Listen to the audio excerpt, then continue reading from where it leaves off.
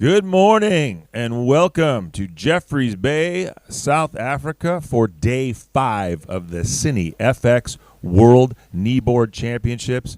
We were up before the sun this morning. We are here with bells on because today we start getting into the seriousness of the event. We are down to the quarterfinals that are man-on-man. We've got an absolute murderer's row of surfers. Liam Torrens is with me here. We were been sitting in these seats for 45 minutes waiting for the day to start. How you doing, Liam? Mate, excited to be here. Looking forward to a epic morning of some seriously hot surfing from the final 8 here, the 2024 edition of the Kneeboard World Titles here in Jeffreys Bay. Really looking forward to seeing some epic surfing out there. Going to see a lot of waterman skills on show as well, given the tricky conditions we've got on hand. You know, a little bit cleaner than yesterday, but definitely a lot more water moving around. So let's discuss yesterday, Liam. It was they made an incredible call to push the Open from day before yesterday to yesterday. We awoke to beautiful offshore conditions, a pumping, tricky swell that had a lot more westerly in it. Kind of stopped being a point break and turned into more of like a reef break where waves were popping up, and you'd have heats. Liam and Owen, or Simon and Owen had a heat where both of them, had a 16 and a 16.5. Other heats, guys were getting through with 5s. You just never knew what the heat was going to bring, and then at the end of the day, there was a little bit of drama and a little bit of controversy. Should we tell the people about it? I think it's a good shot, Ed. Yeah, definitely, just touching on that trickiness yesterday, that tide playing havoc, but yeah. The tide played havoc. The wind played havoc. There was a lot of swell in the water. And when we got to the quarterfinals, we were supposed to run them. And the surfers have been in and out of the water all day. Some guys were tired. Some guys were cold. Some guys were over it. You couldn't hear. You couldn't see the priority flags, and they wanted to be done. Yep. Some of the guys that liked weight, that liked the bigger surf, were worried that today would be small. Yep. So there was a vote. 8 surfers voted, and it was 4 wanted to surf, 4 did not want to surf.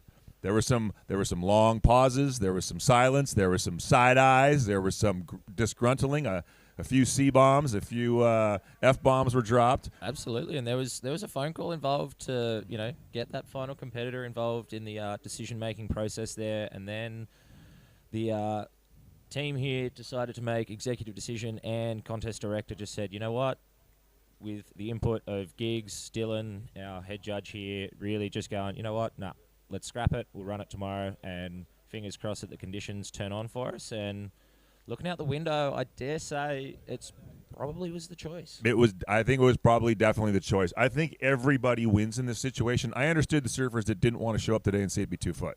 I just saw a proper 4, 5, 6 foot set. I mean, and when I say 4, 5, 6, I mean 8, 10, maybe even 12 foot on the face out the back. So we've still got plenty of swell. It's definitely got some west to it still, so it looks really tricky. Waves coming down the deep point, waves swinging wide into the bay.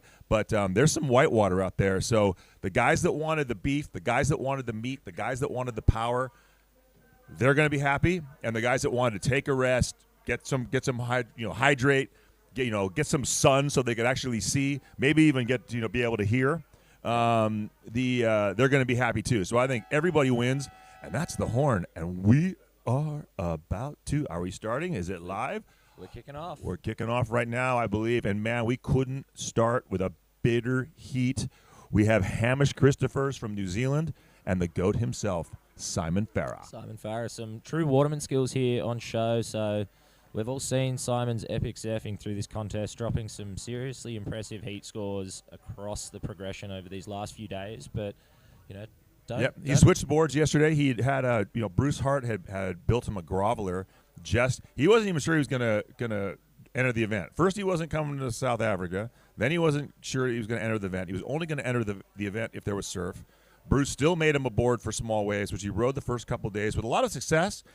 He just wasn't happy. He went to his trusty, I don't know if I'm able to say this on air, but I'm going to. He went to his trusty black bitch, his 510 double wing pin, and the board has just been He said those first couple waves yesterday were a little sketchy. He needed to get used to it again. But now up and riding out the back is Hamish Christopher. Right off the bat, drawing first blood.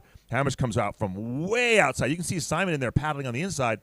Hamish just took off from way deep, and the sets outside are coming even past. So, Hamish used a great great idea to start this heat. There was no priority, and he waited way out the back, and he is really drawing first blood here. Oh, great looking wave here to start off as we see him just blown off the back a little bit there on that end section, but got plenty of rail work in. He's going to take the lead with that one as the first scoring ride of this heat as we just see a mountain of whitewater rolling through here. So yeah, that was very interesting. That was an incredible maneuver by Hamish to stay way outside, take a bomb out the back.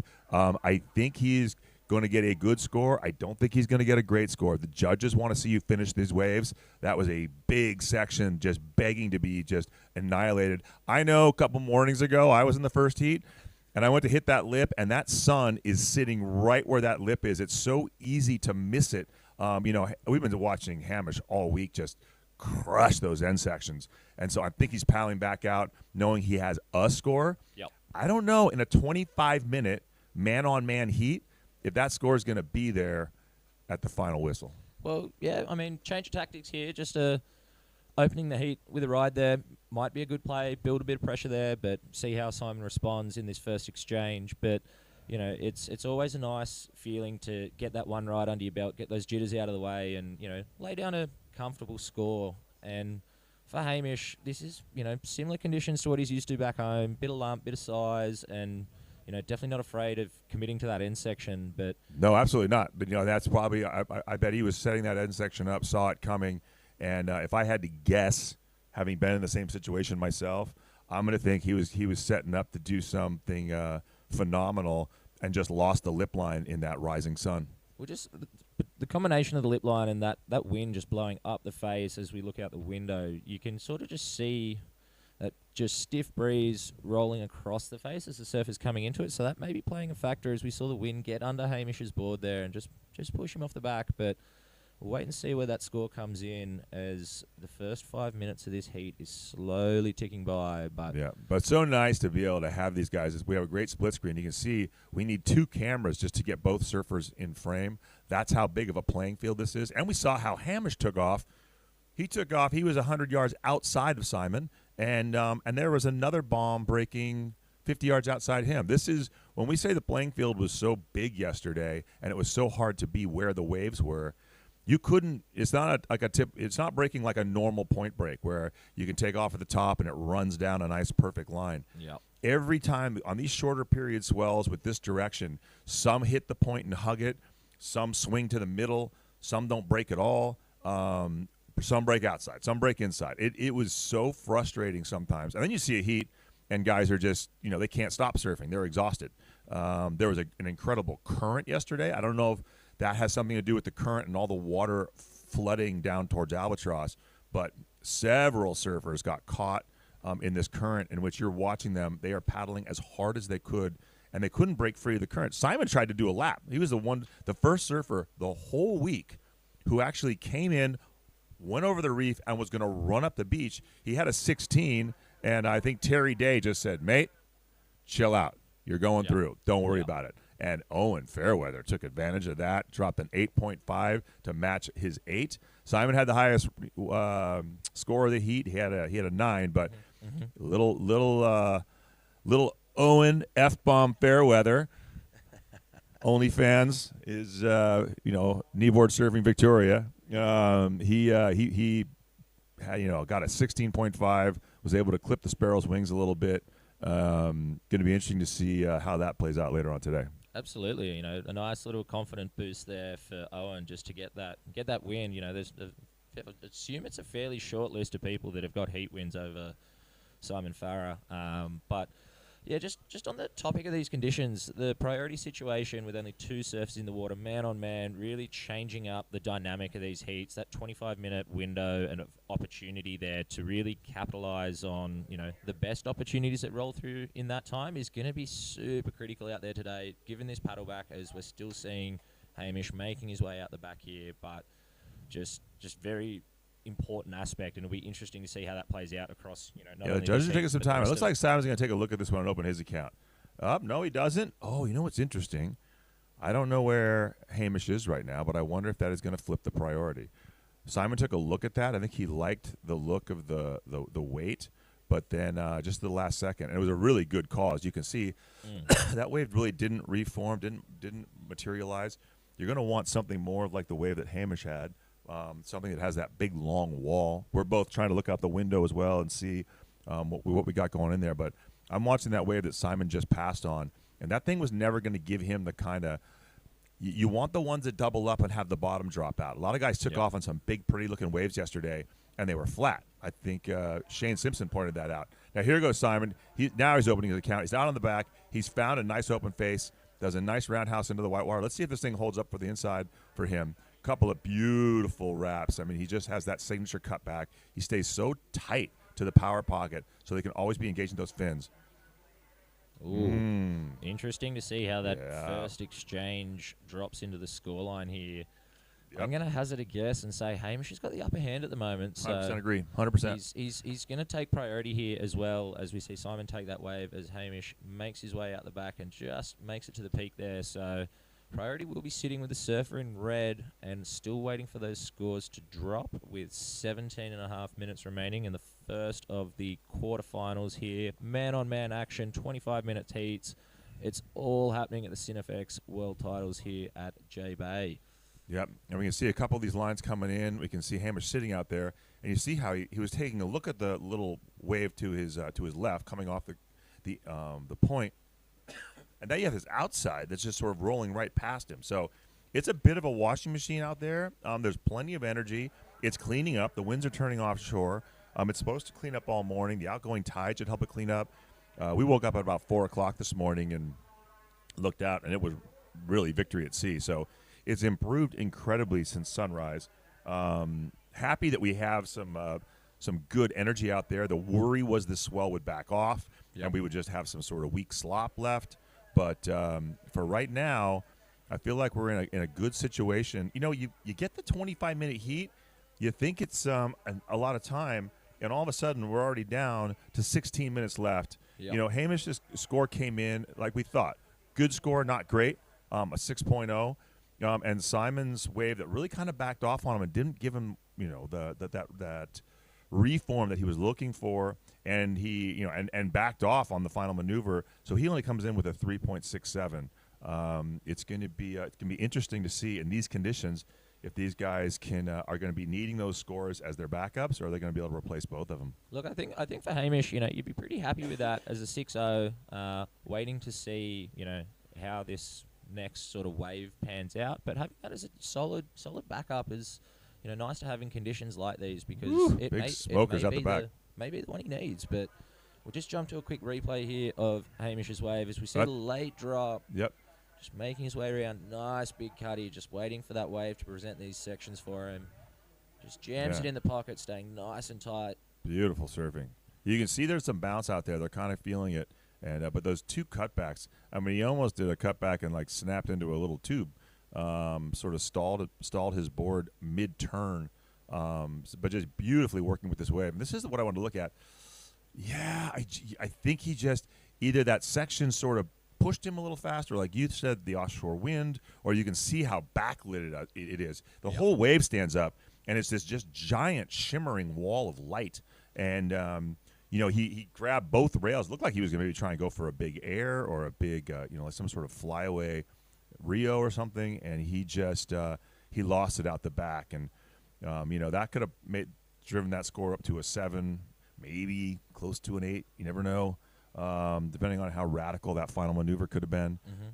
So, you know, left the door open for Simon, but you know, Simon wasn't able to capitalize on his first wave, and now we're sort of sitting out here, the two surfers, kind of sitting close to each other. You don't know if that's a good idea or a bad idea, because that's what happened yesterday in one of my heats. Is we all sat where 25 waves broke as we paddled out, and the end of the heat before us, and we were in this little cluster, and another wave didn't break for 20 minutes. So sometimes you want to be, or 20 waves will break in the exact same spot. It's just kind of crazy out there, challenging, and it's going to be interesting to see what Hamish does next. Is he going to try and get another score on the board with with only 13 minutes left. See Simon taking off here. Look at this Yeah. little inside one. Simon must see something he likes because boom, ooh. Coming unstuck there on that Rio. It was a meaty section, and we said a little one. That's obviously relative to the conditions today. Definitely not a small wave by any standard. I think for most of our viewership and a lot of the people checking out this contest is Hamish getting in some nice rail work. You see just how low he's positioned on his board. He rarely comes off and just Velcro to that board as he brings it around, banks it off the foam.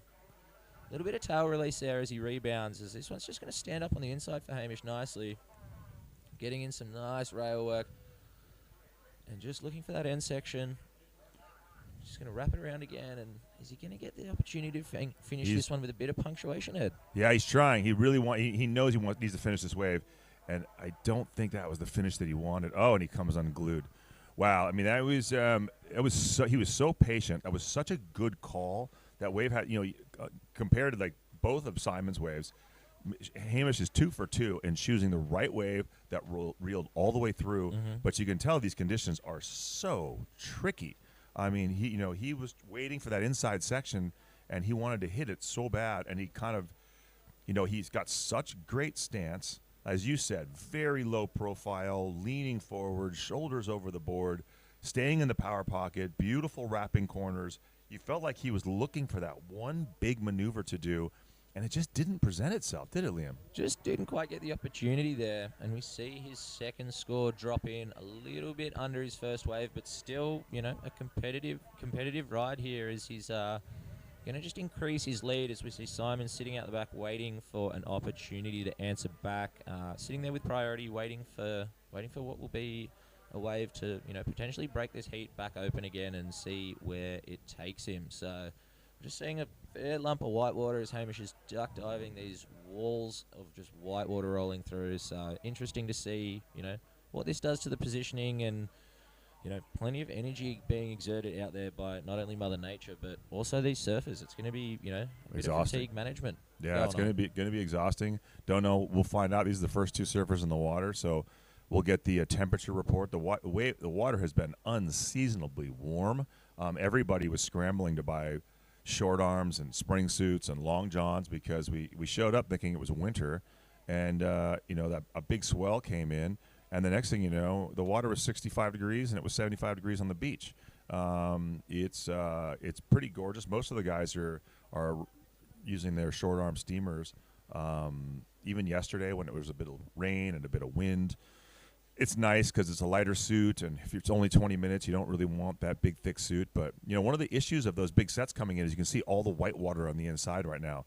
Sometimes it might even be better to let those big, bomby ones go. I think back to, like, Jack Beresford's heat yesterday, and he kept going for the big ones, and he'd get on the shoulder, and they were just so much undulation of the sea surface and so many little wakes and chops, and he couldn't get his board planing because there was just too much going on, too much water. Shane was really crafty and waiting, letting big ones go by, taking the one behind it. The wave in front would sort of clean the sea surface, and then Shane was able to draw big, beautiful lines and really control his round of 16 heat. With only 2 surfers in the water, maybe Simon didn't take off on any of those big bombs because he just didn't want to be snowboarding down all that white foam. Snowboarding's a tough one, especially on a kneeboard. We don't have those built-in shock absorbers that our stand-up counterparts do. But we'll see what happens here because we've got 10 minutes remaining. And on that topic of less people in the water, Ed, positioning out here with the amount of water moving out there, it's going to be tricky to maintain that position and not having as many reference points. 4 in the heat compared to 2. If someone gets a wave, you're sitting out there all on your own, trying to figure out where you want to be and where you want to sit, and it can be a challenge out there, especially with this little bit of glare, a little bit of wind and affecting it. It's going to be a real testament to these surfers' skills and ability as all-round watermen, but also exceptional kneeboarders. So, well, per usual, we're seeing big lines coming out the back. I'm sure Simon is looking for something that has a little more. You see him getting basically caught inside there by a big wash through. He's looking for something that's doubling up. Maybe he's waiting for this second wave. And if it has a nice double up to it, I'm looking at the score line. Simon only needs a 7.5, which is a very pedestrian score for him. Hamish has to be sitting there going like, I've chosen the best waves. I have surfed them incredibly well, but I have a 6 and a 5.17. And if he could have, clocked a couple of finishes on there, it could be more like Simon would need a 9 or a 10. Simon's taken off on this, I think. Or no, he just ducked over into that as well. I think he's just waiting for one of these ones that feel like they're below sea level, that have a double or triple up. He knows he's going to need to start, really attacking the lip line here to get the score. Having to let another one go, it seems like maybe he got. This is the thing you say, like, oh, how did Simon get out of position? Simon's not out of position. The position just changes. The waves just break wherever they want to. It's a very interesting thing here at the point of Jeffreys Bay, where this wave will just break wherever. You'll be sitting in the exact perfect spot, and then the wave will break 30 yards to your left, inside you, outside you, to your right. Here goes Simon up. I took a look. Possibly giving up priority. And that, again, probably a good idea that he couldn't catch that wave, because you see that wave already backing off. Yeah. Hamish Christopher's very crafty surfer in these man-on-man heats, and, very accomplished surfer in his own right as far as, making the most of these, high moment impact situations. Well, I'm trying to see where Hamish is, because we haven't seen him for a while. And now we have him on camera, and you can't see Simon anywhere in frame. I wonder if that last left, if he got caught, that set just created that rip that runs. I swear it runs to Jakarta. Day one, I was out here absolutely going bananas. Oh, here goes Simon. Looks. Oh no, he didn't. He's paddling for these, and he's not taking off because he can just see that they don't have the kind of weight that he's looking for. He really wants one of those. He wants a wave like Hamish has found. Well, he knows he needs to score, so there's no point taking off on a wave that's only going to provide you the opportunity for a 5 or 6 if you really hammer it. So. Yeah, with 6:47 left, he needs a 7.5, and so he's looking for something decent. But it's so hard to be. I think he's getting caught inside at this point. Now this whole set is breaking outside him. It really is. Here we go, not taking off. Just barely there he that is. First section. Now he's up. And he's going to try and stay with this one. So this is going to be a very important wave. It looks like he's committed, and he's going to work his way to the inside and see if he can get the score he needs to get himself back in the seat. Beautiful rail work to start off there, as we all know. And, I've seen so much throughout this heat, just how crafty and smooth he is across these faces. It looks like there's barely any chatter out there, but I can guarantee you there's plenty of bump on that faces. We just see him just tag that little end section. And, ooh. Blown off at the end there, incomplete. I don't know if that was that incomplete. Yeah, that's an interesting one. It seemed like the wave was done, but man, if these guys are coming unstuck in the end, I can only imagine how chattery it must be out there. He did get some work done. There was one roundhouse in that in the wave that was.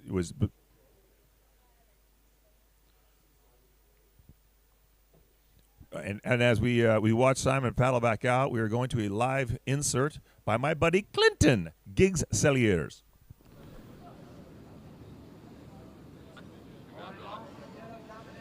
Well, it's quarterfinals time at the CineFX World Kneeboard Titles. The beach is filling up, it's buzzing.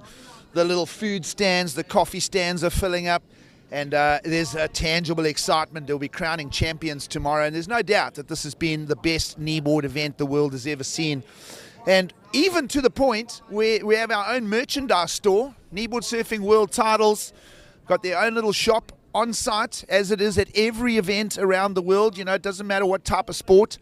And an amazing array of stuff.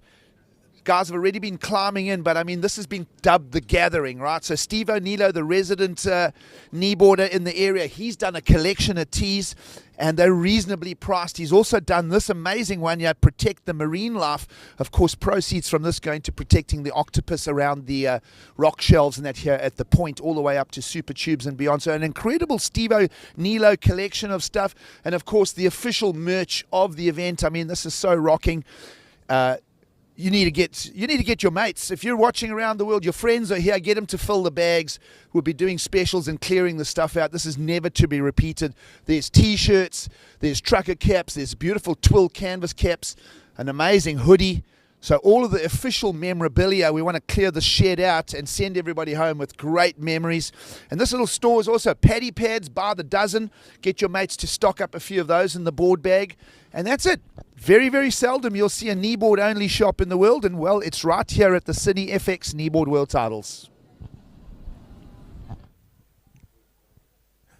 Gigs isn't wrong. Christmas is right around the corner. I mean, all you boys in the Nilo Cove and down at Black's and up in Ventura and all around the world. If you guys are looking for some new boards, some new shirts, some new pads, some new fins, some new pin savers, he has everything. The little Nilo Now store has everything.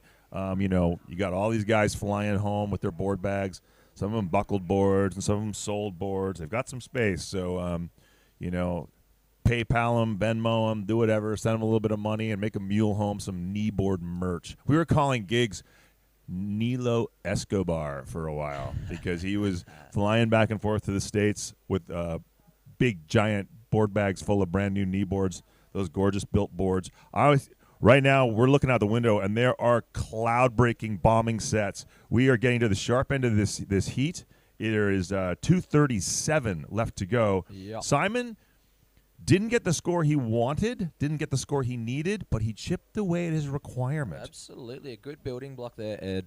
Dropping in at a 5.57 for his last ride. So Hamish still sitting out in front with a 6 and a 5.17. But, Simon's sort of landing square in the middle as we see Hamish taking off here and just jamming that section and free-falling out of it and comes around. Is he going to get a little section again? And did he come unstuck? He might have come unstuck. Bounces that one off the top, still going. Oh, really? Little foam climb as we look out the window there. So, geez, what a opportunity right there for Hamish Christophers, and I dare say he's capitalised on it. So, yeah, we didn't have that on our screen. We were looking out the window and trying to find it. Is that Simon coming in?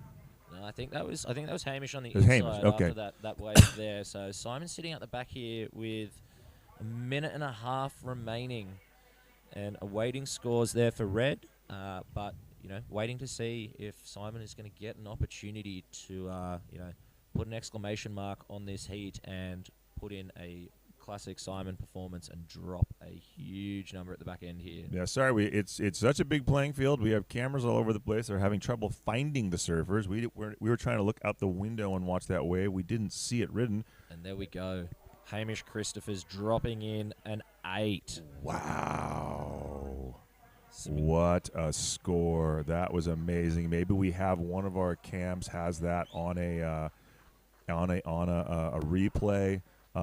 He waited out the back. We saw the big bombing sets coming through, and he must have just gotten himself right in the right spot. He's up the requirement for Simon.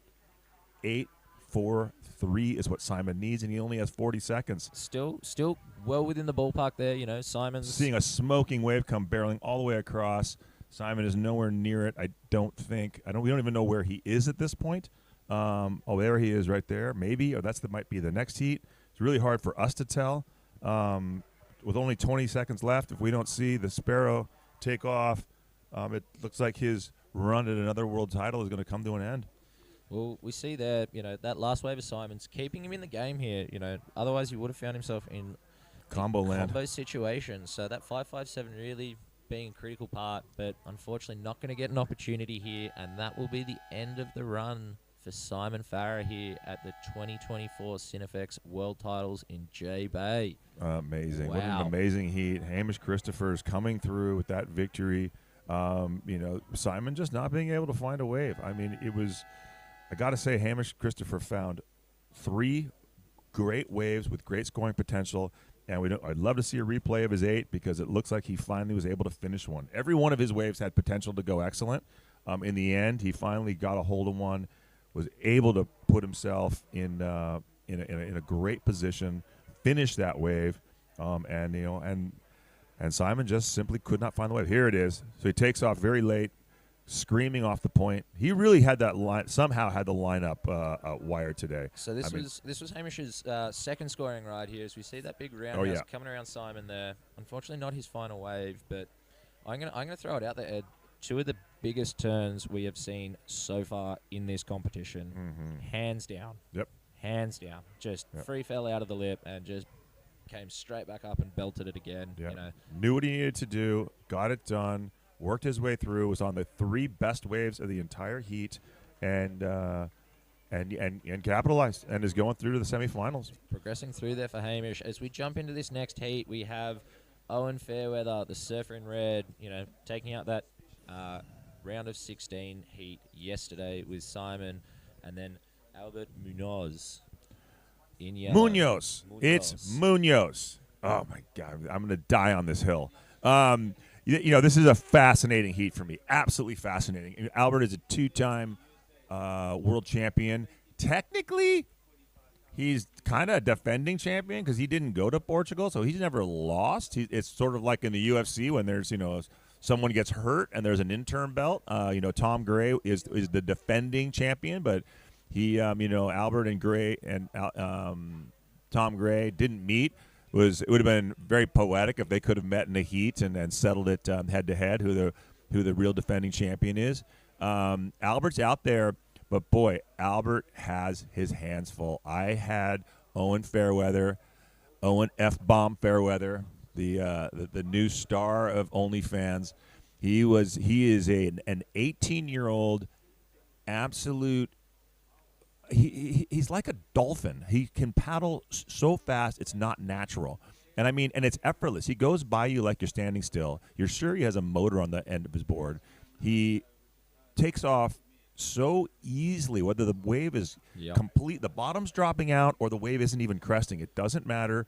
He gets into any wave he wants, and he doesn't fall, Liam. He will not fall off his board. He's stuck to those beautiful Mick Pierce shapes that he's riding, but for Owen, fairly familiar territory out there. So his home break down in Rye, Victoria, very similar conditions to what we're seeing out there today. I was actually just having a quick chat to him this morning, and he was throwing around the hefty claim of surfing 36 days straight at Rye Car Park, a little right-hand point break down in Victoria, freezing cold weather, and I can guarantee you at this time of year down there was many a day where it was mighty unpleasant, but Owen was out there getting in his training laps and, really demonstrating that it's paying off for him here in a massive way. So, well, in our round of 32 heat, he scurried out into the keyhole before I did. Right before I jumped, I looked up at Super Tubes and I went, oh, no. I watched him take 22 solid 10 to 12-foot waves on the head. Didn't even bother him. Just duck diving. The whole beach is what some people got washed all the way down and had to do an entire lap. When you time your jump that poorly yesterday, it could have dire consequences. Not for him. Nope. Just kept paddling, duck diving, duck diving, and then went out and his first wave was an 8.3. He really is a phenomenal young talent, but he's out there against the professor, Albert Munoz. Doesn't. He lives for this kind of stuff. He is such a cerebral surfer. His fins, his boards, he just everything about Albert and his surfing, it starts from an intellectual place, and then he checks that, and he becomes completely physical. And I love the way Albert attacks the lip. I love the way Albert attacks the foam ball behind him. So both of these surfers, this is a pretty good matchup, and I'm interested to see, and we'll see who's going to draw first blood right now. It'll be Owen Fairweather taking off and just tagging that section out the back. A little foam climb trying to get around this section as it looks like he's going to get out of there with just the one tag on it, but you know what? He's off the mark, maybe getting those jitters out of the way, and he's not ended up way on the inside here as we see him just ducking under that one.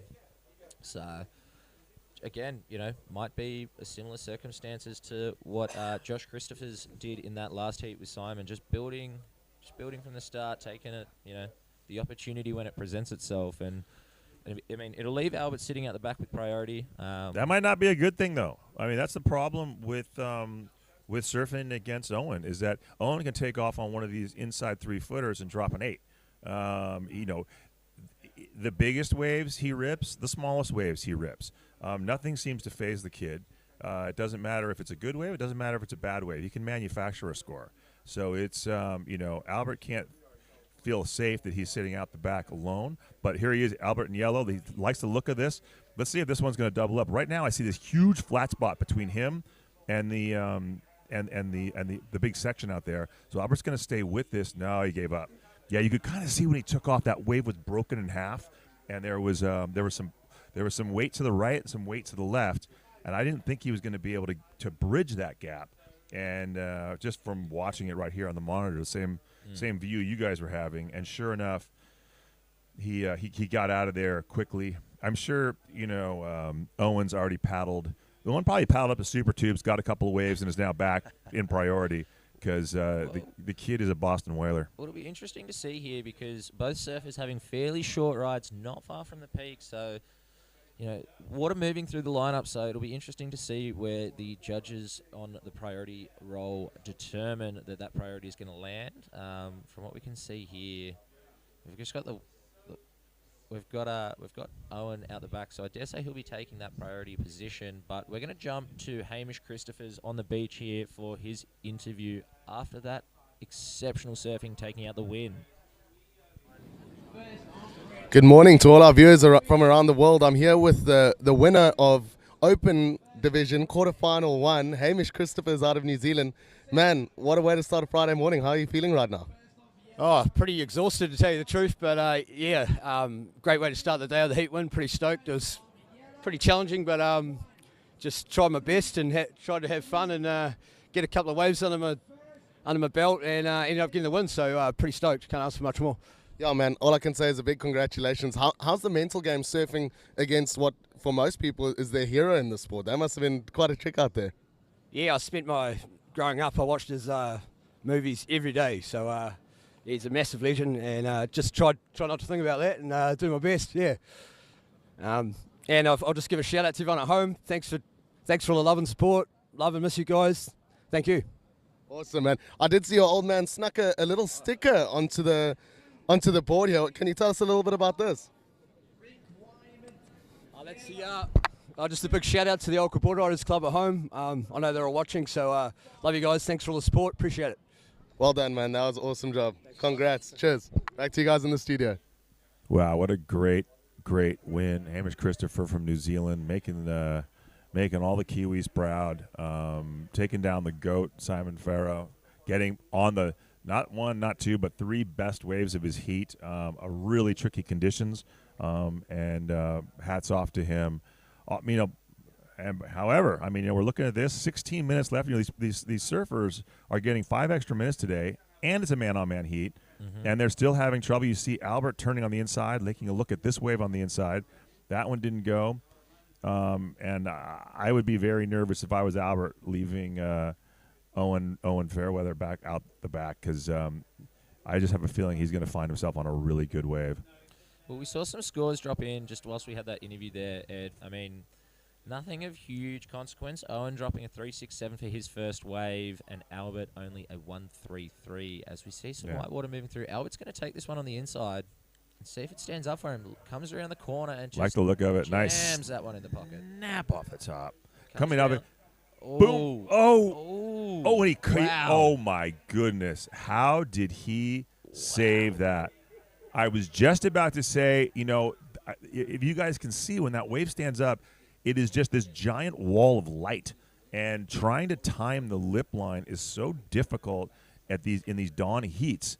And with all the bounce and your board all of a sudden accelerates or decelerates because the uneven sea surface. Albert threw that thing all the way out the back. Liam, I think he was riding the back of the wave. I don't know how he managed to get back in front of that one and pull that one down under control. I thought he was gone, but Well, he needed that score. He's already far in, and then that wave he took very far in. He saw that was going to hit the inner shelf really well. You can see we're in split screen now because Albert is way down the point at this point. If he hadn't have pulled that, he might have been in serious trouble in this, even with 14 minutes left. He needed a score at that point. He was sitting with a 1.33. I think the judges are really going to reward that because he threw everything at that lip.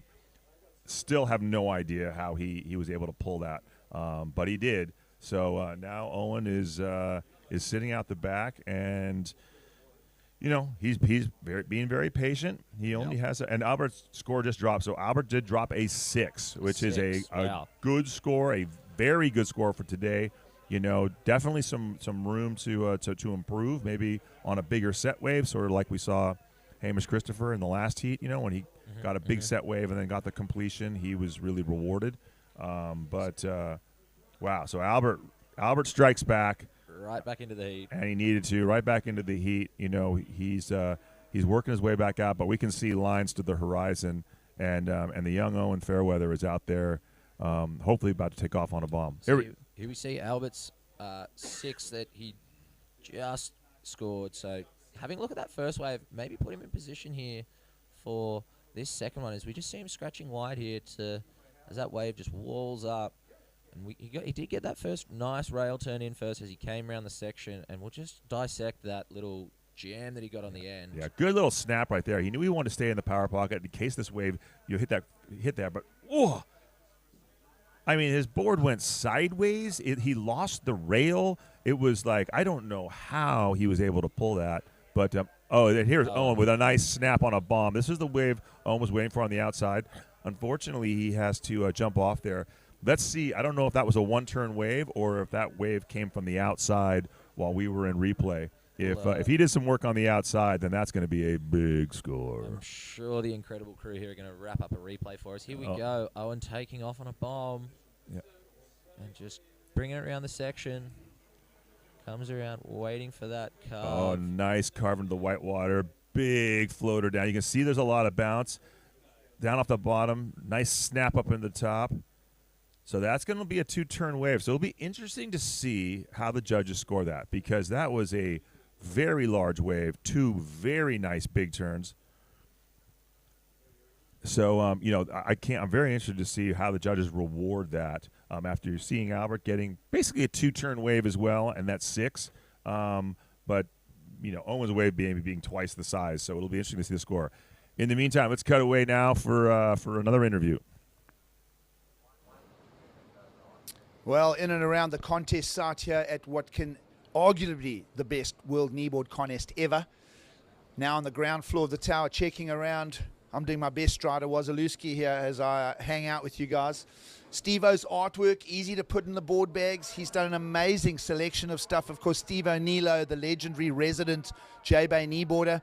We've got his gallery here. We've got massage on site as well. So a full-on professional sports massage offering. We'll swing it around here quickly. And this is where you guys are following the broadcast from. A little look behind the scenes with Peep in the studio. The boys are anchoring the show here. And a unique addition this morning. Managed to get, we're very privileged to have Dr. Martin Young, who's an ear surgeon specialist, particularly in the discussion of surfers here. It's a major topic around the world, especially for us aging surfers and those who have hung in colder water. And we've got Dr. Martin Young here just to say hi. Great to have you here with us. And you're doing a full-on analysis of the ears here. Yes, absolutely. Yeah. So we've the world's top kneeboarders over here, right? And we know from the figures that 1 in every 3 guys will have an issue and problem. And my belief is that we, within this country, have one of the world's top services for people with surface ear, certainly in terms of cost. So my role is to come and introduce myself and make it known to people that if they've got surface ear, and especially if they don't have health insurance, then from a cost point of view, South Africa is the destination of choice. Yeah, and let's crunch into those numbers, because we were talking just before this, and it would make sense to do a surf trip down here, spend some of your good money on your surf trip, and then pop and get that surfer's ear thing, and then, fly home in the healing process. What kind of numbers are we looking at in dollars? Well, the USA figures range between 20 and 45,000 US dollars. I mean, it's huge amounts of money. Yeah. Whereas the surgical package here, we can do for 1/10 of the price. US dollars. Yeah, possibly. So the financial savings for people who are needing to manage their budget and look after their money, the savings are massive, and the nature of chisel surgery is such that it's generally not sore. It's not a miserable operation to have. So you can come get the operation done, and while you're recovering, still really enjoy the region here as well. Amazing, amazing. Dr. Martin Young, reach out to him. And of course, Scott, I believe we're about to look deep inside your mind here. So free ear analysis here, and of course, consider the fact that the medical procedure is 1/10 of the price. And why not do a surf trip and sort that out same time? Back to you guys. Old deaf fossils back in the United States. He definitely could come over here and surf for a bit. But in the meantime, Albert Munoz has just ripped the bag out of this wave, way from the outside all the way through to the inside. Owen came through with a 5.17 that I think we're going to get the replay right here from the top. Nice. All right, so this wave Albert needed. So, Owen had taken the lead again with his 5.17 and having that nice little 3.67 backup. But, Albert is such a smart competitor. He knew what he needed. He waited for this insider, one that had a nice look to it, and just is smashing it. And watch him get up over this hump. This is where I was able to see it out the window during that interview. And such a smart ability. Look at him getting around this whitewater section, and then bam, finishing the wave, getting a nice completion. I think the judges are really going to like that score, Liam. Yeah, we saw some very sharp rail work, the classic Albert style, nice and low and very precise and clinical with his turns there. So, really, really stepping up his surfing a notch there. And I dare say that will be a factoring ride in this heat as we wait for these scores to come in. And there we see it. Another 6, in fact, a 6.17, the highest score of the heat, putting the pressure back on Owen Fairweather with 7.5 minutes. Owen needs a 7. He dropped an 8 and an 8.5 yesterday and an 8.3 in this heat before that. So 7 is not a big requirement for him. He's just going to need to find the wave in which he can perform. Definitely not out of the realm of possibilities with the opportunity out there that we're seeing. Definitely tough to find them, but there is some diamonds in the rough if you are in the right place at the right time with these waves. So, as the clock ticks down, 7 minutes, wait and see. See how the young grommet from Victoria here, Owen Fairweather, handles this priority situation and the pressure of needing a score here. I see him paddling. I see that. I see all those oars in the water. The Boston Whalers getting to work. I think he likes the look of this one. I think he sees something right now. He's doing a little bit of work on the outside, but let's see if he can get a nice smack off the whitewater. That was beautiful. Off the bottom, up into the lip, staying with it. I mean, the glide this kid had is just amazing. And finally he comes unstuck. The young Owen, he is mortal. It looked like he was getting, on his way to a pretty high-scoring wave. But here's the thing. There's so many behind it, and sometimes you take off on these waves, and the wave you were on isn't very good, but it's the one behind it that you spin on. We saw Albert get his first 6 by missing a wave and then being able to get the wave behind it. Maybe Owen does the same right now, spins, because, again, he only needs a 7, and most of the points are, that these surfers are getting are on that final inside section. Look at Owen just rode that entire wave, and still he's outside of Albert. Albert's still battling his way back. I think that's partly due to the length of Albert's ride, and the other part is that Owen is part Dorado and just seems to be able to swim up current with ease. We got to figure out a nickname for this kid. I love that the first thing he did on national TV yesterday was drop an F-bomb. I like that OF, stands for OnlyFans. The Dorado, what's another good? There's the walleye tune. It's going to be a fish, I think, of some sort. The Boston Whaler. We got to figure out a good nickname and make it stick on this kid. He's making some light work of these conditions as we see him working his way through. So, a good little scoring ride there for Owen. Just tightening this heat up a little bit, but just coming into 5 minutes right now. I'm not sure what they did.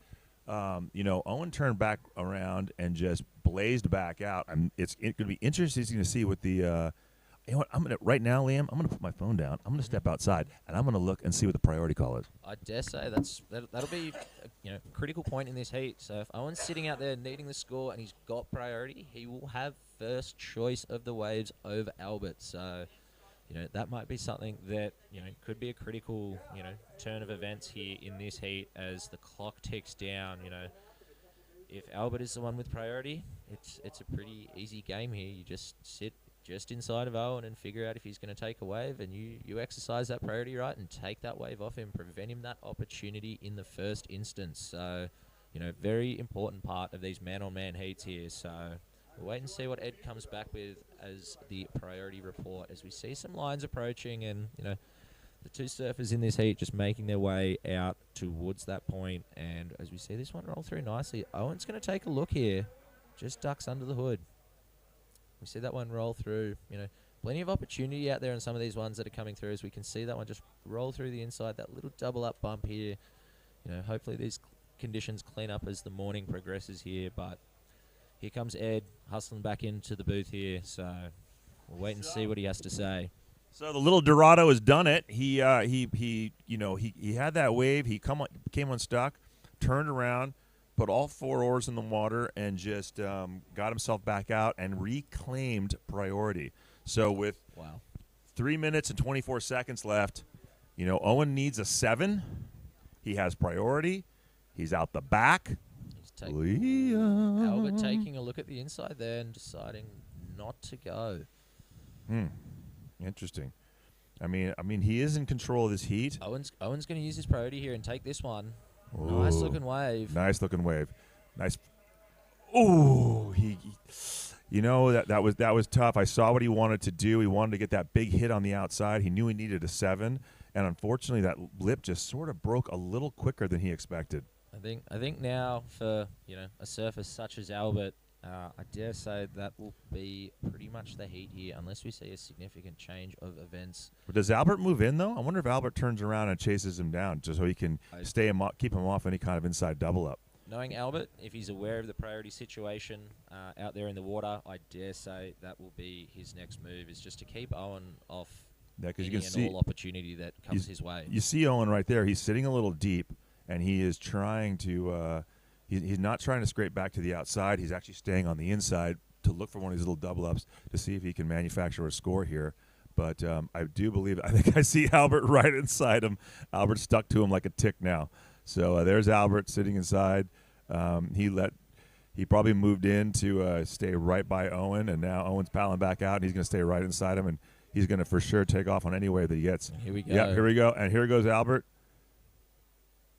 Oh, he just gave him a priority interference. We're gonna see some crossover surfing here, perhaps. No, that wasn't that. This isn't tandem surfing. That was a very savvy veteran teaching the young phenom a lesson in priority surfing. Albert was just sat right inside, watched Owen. When Owen took off, Albert took off as well. Owen maybe not aware of the situation, and would just basically handed this heat over to Albert Munoz. Great surfing by Albert. That's smart, crafty surfing. That's Gabriel Medina stuff. This is why Albert is a 2-time world champion. Good on him. It's too bad we're going to lose Owen for the rest of the event. He has been an absolute phenom, but that's contest surfing. Absolutely, and coming up as a accomplished and surfer such as Albert in these priority heats, it's always a tough ask. So we see Owen taking off and Albert just taking off behind him, and Owen's just going to cross over and duck out of his way here. So, Owen ducking out the back there, and Albert's just going to ride this one in. Not seeing a huge opportunity there to improve his scoring position, but yeah, it's not like Owen has been able to take off on another wave anyway. I'm sure he would have taken off if there was anything worthwhile. It was probably the last scoreable wave of the heat. Owen had to go. Albert did what he had to do, and on to the semifinals for Albert Munoz. Absolutely. So we'll just count this heat down with 10 seconds on the clock, and Albert, unless there's any late.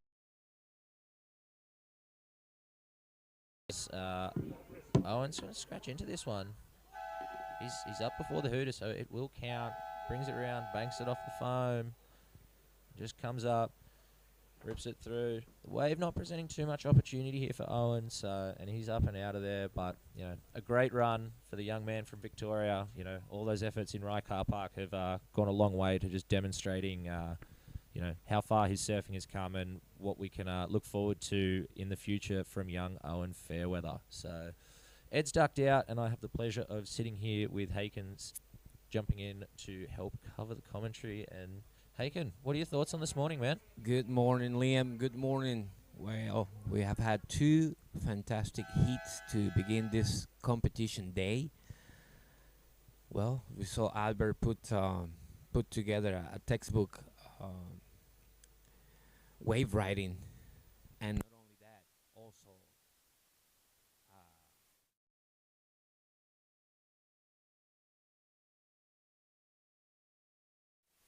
priority requirements.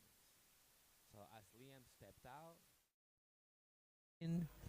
and welcome everyone again to the fifth day of competition of the Kneeboard World Titles J-Bay 2024. Morning, Shane. Man, it's good to be back, Haken, and back with my faithful partner. Man, it's honored to be in the booth on a day like today. We've had two incredible heats. We've had the legendary Liam Torrens and Ed Quinn commentating for us. So they've guided you safely through the first two. And what a finish on that last one, man. That was some clinical surfing. I've been saying the whole week that it's been gentleman's rules all the way up till now. And Albert is a two-time Nilo World Champ, so he had priority and he made use of it. So I'm not sure if he's going to catch a bit of flack on the beach, but that's competition surfing, man. Well, it's strategy, I mean, we've been talking all week about your timing. We're talking about all week about how you set up in the lineup, how you manage your time, but we never talked about priority. And this right here, what you guys just saw, was one of the other cards in the deck for the priority usage. As we see another world champ here, Shane Simpson, working this beautiful wave. Yeah, man. So Shane Simpson, he's an absolute rip, and that's the thing. Even in super tricky conditions like this, the cream rises to the top, and once you get to this stage of the competition, all these guys absolutely rip. They make it look a lot easier than it is. I would not want to be out there right now, personally. But Shane opening his heat really well there. That's a couple of good turns jammed in, so I'm sure it'll be a semi-decent score that gets dropped here. As we see, it's Owen's father, actually. Pete Fairweather is out there in the lineup in the yellow jersey. Yeah, the Fairweather family, it's, in and out, tag team. One goes in, the other one goes out. Unfortunately, for the young man on the previous heat with Albert, he had great serve, and I wouldn't feel too bad of coming out of this event in quarterfinals, with all these heavy hitters that have been out in the lineup with these very, very harsh conditions that we have today. Yeah, man. I mean, he's we can see him there on your screen. He's coming in now, young Owen Fairweather. He's only 18. He's taken some scalps already, even in his quarterfinal. No, these are the quarterfinals. In the round of 16, when it was still four-man heats and two guys went through, he actually pipped Simon Farrer right at the end. So by 0.5 with his last wave. So this guy absolutely rips, but possibly a learning experience for him now, learning from a guy like Albert, who's got so much competition experience, and he's got so many competitions ahead of him, young Owen. So he's not going to be too disappointed to make it into the top 8 kneeboard surfers in the world. Is a pretty awesome thing for anyone to do, let alone when you're 18. Yeah, 100%. I mean, he come here to the big stage of the world titles and battle out with one of the top riders in the world. And I mean, obviously it will be frustrating for him having two good waves on his scoring, but the professor put another class act and make sure that he walked away with the win to move into the semifinals. Yeah, man, he's not the prof for no reason. As we see, there's just a reminder for people at home, there's two types of interference. So Owen got the more serious type, so it scratches the entirety of his second highest scoring wave. So the heat wasn't as one-sided as it seems. He's currently marked down with a 5.17, but in actuality he would be up in the 10s. So just worth remembering that was a really tight heat that really came down to the end there. As we see the first scores coming in, Shane Simpson showing his competitive experience there. His first wave, a 5.5, so that's heading towards the good range. And put in a couple of nice turns, but he'll be looking to back that up and hopefully even better that score with another 2 good waves in the next 20 minutes. Yes. All right. Well, let's hear from the man himself. The professor is going to tell us what kind of class he put out today at the classroom of Surf Kneeboard. Well, we're here with Albert Munoz, the winner of that second quarterfinal here. And Albert, what can you tell us about that? It looked pretty tough, pretty tactical conditions, and we saw that little run in the end there with Owen. What are your thoughts? What are your takeaways? Yeah, there's a lot to take away. That's a big question. There's a lot to unpack there. No, I'm serious. There's a lot to unpack there.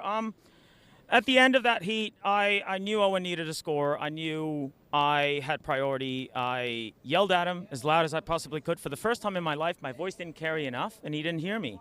But still, I don't think it was terribly consequential. I just needed to keep him off that wave. But I want to say a little bit more about what happened before that heat, because there was a lot of, as Owen and I were sort of walking up the beach, for me, I know I'm hopefully not going to get too teary, but it was a pretty special moment. No, we were there, we were talking about how great this has been and how wonderful an experience that it's been, and I just sort of started to reminisce on all the years that I've been doing these events, and I just realized how awesome this has been. It's like, the only way I can describe it is my cup is full. My cup was full yesterday after that previous round, and it's been quite an experience. It's been very difficult to put it into words, but I think that's kind of the yeah, that's kind of how I feel about it. I was stoked to make it to the quarterfinals. I mean, surfing man on man in priority situations, regardless of the conditions, is an absolute privilege. Oh, absolutely, Albert. And, we talked about it in the commentary booth there. You're absolutely clinical when it comes to man on man. Does it tie in with your university role as being, effectively a professor out here in the surf? So perhaps taking that role in here with Owen as the young grommet, the student coming through. So, well, there's a lot in that question. Let me just try to unpack whatever I can. Oh no, it wasn't like that. No, it was one of the things that I did say to Owen on the way out. Either you win or you learn, and I think regardless of whether he won or not, he was going to learn something out of that. My approach to these heats is you still got to catch 2 waves. You still got to make the best score possible. You still have to deal with the conditions. Everybody has to deal with the same conditions, and I'm not really sure how to unpack how I did that. I don't know. I just kind of went out there, and I don't know. It's a bit of a just mode that I went in, I suppose, the flow state more than. Fortunately, the overthinking didn't take over, because that can happen. That happened yesterday. Happens from time to time. Right. So, Albert, an incredible heat win, progressing into the semifinals here for the CineFX World Titles, and we look forward to seeing you surfing more in the event in the future, and just keep doing what you're doing, man. Yeah, man. Thank you so much, and thanks to everybody out there. Thank you, guys. Thank you.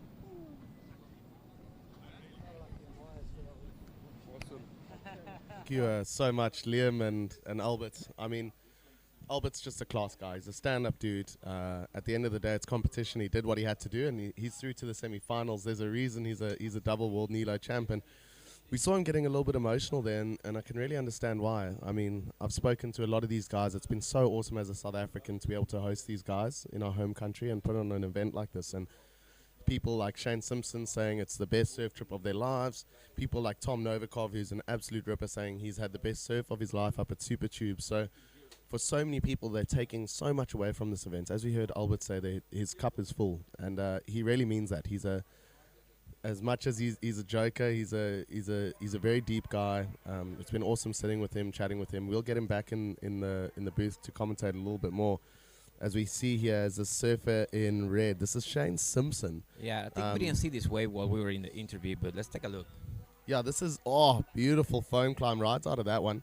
Doesn't look like he'll be able to bring it around, but that plum board, I think he said he's been riding that thing for like 10 years. I don't even know how it still floats. You can see all the patchwork of repairs, but man, that absolute ripper. And we could see there, as the scoring comes in for that one, he has dropped a 6.67, man. Wow. So even though that was a single maneuver, it scored more highly than his first wave, which had a couple of cutbacks on it, but we could see there huge degree of difficulty, huge commitment, and a really big turn that the judges were obviously impressed with. So he's sitting pretty comfortably in first place. Once again, there are 15 minutes left in this heat, and Owen's old man, Pete Fairweather, is no slouch. He needs an 8.5, which for him is very doable in these kind of conditions. Well, he's done it before twice, as a matter of fact, in this event. So, he still got 15 minutes, just about.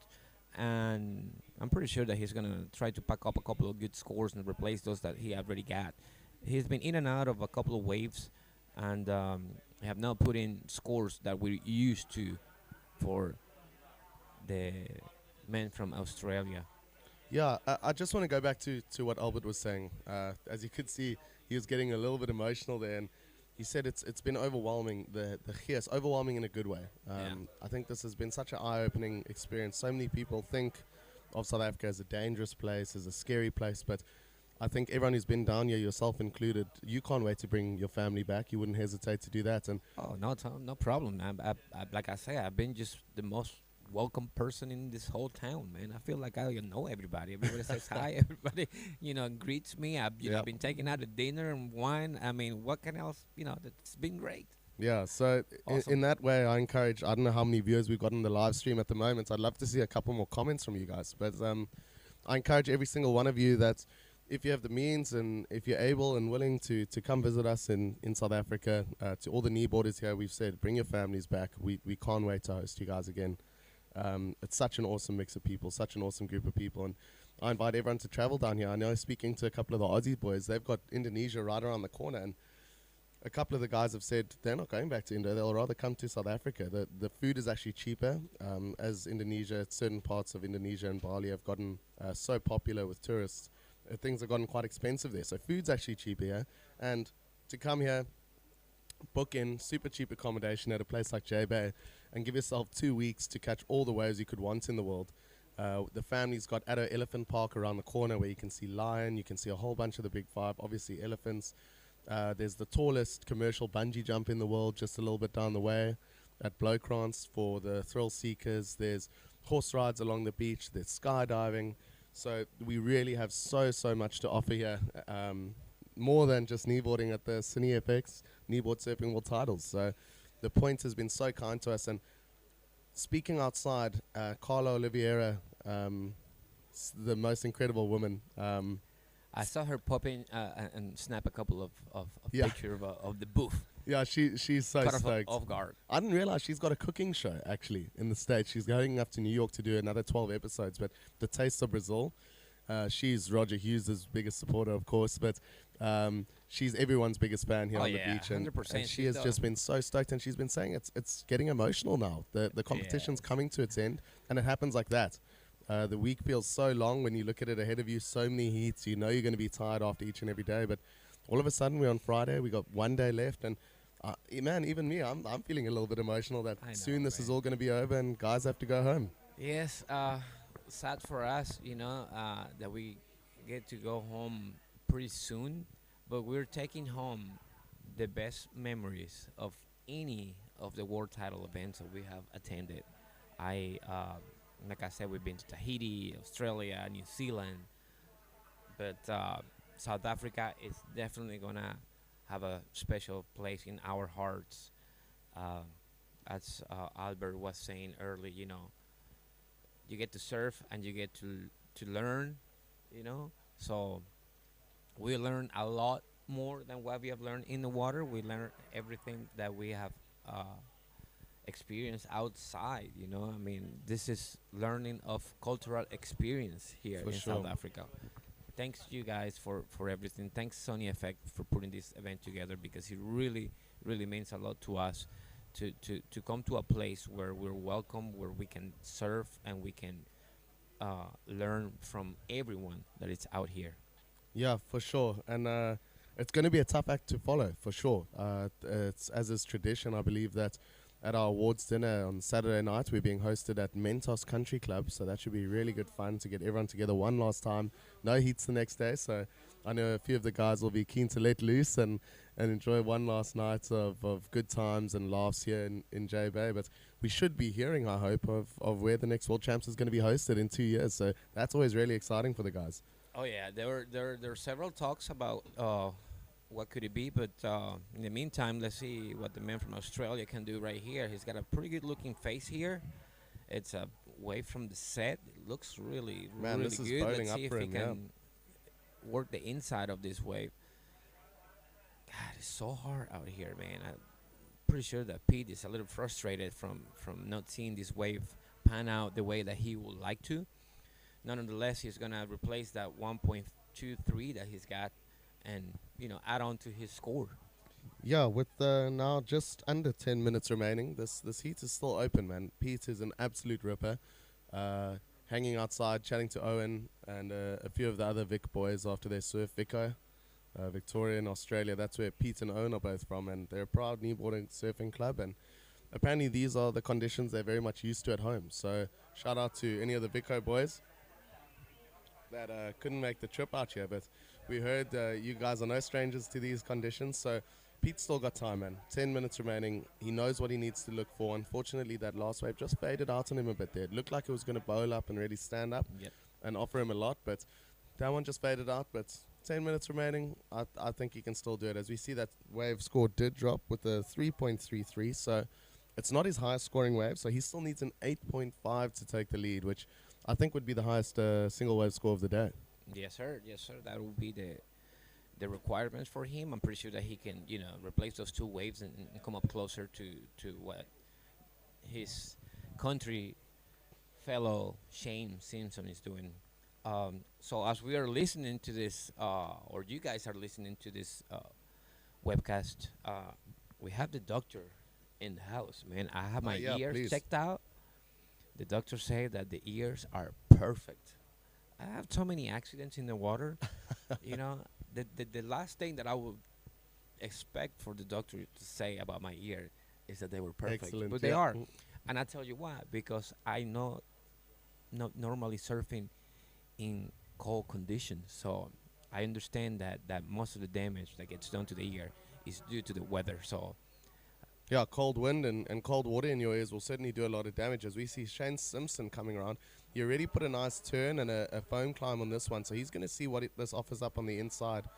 He'll be looking to increase his lead, and this wave could offer him the opportunity. Really nice surfing. Shane always goes rail to rail. He's a really good barrel rider as well.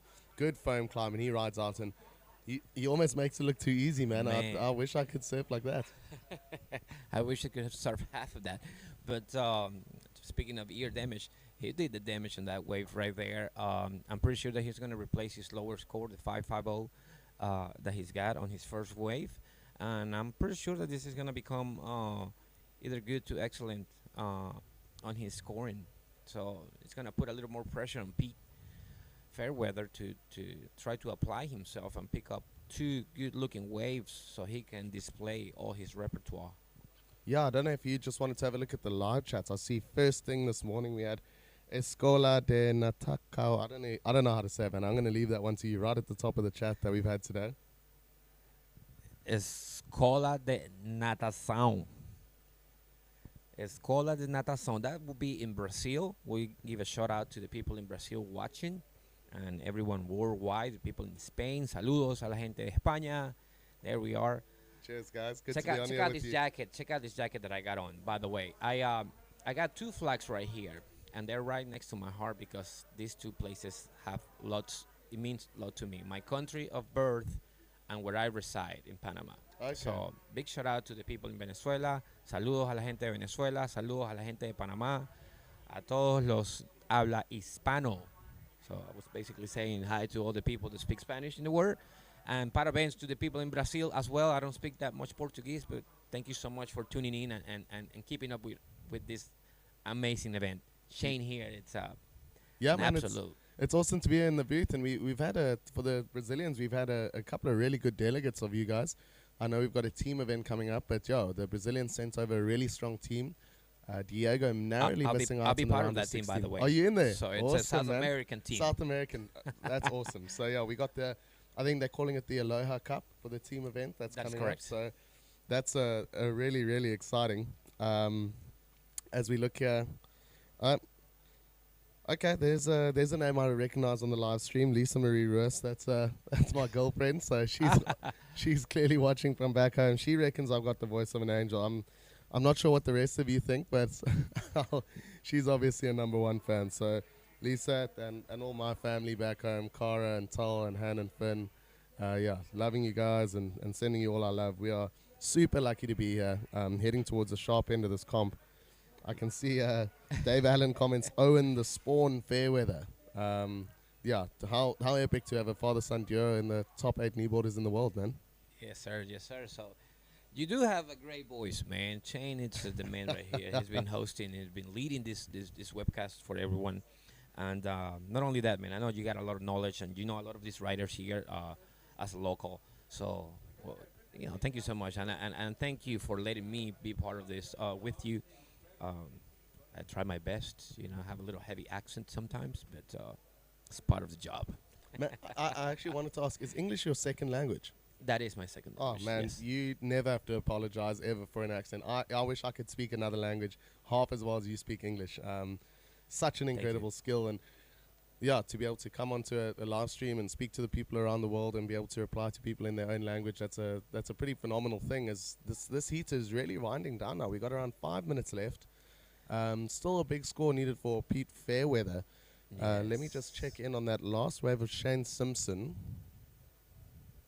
Have the as 5.67. I haven't seen it drop on my side on the live heats yet, but 5.67. So that has moved up into his highest waves. There we go. It's just come through for me on live heats. So he has extended his lead just a little bit. So Pete Fairweather now needing an 8.67. So again, it's still going to be the highest single wave of the day, but yeah, there's a reason Pete's in the top 8 in the world. He can do this. He can do that. He can do that for sure. As we see that the lineup has cleaned up a little bit, you know, we were seeing those big roaring sets come through the point and making them really, really hard for the riders. But now the sea has calmed down a little bit. We see more clean faces come through, so there's still a little bit of time for Pete to catch a wave and perform. I mean, the guy have done it all through the week, so I'm pretty sure that he's still got one in the burner. Go. And there it is. That wave looks pretty good. Oh, there you are. Really nice first curve, first carve, getting right under the lip. This one's boiling up. He'll be used to this. Another nice hack in the pocket. He's staying right with the power of this wave. He knows he needs a pretty high score. We've got a beach comm system that lets the surfers know exactly where they stand. This one, he's picking up as much speed as possible. So for these kind of finishing maneuvers, just catching a rail, he's body surfing that one the rest of the way in. So I'm not sure if the judges will say he's ridden out there. But yeah, it's so critical in conditions like this. You need to hold as much speed as possible if you want to get up into the lip and ride out of that turn. That's what a lot of the guys have been complaining about, that the sections are on offer, but often they don't have enough speed to complete that maneuver. Yeah. As we see this wave on the replay, wave looked amazing. I was pretty sure that he was going to put up some big scores because he reformed this wave perfectly. He drawn in another quick hack there, and he was setting up for something big on the inside. Unfortunately, he came undone and was not able to complete this ride because I was pretty sure that it was becoming a pretty good, decent score for him, and that wave probably still have, you know, little left on the inside. So unfortunately for Pete right there, he just could not complete that wave. Yeah, so he got a 3.37, but I think if he had ridden out of that turn, as you say, that didn't look like the end of the wave for him. I think he could have had another couple of phone climbs, another couple of big hacks. So unfortunately left a couple of points on the table, but fortunately for the Australian contingent, no matter what happens here, they're going to have another Australian through to the semi-finals. Yes, sir. Yes, sir. So as time comes down to the last minute of this heat, the man from Australia, Shane Simpson, the legend, the fireman. You know, I was telling him yesterday that I admire the guy not only for his surf, because he's also a firefighter, and you know, risking your life to save others, it's no joke. I have high respect for someone that will do like things like that as a profession. You know, Yeah, it's one thing that you have a a situation where you had to risk your life to save somebody, as a fortuit event. But day in and day out, this guy does that. So a big shout out to everyone and his mates over in Australia at the fire department. We salute you, because we won't be here if we haven't had guys like you risk your lives. So For that's, sure, man. that's an amazing thing to do. Yeah, there's a couple of really big sets closing out the horizon, and who would have guessed that good people would make good surfers? I mean, Simon Farrer, the GOAT, he's a paramedic as well. So if you're ever in a spot of brother, Simon's the kind of guy that'll put you back together, and also so selfless. Really good on the grill. He surprised us all. He came down to South Africa. I thought I'd braai for him, but he had the gas braai going before I even knew what was going on. And Simon Farrer cooked up a massive feed for, I think there were around 8 to 10 of us for dinner. So shout out to the Aussies. Where was I? I know, man. It happened out of nowhere. We were all so shocked, and I thought I'd have to teach these guys how to cook some meat over a fire. But the Aussies, they like their shrimp on the barbie. So yeah, they taught me a thing or two. As we see Shane Simpson now through to the semi-finals. So as it stands, the semi-finals are going to be composed of Hamish Christophers from New Zealand, Albert Munoz of Australia, and then the second semi-final is going to be Shane Simpson of Australia. He's got one over Pete Fairweather there, and now, as a South African, I'm going to be hoping for Jed McNillich to get through this one. We hope that we got a South African through to the semis. He's in red, so he is the higher seed coming into the semi, but he's up against Carl Ward, and man, that guy's been dropping 9 since day one, so this is going to be a tough heat. 100%. Let's see if the Jedi can use the force on this heat and come through with the win. Like I said, like you were saying, Carl Ward has been an absolute that guy's a weapon, man. weapon, man. He can put up some scores and vertical surf of his. He's a tall guy, but nonetheless, he can take that board and put it in places that not many people can, and definitely the judges know that, and the judges are gonna be very critical here on quarterfinals, but this is gonna be a battle. Jed has been through in the seniors division, Yep. as well as the open division. So this guy have surfed more than anyone out in the lineup or out in the event, because I think he's the only one that is still on both categories. Oh, yeah. If He could well if be. I had to look it up, I could be stand corrected, but I'm pretty sure that he's the only one that still remains on both of the categories. So big shout out to him. And let's see what happens. Yeah, man, he's been absolutely ripping. I'm rocking the Jedi shirt here in the studio. So I surf his boards. He handed out a bunch of the shirts at the West Side comp. So I know a few of the Aussie boys were down there. Lyle, his cousin, who's actually making sure that this live stream gets out to you guys. So big shout out Lyle and Eagle Sports Live. But Lyle's still waiting on that T-shirt, man. How can you do that to your cousin? That just doesn't sound right, Jedi. So hopefully you make it through this heat. You can come in and, Lyle needs that shirt ASAP. So we got a couple more comments coming through. So from Dave Allen, chisel surgery. Chisel versus ear doesn't sound painful at all. I think he's being a bit sarcastic. But, yeah, we've got the ear test going on right here in the athlete zone. Make sure you don't have surfer's ear. You don't want to lose your hearing. And my old man's been through that surfer's ear operation, and he's had it done both ways. So as far as I understand, the way it used to be done was they almost cut your ear off. Essentially, they folded it forward, and then they used to go in there with a drill to take out these bony growths. That's what closes up your ear, and that was painful, man. He was out the water for 6 months, maybe even more. Ouch. And now we're going old school, so it's a lot less invasive. They go in there literally with a hammer and chisel, as far as I understand. That's a new way of doing things. And I've just had a friend who's had it done up in Walvis Bay in Namibia. He surfs the donkey a lot, and he says he's gotten the 1 year done. He's getting the next one done next week, and the doc says he could be back in the water in the first month. So don't quote me on those numbers, but hammer and chisels is the way to go. Old school is the new cool. So that's right. But speaking of numbers, and continuing with this operation and this procedure that you have to get done to your ear, South Africa has the cheapest operation price in the world with the top surgeons, as Dr. Martin was explaining to me before. So if you guys out there that are watching are looking to take a surf trip, you may do a combo on that. And if you're having issues with your ears, link up with Dr. Martin, and maybe you can get your surf done, and after that, get your operation. 4 days later, you will be back in the water, and probably don't put a big dent in your pocket. Yeah, for sure. These surgeries can be quite costly. I believe in between $20,000 to $30,000. Wow. For a surgery like this, anywhere else in the world. Wow. Yeah. So South Africa's been a leader in healthcare for a while. A lot of people might remember Dr. Christian Barnard. The first open heart transplant in the world was done here in South Africa. We've had a number of other firsts. I think we did the first inner ear transplant, and those are the smallest bones in your body, is in your inner ear. Right. So yeah, it's no wonder our South African doctors are really specializing in a surf town like J-Bay. There's going to be a lot of surfers here, so it's good to keep on top of it. Well, the place is called the Surfer's Ear Clinic, okay? So if you're a surfer, if you're going to get operated on, you want to get operated on by someone that knows surfers, and Dr. Martin is the one. So look him up, Surfer's Ear Clinic. That's the way to go. Yeah, just a couple more comments in the live chat while we wait for first wave speed ridden. I see Stephen Albert Theron.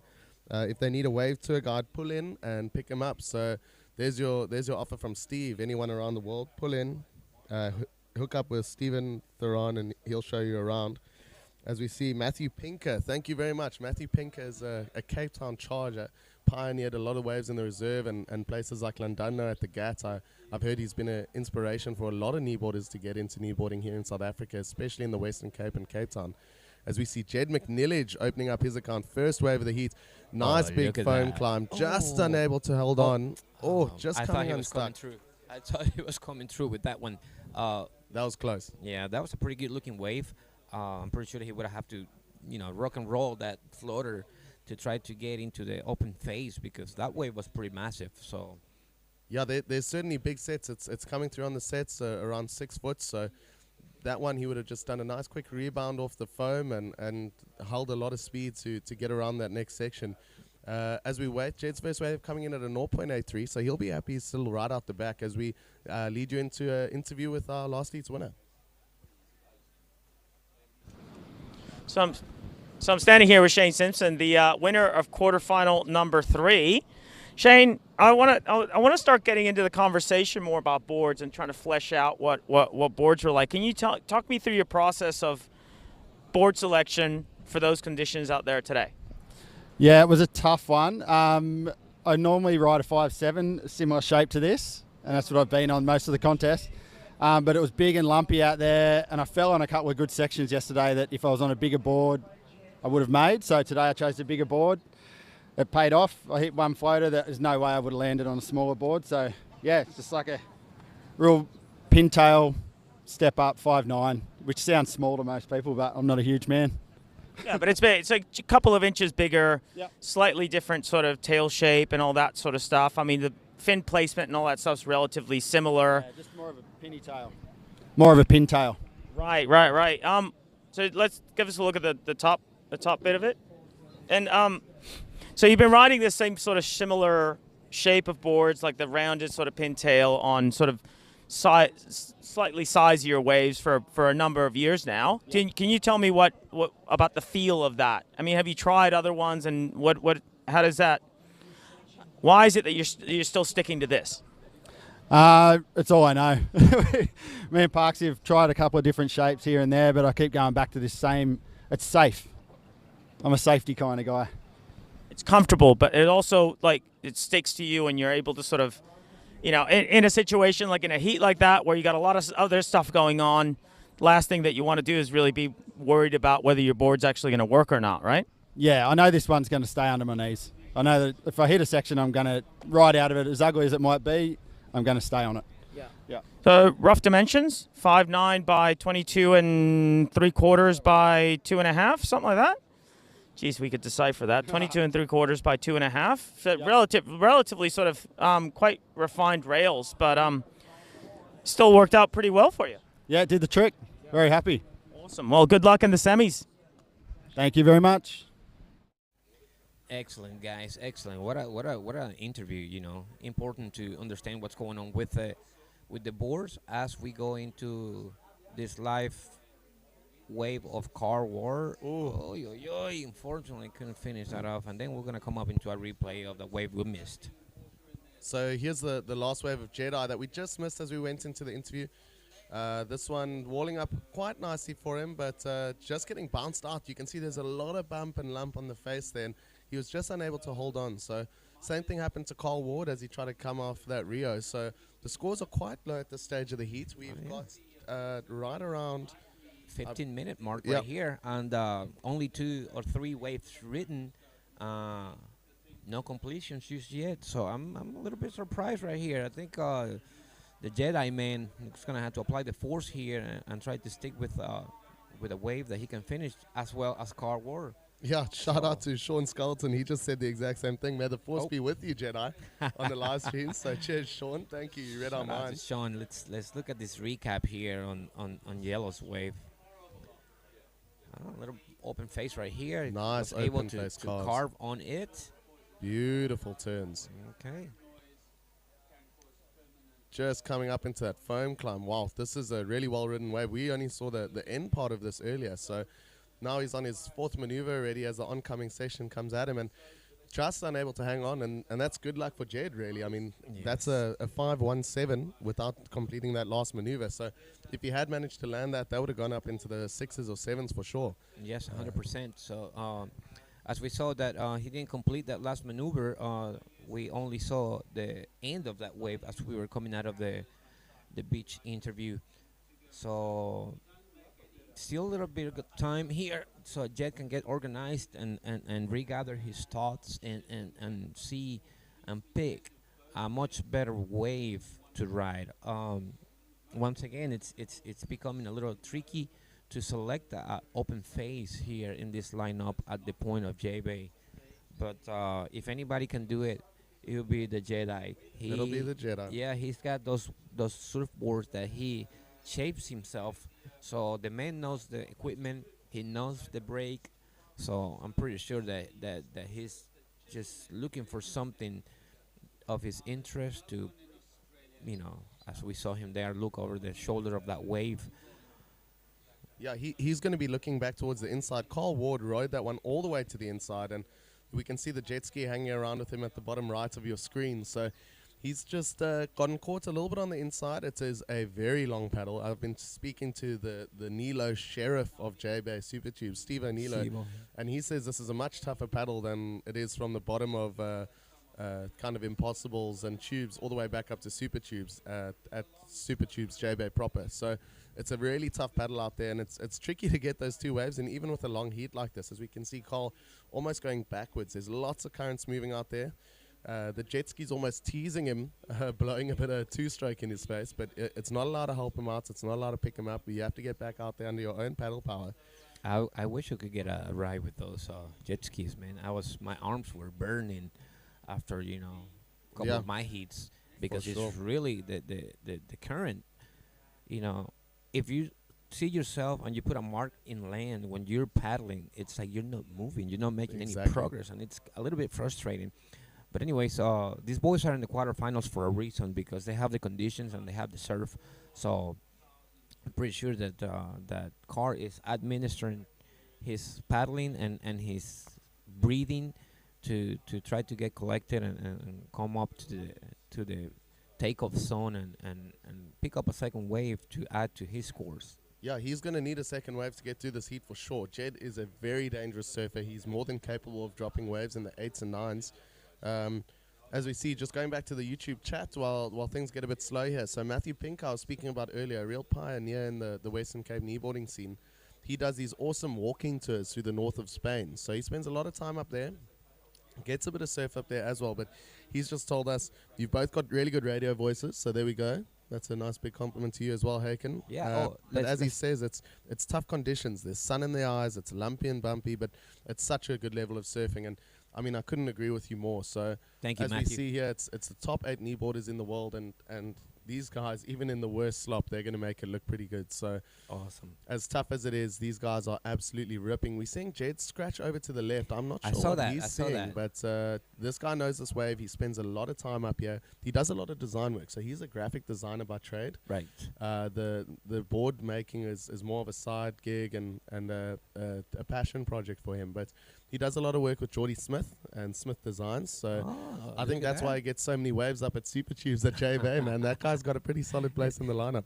He's got he knows somebody. All right. Hey, I was trying to correct it here on one of the comments for the Escola de Natação. That's in Aveiro, Portugal. I thought it was in Brazil. My apologies to the folks in Aveiro, Costa Nova, and all the area of Portugal. You know, we were at the world title over there. We had such a good time. Such a beautiful town. I mean, it was beautiful. The houses painted, you know. It was very interesting. Houses, it's a fisherman's village. So they painted the house with stripes. So red, white, or yellow, white, and blue, Okay. and things like that. The reason why they did that is because when they were out at sea, they could identify where they were going, and you know. No way. Get So they back know to the if they're house. going up the coast, down the coast, and where they Right. got to land on the beach to Yes, offload. sir. Yes, sir. That's So- amazing. So beautiful town over there at Aveiro and Costa Nova, and you know the whole area was really beautiful. The food was great, wine. Man, I think I picked up a few pounds before I went home. Yeah. But we did enjoy that. Big shout out to everyone in Portugal as well.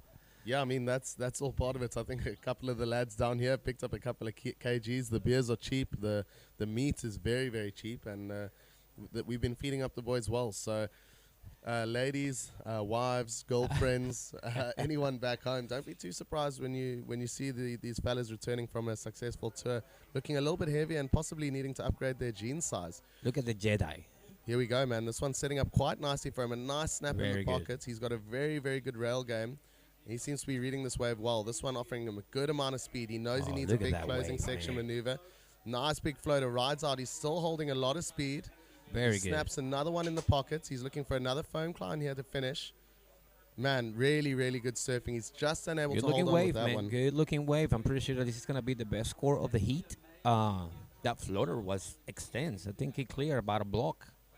Yeah, it on looks that like floater. he got a little bit of air even, Yep. possibly some separation with the wave, which is super difficult to do in these conditions. I mean, kneeboard surfing, a large part of it is the barrel riding and the rail-to-rail carve game, but we've got some guys really pushing the boundaries of the sport. Guys like Shane Simpson, who we saw won the last heat, very active on Instagram. He works with a couple of local surf brands in Oz, and that guy's an aerial machine, as is Simon Farah and Albert Munoz.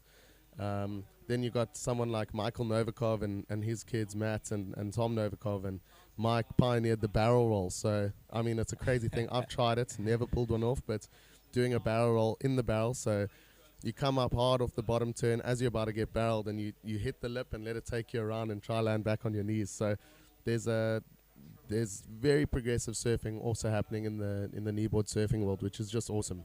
Well, to me, that's a PlayStation trick, my brother, and I haven't unlocked it just yet. So hopefully in the future, I'm gonna be able to do something like that. You know, as the boys. I tell you what, when we were in Australia a long time ago, I actually saw my buddy Alberto Colucci. That's Armando's brother, younger brother. Okay, yeah. He did one over at I think we were at Cove Harbor, if I'm not mistaken. Okay. And that was the first time I saw that done. So I saw it being performed by one of my friends from my childhood. Crazy, So I that's was like, oh awesome. my God.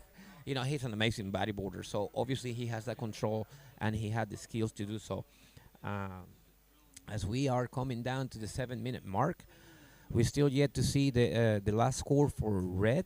I'm pretty sure that it's going to be coming up into an excellent. The judges are taking their time to analyze this wave. He took his time to take off on this wave. He was eyeballing it thoroughly to make sure that this wave was going to do what he wanted to do. So I'm pretty sure this is going to be a really solid score. Pretty sure that it's going to be the best score of the heat.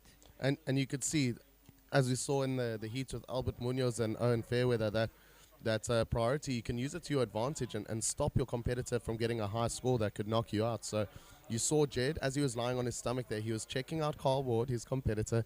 He wanted to see, do I quickly kick off this wave and paddle battle with Carl to the back line to try get priority? Or do I think this wave's going to stand up and do something for me? And it did stand up. I think it did something for him, but Jed put in a lot of effort there. And we can see this one keeping the judges quite busy. I think without him riding out of that last maneuver, it's going to be tricky to see if it goes into the good to excellent range. But, I mean, man, that was good surfing. Yeah, 100%. They're probably analyzing this through replays and through waves from previous heats to make sure that they give these people the proper score. So I believe the Jedi, with Nerve of Steel, waited for this particular wave to roll through, and he pulled the trigger on it, and I think it's going to pay up. Yeah, so his wave just dropped for those at home. He got a 4.27, so not quite cracking the fives. So Carl Ward, even though he's only got a single ride, he is in second place now. Jed's just ahead of him in first place. Carl Ward just needs a 0.1, so realistically that's just taking off, and he can go over the rails. But if he takes off, he's going to be back in the lead. So Jed needs to get back out there. He's going to need to replace that 1 point ride if he wants to get through this heat.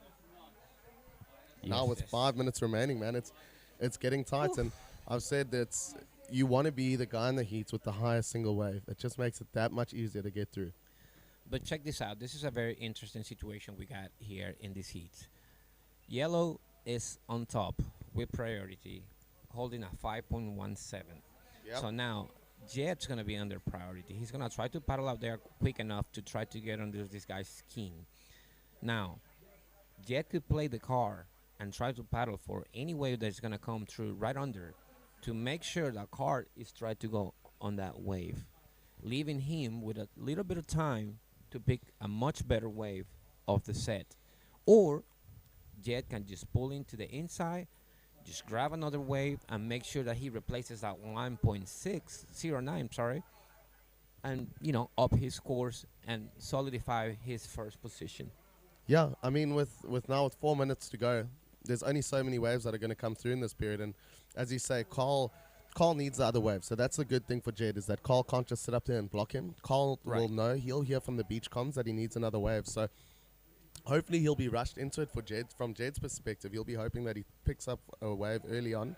But here we see in the bottom of our screen. And I mean, this looks like an absolute bomb. This guy's been choosing the right waves all week long, and it wouldn't surprise me to see him post a high score. He's going to be surfing right past Jed. There's Jed right there. So he's going to be making a statement here. Another nice cutback. He's so good at those rebounds off the foam. He travels so deep into the oncoming section, and it means he can come out with such speed. As you see him planing along here, he's looking for a nice end section to hit. This one's standing up, bang! And he's able to ride out, and Jed's in trouble, man. We now got 3 minutes remaining, so plenty of time for someone of Jed's caliber. Yep. And Carl riding in, he knows that paddle is serious, and he probably won't make it out again. So it's now up to the wave gods and to see what Jed McNeilage can do. Well, Jed's going to have to use the force here, and I think he's going to pull the trigger on this wave right here. It looks like a pretty good looking wave. Let's see, the Jetman doesn't want to let this one go. Nice carve there in the pocket. Yeah, he's getting back into it, and I'm pretty sure that he's going to be eyeballing the session coming through. Nice big hits and ride out. That was a really That's pretty good. beautiful turn. He's still got a little bit of time right here to get out the back and maybe perhaps take a look at another wave.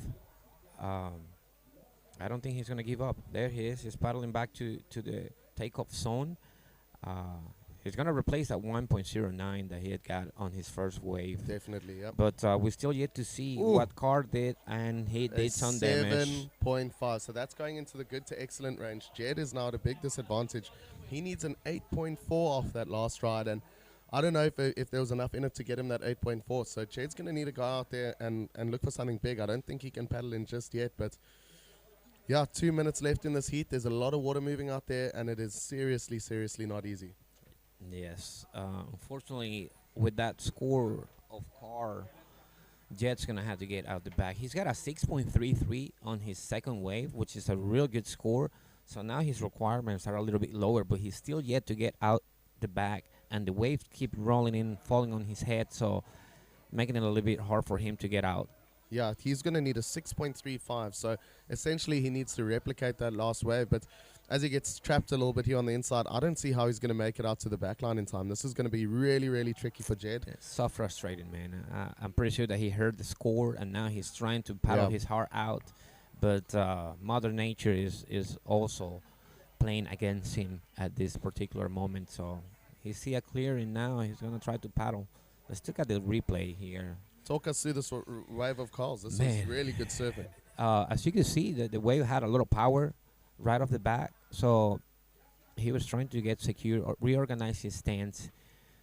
After that, he just came back, and as you said, he do those big steep rebound cutbacks, and as he set up his stance one more time, he looked at the wave doing something on the inside, and he's looking at the session. He eyeballed the session, and he hit it quite well. Critical right finish, over man. the fumble, clean into the inside, and he called it right there, and he's going home. Yeah, as we see Jed finally making it out from the inside here, but with 30 seconds to go, he's going to need to find a big section to hit. He doesn't need to paddle out all the way to the back. He just needs to take off, find a big closeout section, try launch in the air or something to that effect, because that's all that's really going to get you into that excellent mark. As we see Carl Ward standing on the rocks, looking out to sea, and he's going to hope that the ocean goes flat here. Oh yeah, he's praying to the gods that there's no other wave coming through, because the Jedi man can do some damage. And as the heat comes to an end, frustration definitely on the Jedi man. Local guy, unable to find another wave to back his best scoring ride, and this is gonna be the end for the man. And with that, the last South African bows out of the open division. So that's a tough pill to swallow for me in the commentary booth here. But that, at the end of the day, look, that's competition surfing. I mean, we've had the GOAT, the greatest of all time, Simon Farrer, getting knocked out at the quarterfinal level. So this is a huge feather in the cap for Jed McLillage. We know he's capable of more, but at the end of the day, competition surfing, you've only got a certain amount of minutes, and if you don't get the right waves in that time, you just can't make it through. So yes, 100%. He represented well, though. He represented well. He made it out to the quarterfinals. It's not an easy task. Many riders, I believe there were over 124 riders in that division, and for you to make it to the final 8, it's quite an accomplishment. I'm pretty sure that Jed's gonna be frustrated, but after he washed down this bitter heat, he's gonna be pretty content of what he have accomplished here at the Kneeboard World Titles at Jeffreys Bay 2024. yeah, so now looking at it, we've got 2 Australians, 1 Kiwi, and 1 guy from the UK in the open division finals. So nice spread out field. The Aussies will be happy that they've got the upper hand, and I know they're going to try claim Carl Ward. He is from the UK. He is representing the UK, but he surfs a lot in Australia, and he does live down there. But I'm not going to let them claim that one. I'm going to keep Carl Ward as a UK representative. UK, Yeah, we can't let them have everything, He doesn't have 2 passports. He's got 1 passport, so his passport is from the UK. So UK it is. UK it is. As we see Mark Crawford, he spent a lot of time in the commentary booth with us over this last week. He opens up with a 0.5, so that means he just had a quick look in and out of this wave. But the only thing is that does mean that he is now in last priority. So Pedro and Garth, until they take their first wave, they share non-priority, which doesn't mean they don't have priority. It just means it hasn't been assigned yet. They can take off on waves before Mark Crawford, essentially. But between them, it's still a battle of whoever's deepest inside and takes off first gets right of way on the wave. As we see Garth Price, this is Buffy. He's one of Steve O'Neillo's good mates. He has an awesome surf camp up in Mdumbi in the Transkei, which is really a 5-star world-class wave.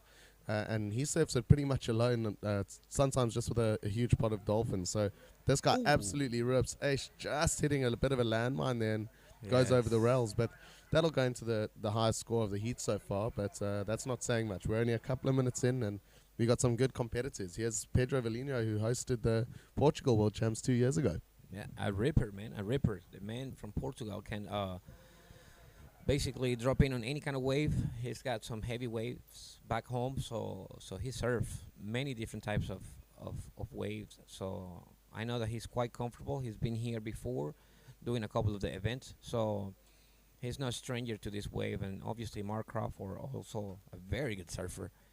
I believe he's riding a Clayton Kneeboard, if I'm not mistaken. Mark Crawford? Yes. Okay. I think so. I think that's what I saw. I'll be corrected later down the road, but if that's so, big shout out to Clayton over in South Africa. I mean, over in Australia. He's South African from Durban. Sounds like it. Yep. Good mate.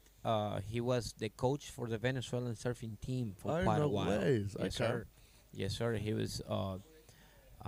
Cool bit of history, man. Yeah, man. He was an amazing guy. He spent some time in Venezuela with us, training, doing clinics for all type of surfers, and he got to travel with us a couple of times. We went to Peru, Panama.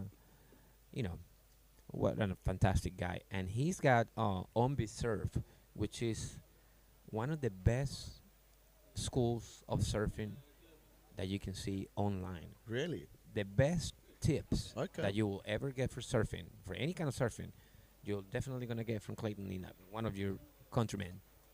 Yeah, unfortunately, I've never had the pleasure of meeting with him or chatting with him, but he sounds like somebody you want to spend a bit of time with. Well, you know, you can look him up online at ombisurf.com or ombisurf just on Instagram. You'll see his programs. His programs are so legit. He does the skateboard connections with the teaching inside the Okay. bowl. I mean, he does it all, man. I had the opportunity to work closely with him and took out a whole bunch of knowledge. Another professor to my surfing life, and a big shout out to him if he's watching. I'm not sure that he'll be. Yeah, big shout out Clayton. I think it's probably heading towards dark or close to midnight there in Australia. I'm not sure of the exact time difference, but shout out to all our viewers from the Anzac region. It's been awesome having you guys, and I must say that the Australians have been bullying us back. We gave them a bit of a hiding in rugby the last 2 weeks, and they've caused some havoc in the South African team in this kneeboarding competition. So we're still waiting for scores to drop. Just over 5 minutes gone in this quarterfinal heat 1 of the veterans age group. So yeah, the boys are a little quiet out the back. There are some waves coming through, but it's nothing of interest for the 3 men out there. yeah, so in this veterans age group, we're going to be looking at surfers between 50 and 54. So okay, these guys, a lot of experience, but still got a youth on their side and still absolutely ripping. And this is one of the most stacked age groups for sure. We've got some absolute rippers here. If we just take a look forward, we've obviously got in this heat Garth Price, Pedro Avellino, and Mark Crawford. We got Steve O'Danilo, we got Pepsi, we got Ryan Gallagher, Marco Rinaldi. So this is a very stacked age group, so this is going to be a proud one. You might not win the open division, but if you win veterans, you're going home with a very proud trophy. So with that, we're just going to send you off for a beach interview with the winner of that last open division quarterfinal. You still got some. Get rid of it. I'm serious. Hi, I'm here with Carl Ward representing the UK. Just won his 4th quarterfinal. Still, there's a lot of condition issues, and there's a lot of we can talk a lot about the conditions and stuff like that. But I want to talk about how it feels to get through to that, to be in the top 4 in the open men's kneeboarding in a venue such as this and in an event such as this. How does that feel? Feels delightful. A little bit overwhelming, if I'm honest. Like, you know, this is probably the most highly competitive world champs I've ever been a part of.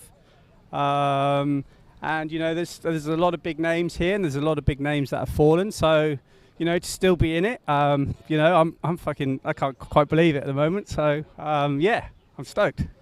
Excellent, excellent. Tell us a little bit about this board. What do you know about? Tell us, like, I just want to get you to sort of explain your thought process behind when you ordered it and how it feels and all those sorts of things. Yeah, so I've never really had a board like this before. So a lot of my boards have mostly been like squash square tails with variations of those. And that's what I've been riding throughout the whole competition.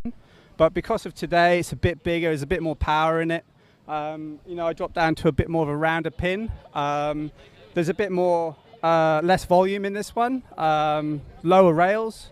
So, you know, the idea was to try and sit a bit more in the water than higher on the water. So, you know, I've been using these H4 fins. It's the first time I've put these in this board. Didn't go great, so I will be changing those in the next round to see if that'll improve this board a little bit. So, yeah, that's kind of it, really. Yeah. Rough dimensions on that board?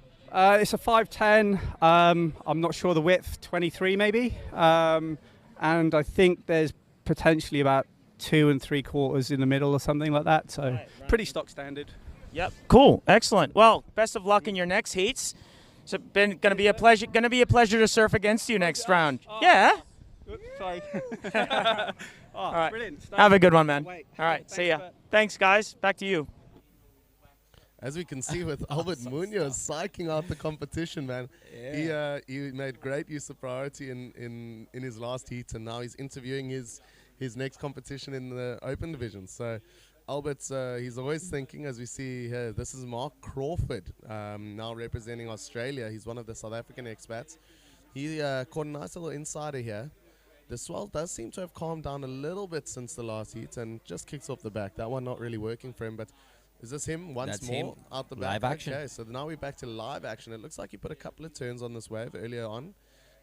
Just getting a little bit bogged down in the white water and just unable to finish on that one. As we see the first score dropping for Garth Price. That came in at a 4.83 for that last wave. He was just unable to complete it, and that's where we saw him hit one of those landmines that have been popping up.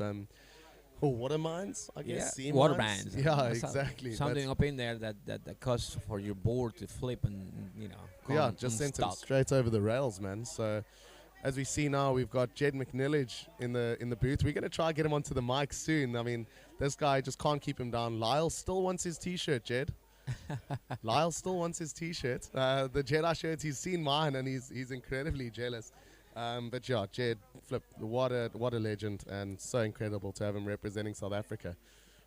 Awesome work, man. Awesome work for sure. Here we see that wave of marks again. I think this is just where he got a little bit bogged down. Yeah, just unable to come around that section. But Mark, what a legend, man. Yeah. I believe he was standing too far forward, and that's the reason why he couldn't pick up more speed, because he was, as you can see, he was a little bit behind always, and at this particular ride. But nonetheless, there's still plenty of time. Well, not really that much time. There's about 9 minutes left on this heat. Yeah, so Quiet heat. For those at home, we've during the quarterfinals we had 25-minute heats for the open division, but now we've gone back to 20-minute heats with 3 surfers. So it's very competitive. Pedro, he's obviously just had a look in, so he's sitting in 3rd place with the 0.5. As we see Buffy up and riding again, Garth Price, man, this guy rips. I love his rail game. Oh, look at that wave, man. This guy can hit an end section like you can't believe. He's one of the most stylish guys out there, and just so humble. We've seen him. I know a couple of the guys from Oz were pretty amazed seeing this guy put his wetsuit on while smoking a cigarette. So it's that kind of multitasking talent that really allows him to open up this wave. So yeah, he's just absolutely ripping. Put in a couple of good maneuvers already. A nice foam climb. Man, that's been happening to so many of these surfers. It looks like it's going to stand up, but Points is a bit of a softer wave, and that one just backing off on him on the inside there. So he did the damage though in the beginning of this wave. So I think that last little bit would have just added the cherry on the top, but the damage was done. Garth had picked out 2 good-looking waves, and I'm pretty sure that he's gonna be solid on first position right here. Yeah, so as it stands, Mark Crawford, his last ride of 4.17, so that puts him in 1st place. His backup is a 2-point ride. But Garth Price, his first wave was a 4.83, and there we go. His last wave was a 6-point ride. I think well-deserved. And once again, just like his first wave, if he had finished off there and ridden out of that closing maneuver, that would have been up in the 7s. So 100%. He's pretty comfortably in 1st, so it's going to be tight now between Pedro and Mark to try and improve their standing. And I believe it's still only 2 guys to go through, so 1 guy will be getting eliminated out there now. Yes, unfortunate for the veterans. Only 2 of these guys will go through. It's so hard sometimes to compete on a 3-man heat, because it's more pressure. I've heard a lot of guys say it's more pressure because half of you in a 4-man heat, half of you are going to go through, half of you are going to step out. Whereas in a 3-man heat, you're all looking at each other, and it's like, hey man, one of us isn't going to be here in the next round. Yeah, that's right. So it's really hard, because you kind of have to set yourself up to compete, and in your mind you said, I only have to beat 1 guy and I'll be 2nd. But at the same time, the other 2 guys are thinking the exact same, so everybody's fighting way harder to try to come through with a win. So and as I just saw Carl Ward step past our booth, he just took out Jed in that last quarterfinal. Interesting interview with Albert. Albert is a professor, and he is just so interested in board design. That's one of his biggest things. I see him ride finless boards. He's so experimental. And for Carl Ward, it's a pretty ballsy maneuver. It's worked out, but he went into that quarterfinal with a board that he hasn't ridden yet this comp and with brand new fins. So, I mean, it shows the quality of the surfer. Excuse me. It shows the quality of the surfer that he was able to get through there. We need a coffee here. Yeah. I'd love a coffee. Anybody out there, but Just kidding. But yeah, definitely it is a ballsy move to come into a heat onto quarterfinals with a board that you haven't ridden, with fins that you haven't felt, and conditions changing constantly over at the point of J-Bay. So great rider, man, great rider. He did the job, put the scores, and came through with the win. So good on him. He's been riding flawlessly through this event, man. I think he had won all his events, or been through on first position on every single open division heats. yeah, I think he's been getting through every heat in first place, and the guy's just an absolute ripper and so humble. It was a very interesting discussion I had with Albert. We were talking about Gavin Coleman. So Gavin Coleman, he's an absolute ripper, multiple-time world champion. He's been riding some really interesting equipment, and Albert thinks it's almost as a way to challenge himself, and Albert says he buys into that. So he's won a Kneeboard world titles before, and it's obviously such a big moment. We absolutely love this sport. Obviously, there's not the money or the fame that comes with the WSL and stand-up surfing, but the guys have so much passion for the sport, and the competition really is fierce. I mean, we've seen how well these guys are surfing. If you put a stand-up in these conditions and mark them, we are using the same judging criteria as a stand-up competition, and you could throw top-class stand-up surfers in here, and they'd be hard-pressed to get through some of these heats. I'll tell you something. You know what would be really interesting? Having a heat with 2 stand-ups and 2 kneeboarders. Yeah. How about that? Man, I would absolutely love that. Here we go. Pedro up and riding. He's no stranger to J-Bay. He competed at the SA kneeboarding titles in 2021 up the road at Magnus. So he was just unfortunate. He wasn't able to hold on to that one. But, I mean, yeah, that guy absolutely rips. But going back to Albert, as he says, you win kneeboarding world titles, and there's no money, there's no fame, there's no big prizes here. It's the respect of your peers. And we all respect each other so much. Here's Mark Crawford again, it looks like. This is a good-looking face right here he has picked out. There it is. Nice turn under the lip. That's really good. Critical. Look at High that. degree of difficulty. Oh, man, he should have pulled in on that one. But first turn was fire, man. Yeah, that first turn was a beauty. That's definitely going to go, well, if he had finished that maneuver, that would have gone into the good to excellent range, I believe. As we see Buffy up and riding again.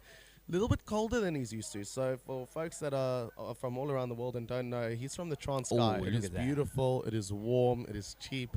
If you come on a surf trip, surf J-Bay and then keep going a couple hours up the coast and stay with Buffy, because he'll look after you, makes incredible pizzas, and you'll surf a place like Umdumbi almost alone. And dare I say, it's almost as good as J-Bay, man. It is an absolutely cooking wave.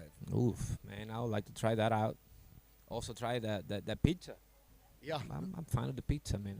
Yeah, those pizzas are good, but I mean, these guys just keep taking waves. But yeah, what Albert was saying is, you win a world titles. It's a huge moment for you. You've spent money to get out here. You've spent money on your boards. You put so much time into it, because it's a sport we love, not because you're getting paid. But as he says, when you wake up again on the Monday morning, it's a big come down. You're back to real life. You're not famous. You're not quitting your job to go surfing around the world. You still have to go to work. And you just got to keep on keeping on. And yeah, it's a really special event that we've got here, that guys come and spend a lot of money to come from all around the world to compete at J-Bay for this Nilo World title. So it really speaks volumes about the guys who compete in the sport and about the sport itself. Here's that first turn of Mark Crawford, really critical under the lip. That was beautiful, and man, he really needed to hold on there. But how many times have we seen that end section? It looks like it's coming at you hard. It looks like you're going to easily be able to rebound and ride out, but it almost just fades away and the guys are falling off the back. Somebody's pulling them. I think the landmines are happening for real in the water, because the boys have been having a hard time completing that last maneuver right there on the inside. Yeah, I mean, it's a little bit crazy to me. and it's not just in the age groups. We've seen it in the open division as well in the quarterfinals. Guys are just getting a little bit stuck behind on that final section. It's not all it promises to be. You know, all that glitters is not gold. As we see that last wave of Mark Crawford, is that a 7.83? Woo! Somebody here online, Dave Allen, said, "Come on, Crawford," and he did. He went on put up one of the best scores of the heat so far, and he is solid on first place. But I wouldn't be too comfortable. Garth could do some damage, man. Easily, Garth rips, bro. Yeah, Pedro as well, man. Pedro's got a 1.67 and a 0.50. I'm pretty sure that he could replace both of those waves as we come to the 54 seconds. That's gonna be hard. Was this already the last 54 seconds? It is indeed. Man, that's crazy. Time's flying by at this event, brother, and I don't like it. Yeah, exactly. It's all going to be wrapping up soon. I'm sad to say, but for Mark Crawford, look, being richly rewarded there for a critical turn under the lip. That's what the judges want to see. They need that point of difference. Everyone here surfs well.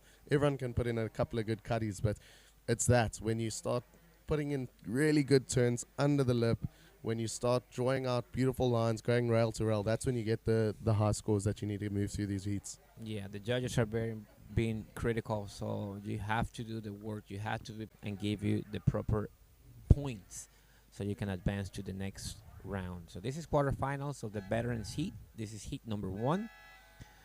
And coming up next, we're going to see David Wilsnach, that's Rusty. He's one of the reef rats from Corkberry Reef. We got Ryan Gallagher in yellow and Marco Rinaldi. My buddy, Marco. Your buddy, yeah. Oh man, I'm rooting for him. I'm all blue right here. You know, a couple of days ago they were talking about the curse of the blue rash. Oh, it was horrible. But yesterday. It's blue skies, so I see blue going through. Yeah, I know he's your man. But yeah, what an awesome heat we got lined up here in that last heat going through. Mark Crawford in first place and Buffy Garth Price in second. Pedro just not finding the right waves out there. And let me tell you, in 20 minutes, it's not all that easy. Yes. And this heat with Ryan Gallagher, man, Ryan Gallagher is a fantastic ripper. He had it on my open division heat. And that guy was riding a very particular surfboard or kneeboard. And he's awesome, man. He's a great rider. I've seen him many times when we used to go to Australia. And he's just a great surfer. It's so interesting coming to a competition like this and seeing the huge array of designs of kneeboards that are out there. Guys are riding super interesting equipment and going pretty far with it. We've seen the big brands, obviously Built. A lot of guys riding Built out here, local South African brand. A lot of guys from Oz riding those Hart designs. Yes. From Bruce Hart. Those things are absolute weapons as well. But then some of the American boys are the Jack and Chris Beresford riding super interesting design boards. They don't have that kind of traditional rounded pointed nose. They got almost a square nose with super interesting bottom concave and channels. And I know Albert was wanting to take a look around, and the prof wanted to have a look at all sorts of boards and make sure he knew what was happening. But to your points about that blue rashi, man, we saw so many South Africans bomb out. Lester Sweetman in the blue rashi, Tom Gray, the reigning world champ in the blue rashi, Giggs Saliers, Sam Coyne out of the USA yesterday. It was absolute carnage. You did not want to be in that blue rashi yesterday. That's right, but different day today. And speaking of particular boards, Marco Rinaldi is riding one of the local shaper boards not too far from here. And I was riding a copy of the board that he's using. I believe the only difference is that the board that I was using had a diamond tail, and his is a fishtail. But it's a carbon epoxy surfboard with Tomo double wing fins. That's rocket ship. That's a NASA type of equipment.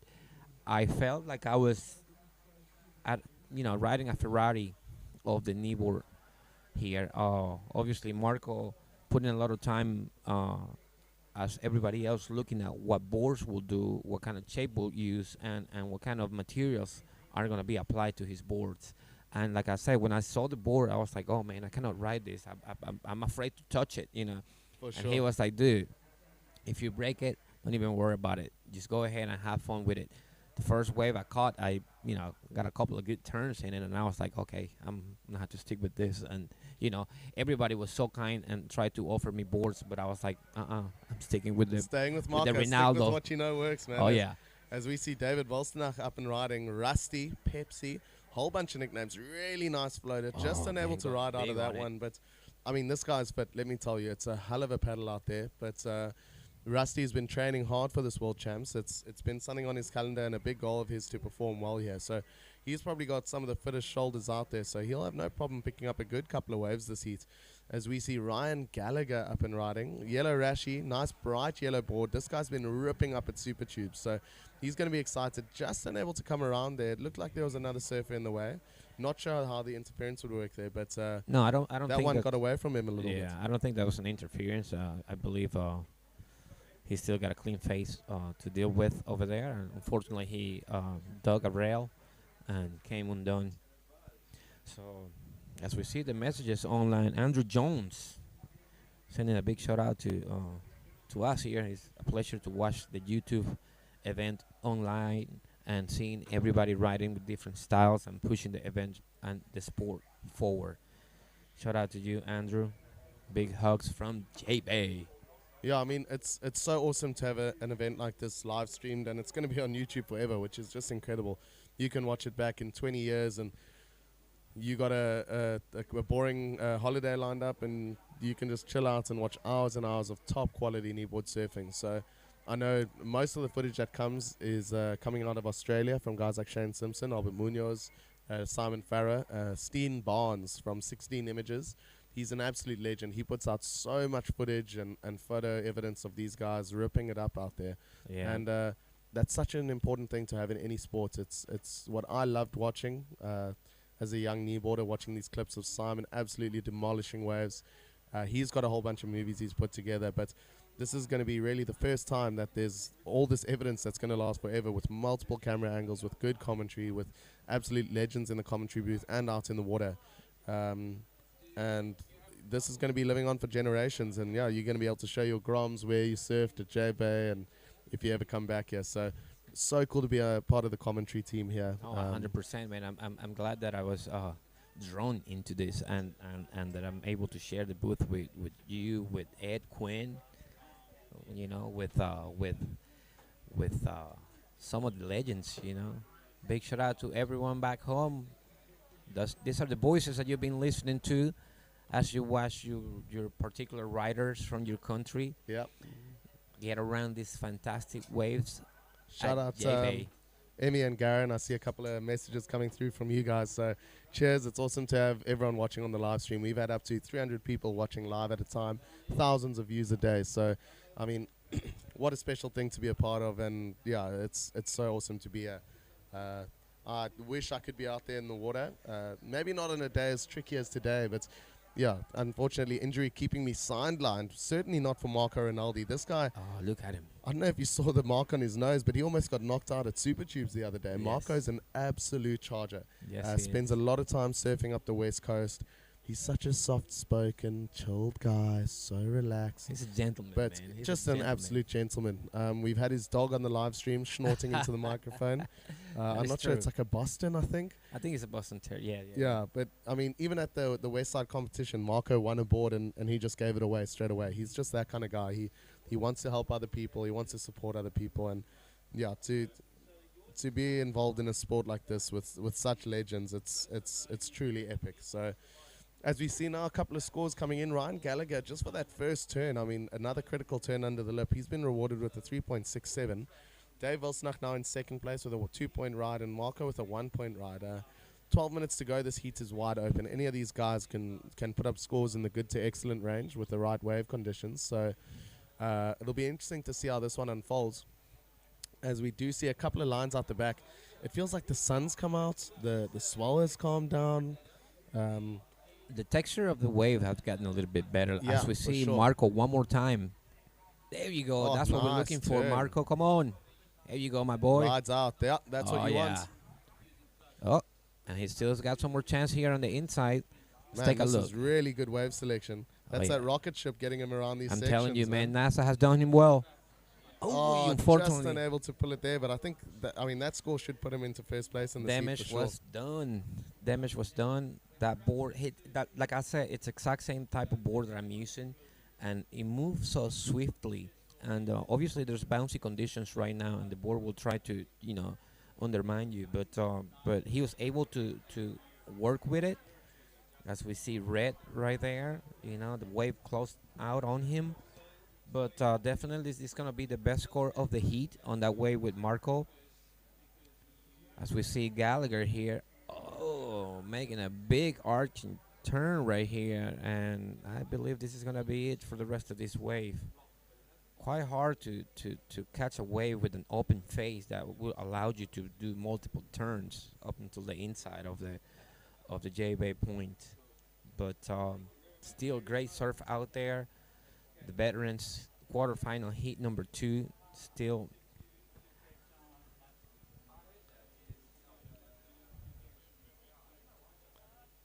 We're getting a lot of feedback in our headphones at the moment. I hope it's just a technical glitch. That's okay. Okay, good. So it's not hitting you guys over live stream, but as we wait for those scores to drop, Marco Rinaldi is going to be paddling back out, and I must say the conditions seem like they've gotten a lot easier since this morning. Oh, yeah. I'm not sure if it's just the fact that the sun's on it. That often happens. You pull up to a wave early in the morning, it feels spooky, it feels big and scary and a little bit gnarly, and then as soon as you get a bit of sun on it, the lighter day kind of calms you down. You're like, okay, this is chilled, I can handle it. When I was young and I was surfing with Colucci and the Colucci family back in Venezuela, they were fans of leaving home in between 4, 5 o'clock in the morning while still way dark, and we'll pull up to the beach to where we usually surf. And Armando will always say, we'll get into the water and, it'll be shifty, moving around. And we're talking about the Caribbean. We're, two complete different oceans. And he said, wait until the sun comes out. We're going to catch some fantastic waves. Man, and I thought that he was a wizard or something, because it did happen. And it looks like it's the same thing here. So let's see what the score was for Marco's last wave. It came out to a 4.5. I believe he's still in second place right now, but he can replace that single 1 point ride that he's got and take out the first place. Let's see what happens. Yeah, man, this is just absolutely cooking. We're getting a couple of puffs of offshore, so even though it's a messy, there's a couple of clean wave faces out there if you pick the right ones, Oh yeah, 100%. Big shout out to Sean Skelton. He's watching the event live and rooting for Marco. So let's take it out to the interview real quick and see what the boys had to say. Hi, we're here with Mark Crawford, the winner of the last heat. That was Legends Heat 1. Veterans Heat 1, sorry. I'm still trying to keep up with these things. Tell me, we saw the scoreline, we've seen the conditions, we've seen what's going on out there. I want to know more about these boards. So can you tell me a little bit more about what's going on here? What are you doing? How'd you get there? All right. Well, thanks, Albert. Pleased to make that heat. Yeah. Look. So over the years, I've surfed many different boards. Being a bit of a big guy, that's 110 kilograms for 242 pounds. Yeah. You see the bottom. I've surfed numerous different boards, and obviously trying to find a board that fits me has been an interesting journey. But sort of started working with a gentleman here actually that lives in Jeffreys Bay now called Hugh Thompson. He shaped under Marshall. Then we moved through to his Natural Curve brand. Then with gigs was working under Builts. Jumped onto the dust boards, and then since moving to Australia, not having access to Mike and some of the epoxy boards, I've jumped working with my friends Clayton, who's based out of the Gold Coast in Australia. So this board specifically is a 6.0 by 3, and what is it, 23 inches wide, 44.5, 3 liters of epoxy. Yeah, the single to double concave. Yeah, holding a fat guy like me. So. Yeah. And can you tell me a little bit, like, as we all do, we all bring a few boards, to these comps, trying to get enough equipment to suit a wide range of possible conditions. Why did you choose this one over your other ones, and where do you draw the line as to when you surf this and other things? Because there's a couple of pictures floating around of you doing this jam at Supers on this same board, and today we're dealing with a completely set of different conditions. Yeah, look, yeah, formulas are always interesting. So look, I had a look at the waves this morning, and being in epoxy, I needed something a little bit more stable on the chop, right? So I went for the 6.0 today, purely just to sit a bit above the water and some of the push, and my strategy was to sit a little wide after getting a bit of insight from one of the locals. But specifically this board, it's glassed a little heavier, sat a bit more in the water, didn't feel as much as the bump versus a smaller board. And more importantly, you know, the paddle power out there. I mean, there's some sets. You need to be a man paddling out there. Yeah, and let's be honest, you're not getting any younger either. No, and I've got a few grey hairs, you know, looking up to things like that, yeah. No, look, you did well. Very good. Good luck in your next heat. Look, it sounds to me like you've got another heat on today in your age division. Is that right? Yeah, semi-finals. Yeah, then probably riding this again, depending on the conditions. But looking forward to that. Look, every opportunity we get to surf in the water with 4 people out in J Bay, and you know, nobody can fault that. So. And priority. Well, that too. Not that we knew that, right? But hey. All right. Thanks a lot, Mark. Good luck in your next heat, man. Thank you, buddy. Thanks a lot. Back to you guys over there in the booth. Very nice, man. As you saw, Mark Crawford riding that Clayton Kneeboard surfboard. Clayton is residing. He's South African, but he's residing in Australia. So I'm pretty sure that Mark picked up that from him, and the man from South Africa in Australia made the Australian man a surfer for South Africa. Not too bad, eh? And it worked out. And it's an epoxy board, by the way, which on these conditions you might think that it will be quite difficult to ride. But I'm pretty sure that Clayton have worked the magic on that board to make sure that the density of that foam was the proper for this type of condition. So yeah, good on Mark. Off the top of my head, it certainly wouldn't be my first choice to ride the epoxy board out there. I would be thinking in these conditions maybe a bit more of a PU to cut through the lump and bump. 100%. If you ask me, if I had the choice to pick out a board, I would definitely go with a PU board on these particular conditions. Yeah, as we see a couple more waves rolling through, it does seem like the sets have calmed down. I mean, for the open quarterfinals, it was absolutely pumping out there. Guys are getting caught on the inside the whole time. This seems a little bit more chilled. Here we have Ryan Gallagher again looking to add to his score. Trying to come around the white water, does a little jam in the pocket. Another nice cut back on the face of the wave here. Riding that banana rocket as he climbs up into the foam. Oh, gets some disconnection with the wave. Just unable to hold on. If he had pulled that one off, that would have gone into the good to excellent range for sure. 100%. This should push him into the lead, depending on how critical those first turns were. But at the moment, it's a very tight heat out there. Yeah, 100%. The judges have been very critical of the scoring here for the boys. They want to see completions. They want to see big turns on the leap and open faces. So I don't know what the score's gonna sit on, but it could potentially be better than the 2.6. There he is. So he's back on first. Marco's been relegated to the second position. He just needs to replace that 2.80 that he's got, and I'm pretty sure that Marco is eyeballing this wave that is about to roll through and pull the trigger on it. So who's currently sitting with the highest single wave total in the seat? I believe at this particular moment, Marco's got that 4.5. Oh, so Marco's got the highest scoring wave on this heat. So he's still got 3 minutes. Yeah, he'll be feeling pretty comfortable there. It's all up to Rusty now in red. I can't see him out the back there too clearly, but he'll be sitting with priority, I believe. During the commercials, I saw that he have caught on a big set wave, and he went out for a big old turn, and he just got blasted on the inside. So oh, wow.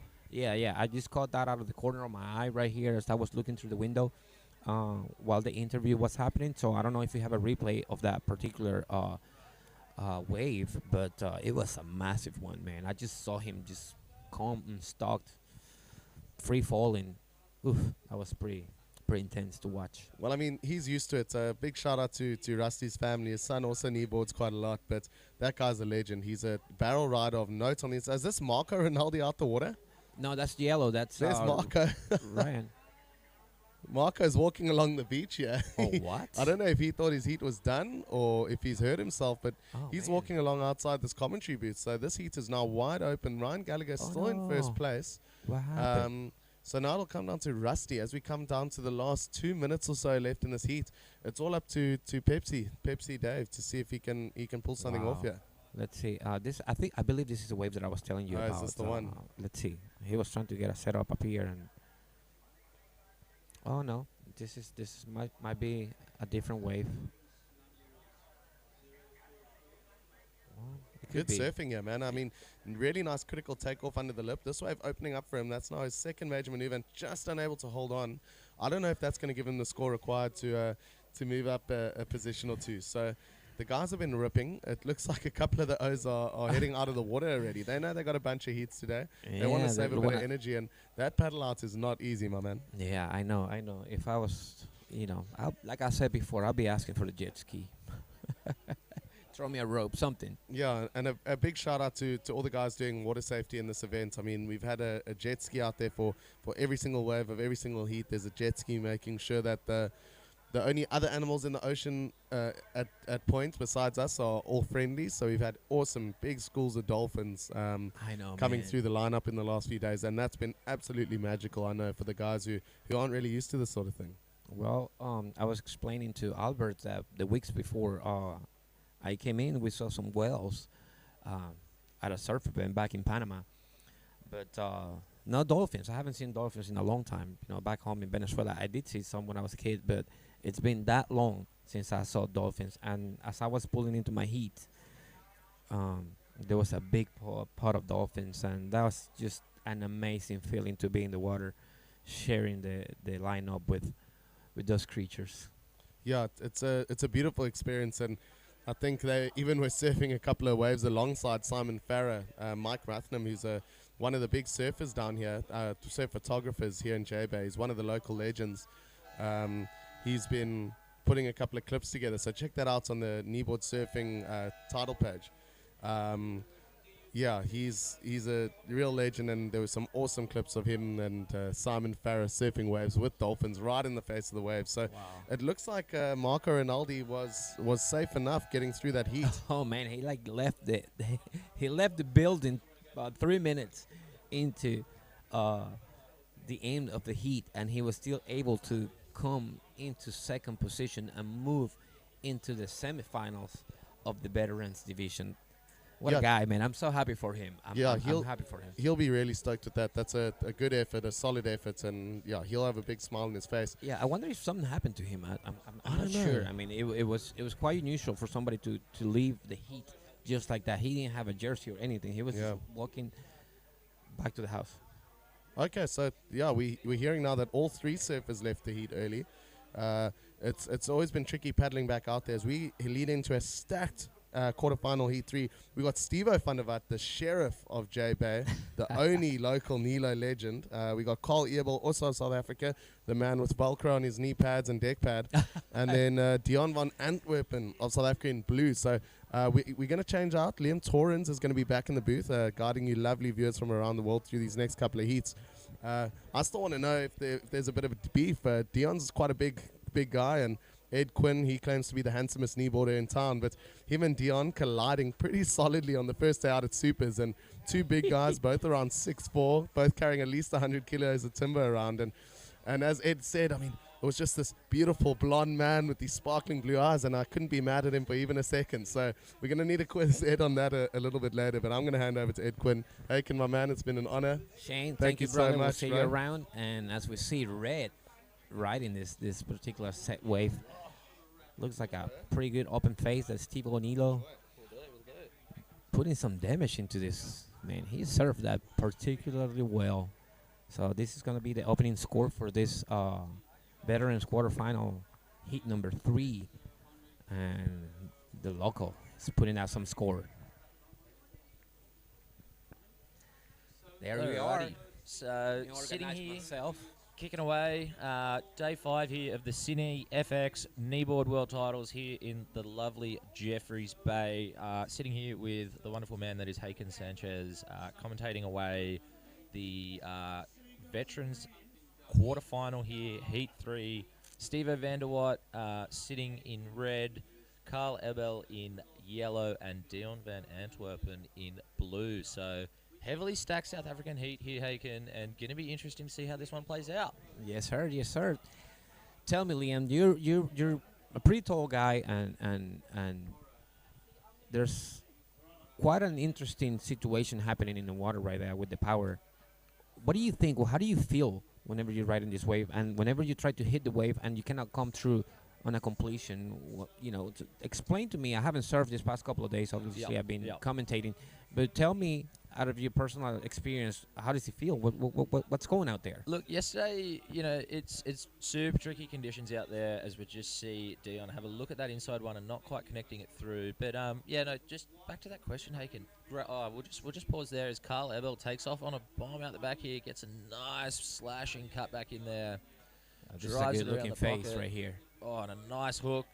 Just closes it out with a little float there and gets caught up in it. But, got some nice rail work in there early, so we'll see where that score comes in. But, yeah, super tricky. I mean, obviously, very different out there to what we saw yesterday. A little bit trickier, a little bit harder to find those clean faces, but definitely plenty of grunt in the ocean down here.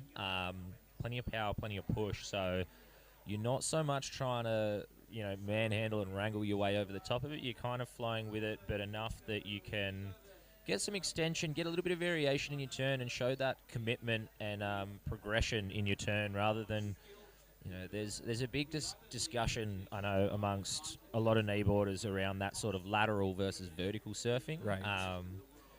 And, some of these sections, if you try and get, the full whack in there, it's just going to blow you out and it's not going to go well. So, especially in a comp setting when these opportunities are few and far between, I think we'll see just, that speed float kind of coming into play, the quicker re-entry hits comparative to, unless the surfer's chasing that really big score and really wants to make that punctuation, I think it's going to be, I don't want to say the term safety surfing because, that generally has that lower score tied in with it. But, definitely just harnessing the power and redirecting it rather than overpowering it because, there's few and far people that are going to be able to outpower this ocean. So. Oh, yeah. The Indian Ocean is giving us its best right here. Like I've been commenting in the past couple of days, I've surfed probably like 6 or 7 different type of waves here at this particular spot. What do you think? What are you riding? Are you riding PU? Are you riding epoxy? Where are you at? I'm firmly in the PU camp in that discussion. I know. We've had plenty of discussion around that EPS and that float factor and all of that. It's not something I've played too much with, but we see Steve Vanderwatt chipping in here. The sheriff making his way around the section here, just getting that quad fish of his up and moving, getting some nice cutbacks in there. A little bit slow on the face here for, I think, what Stevo would have liked, but gets in a nice little hook in the pocket there. Brings it through, and is he going to get this insight that he's looking for? Nice little check turn there just to set it up. Is he going to get, floats it over that little foamy section as he's up and out of there. So a nice way for Stevo.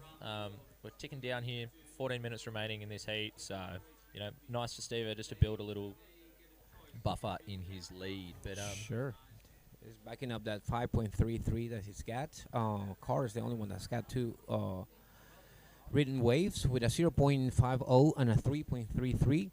And then Dion is still with a 1.67. So plenty of time for the boys to catch up and collect some scores. The judges have been quite critical, and they're wanting to see completions, as we see the man in blue right there try to pull into this wave. So Dion looking to get his campaign underway here, make a little bit more of an impact than his first scoring ride of this heat. So not presenting a huge amount of opportunity, but we'll see what this one does on the inside. It looks like it's going to clean up nicely here, Haken, and we'll see what opportunity Dion gets. He's moving around and trying to stay in the apex of this wave, and hopefully he's going to have a little wall to hit right here on the inside part of it.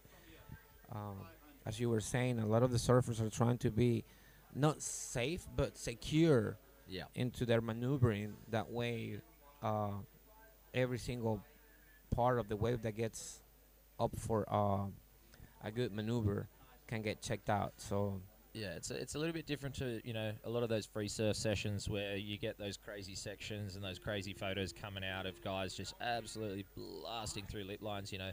There is times in heats where it does happen and it is necessary, but more often than not, you'll see, you know, that progressive build-up of a score, looking for, you know, to build your heat. If once you've locked in two comfortable scores and you want to extend out a little bit or throw a little bit more variation in there, throw a little bit more caution into the wind and a little bit of a risk factor in there, you do get rewarded if you make it complete. So we'll just jump to this replay here of Steve-O to see what he locks in here for his second scoring ride. Dropping in at a nice mid-range 5 here for Steve-O. So just those building blocks that we're talking about here, Haken, you know, are we going to see Steve-O start to expand his repertoire a little bit and look for those bigger sections and take on a little bit more risk?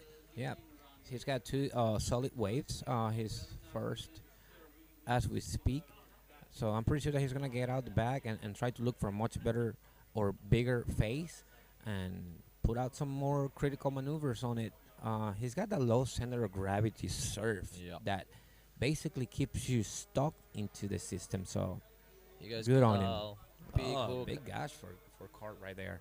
So Carl, one of the guys whose name's been around for a little while, and I'm sure many of our viewers are familiar, at least in a South African standpoint, of Carl Ebel and just the power that he possesses in his surfing, just displacing water like it's nobody's business there. But we'll wait and see where that comes in. But a very competitive heat here. No one's sort of backing down, and we'll wait and see where these scores drop in and leave us, as we've got 11 minutes remaining in this heat of the veterans quarterfinal heat 3 at the 2024 CineFX World Kneeboarding titles here in J-Bay.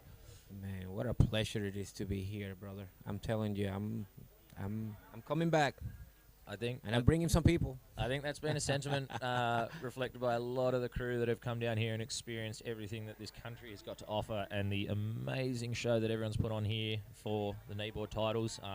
You know, it's an incredible setup. If you're around town, if you're in nearby, stop in, say good day, and check out the great setup that we've got down here. In-food coffee roastery, dishing up great coffees. The Mexican and Nina's food on site. Giggs's little shop out the back here with anything and everything that you could possibly need to get into kneeboarding, or, you know, advance your kneeboarding. Boards, wetsuits, pads, merch, the wonderful t-shirts and everything, you know, all the way down to the very man in this heat, Steve-O Vanderwatt's artwork, which we are luckily sitting here looking at. You know? Yeah, we get to admire day in and day out. And I was telling somebody earlier that Steve's art compares to every single aspect of waves we've seen here at Jeffries. It's really crazy because I'm not an artist. He is. Mm-hmm. But, you know, we have seen beautiful morning sunsets. We've seen rainy afternoons. So, you know, you can pick out anything that you probably seen here in this artwork of this guy. So, really amazing work. Really capturing the essence of, you know, Jeffreys Bay and his surrounding environment is Steve-O, as he's sitting out the back here in a pretty comfortable position in this heat. So, just jumping back to that question earlier, Haken, about boards and constructions, I don't want to be the messenger here that gets the delivery wrong, but I believe that Dion's actually riding a carbon vacuum bagged board in this heat. So quite advanced, you know, tech going on there. Keeps it lightweight. I'm not sure if I believe it is an epoxy still. Who made that board? Do you know? I'm not sure of the shape, but we might have to grab him as he comes up the beach and just check it out and maybe get a little bit more information. I know Albert was keen to do some roaming board interrogations, we shall call them, with the mad professor at the helm there.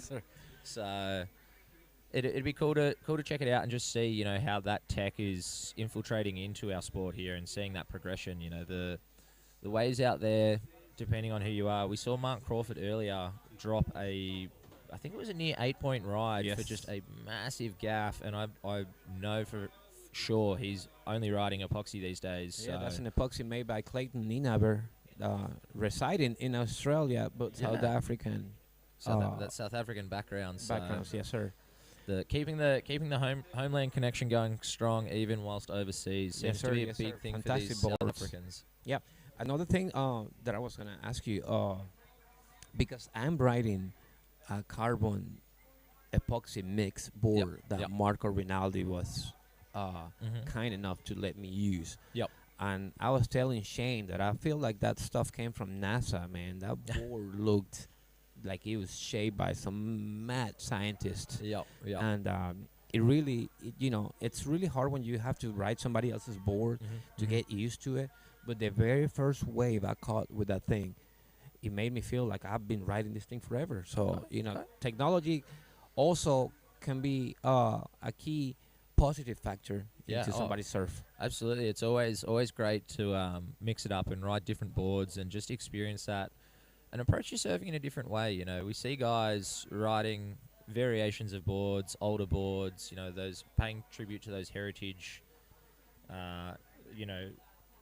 roots of kneeboarding and our sport and the fantastic history that we have and the colourful identities and boards that came with it. I always enjoy jumping on some of my older boards that I've got, single fins, twin fins, all sorts of strange creations. You just approach the wave in a different way, and I really find it accentuates how you approach it in high performance surfing as well, Haken. So out of curiosity, that carbon board, how did it feel under you compared to, say, a standard PU? Did it, the lightness, did it feel floatier, skippier?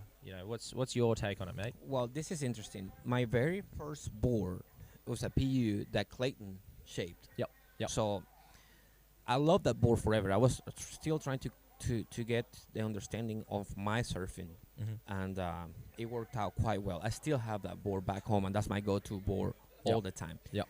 However, now my cousin is the one shaping my boards in Costa Rica. Shout out to Pulse Surfboards back in Costa Rica. Yep. And when I went to the world titles in Portugal, the waves were quite tricky and heavy and messy. And, I thought, well, I think I made a wrong choice to bring an epoxy board to this event. But I was able to make it out into the finals in the Masters division with Tom Gray, and man, by a tenth of a point, I didn't come out with the win on that one. As we see Steve-O banging this wave. There you go, nice float there over you the go. section, and that's exactly that risk reward that we were talking about. Steve throwing it up there. That was a nice section, but definitely down the line commitment to that maneuver there. So again, just showing that little bit of caution to the wind, because we touched on it a little bit earlier in the broadcast. When you're sitting in Steve-O's position, you're sitting on what is effectively pocket fives. Yes. You need to get a wave that is going to present you the opportunity to score higher than a 5. There's no some waves just aren't going to give you that opportunity. So you let them go. You're looking for something that's going to go into that mid range rather than just looking for a score or trying to manufacture something. You're better off waiting for those bigger, better waves with more opportunity and really connecting those dots and opportunities when they come by, right? So Stevie's got a bit of flexibility, a bit of freedom here to just build on his current situation. But Carl and Dion, they're not far behind. They're not far behind. There's definitely very competitive heat, given the waves that we have on offer and the just how many waves there are. They can make it happen. It's not like it's slow by any circumstance. Oh, but, no. Not at all. They can make it happen. And we are here, and I'm looking out to my left, and I see Mick. Mick is our main sponsor of CineFX. Big shout out to him. I was able to share some time with him over at the South African house. So we have the opportunity to have him. He's checking out the event, and a big shout out to him, because if it wasn't for him, this event would not take place. And not only that, he's been backing and supporting Kneeboards for a long time. Incredible. And I was happy that I got to make his acquaintance and share a beer with him. Oh, absolutely. No, Mickey's a wonderful character, and I actually think he's going to maybe jump in here just whilst we wrap up the end of this heat for just a little guest stint here, and we can pick the mind of the man who has assisted in such a wonderful way to get this event up and off the ground and continue our sport and kneeboarding. So it was going to be a little bit of a surprise treat for the crew tuning in at home to grab the man who has helped facilitate all this, as we are also watching the man who's done a lot of the legwork and the groundwork to get this off the ground. Gig Celia is prepping for his heat in here behind us as well. So sitting in the room here with very powerful people in the sport of kneeboarding, especially in this country of South Africa. So, well, as you see him, you see exactly what he was doing right there. He's getting a glass of water, he's getting hydration, but not only that, he's using electrolytes to try to keep himself completely hydrated. So this is very important. Not only what you eat, but what you drink. Keep yourself hydrated, keep yourself flexible, keep yourself nice and tight. This is really, really, really important for all riders. I myself am a little bit lazy on that particular aspect of becoming hydrated. My girlfriend, shout out to Malena, always keeps around the electrolytes, and she's always pushing me. It's like, drink your water, put your salt, and do this and do that. Definitely some lessons to be learnt there, as we see Ooh, Carl Ebel just laying some lay rail it. in the pocket there. He looks to get around this section.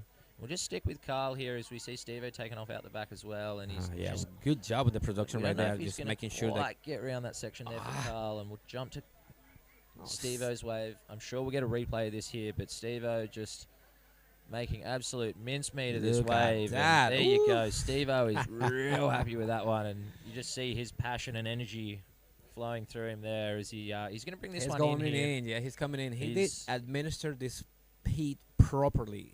25 minutes of 2 5-range score waves, a throwaway, and this massive score right here. So now he's good to go. That's that risk factor coming into play there as we see Dion taking off out the back here. Oh, big hit. Ouch, And man. Dion's just going to get bounced out of there. That's a section. What we were talking about earlier there, Haken, that section will bounce you. It is a heavy section to hit, but they will reward it if you ride out of that clean. So. Yeah, you called it, man. You called it. Either you play it safe and hit it right under, so that way you can ride out, or you roll the dice and try to hit it off the top and potentially will ride out of it. But as we could see, Blue was not able to do so. But he's collecting here on this taking insider. The insider. And this looks like it's going to shape up nicely for him as we just look out the window here. And this is a great looking wave for Dion here. Can he convert it into what he needs? Just looking for this section and the big float off the top of that section. And there we go. That's pretty nice, man. Look, That's pretty nice. That's going to ask the question there to potentially move him up into that second position into the progressional spot for the Veterans Division here. So some scores to drop in late minute at the end of this heat. So Steve-O on an absolute heater. We saw him, the passion, the energy, and the stoke with his claim there as he brings it in. And, we just see Dion and Steven hugging it out on the shoreline there. That's pretty cool to see, man. Just, competitors, but they're still friends. So the mateship amongst the South African crew is second to none, and they're just stoked to be here. So everybody's yelling and screaming, and everybody's there we go. just giving Steve-O dropping the first 10-point ride of the event for absolutely belting that wave. I'm sure we'll have to get a full replay in there just to walk you guys at home through I wanna see what that went down on interview, that. man. So. Yeah. Wow. Let's see if the director can get us that replay on that last wave, because it was a real massive one. Yeah, that's that commitment and risk factor really, playing into it there to just demolish that wave. And Steve-O, I know he's probably a little bit disappointed with his performance in the open division here, but, really, really making it out here in his Veterans Division. So we see Paul Mannix getting an early start here in red. Paul's had a... Whoa! There's that commitment to that end section, just floating through it and not coming out of that one. But wow, you could almost see that if Paul stuck that one, I dare say we would have been looking at almost close to back to 10-point rides. Yeah. What a way to open it. And who said that the veterans can't surf? Because this is just looking like an absolute showdown of the heavyweights. So. It's going to be incredible surfing here, going down in the Veterans Division. Do you recall the first couple of days, Paul Mannix, in the last minute of two different heats in two categories, turn heats around, coming from last to first. Yep. And then I had to surf with him on the next heat. He's got the ability. He's got the ability, my friend. And I told him, I was like, I'm gonna have to hang on to you, man, and you're not gonna surf your last heat because you're gonna kill everybody. So let's talk about Paul's dedication as well. He just He just committed to that end section with 16 stitches in his chin because he's been hit That's right. in the chin twice by his board in the same spot and opened it up. And, wow, just... He's not going to let it go, man. He's just going to go for it, and no matter what. That's incredible surfing there from Paul Mannix. So we're just going to jump into this replay here of Steve-O's wave. We'll stick with the surfer out the back as he takes off. Bang. Floats the section. Nice. Smooth, flowy section, and just Look at that drives couch that right rail. there. Look at the flow on it. It's just top to bottom, no downtime, and that board just making mincemeat. Steve-O connecting the dots the whole way through, and there you go. The He first knew it. 10-point ride of the event. He knew it, man. He knew So- it. He knew that he rode that wave perfectly from top to bottom. He checked out all the particular spots where that wave gave him opportunity to commit Yep. and do the scoring properly. I So can't wait to hear his on the beach interview because I think there will be absolute fireworks in that. That'll be incredible. Just awesome surfing, true, progression and commitment to those sections because as we were talking about, he had those 2 5s. He knew he was in a good position, so he knew he could just throw to it. So there you go. If you ask and you shall receive. We're just going to cross over now and hear from Steve-O the Nilo himself and see, not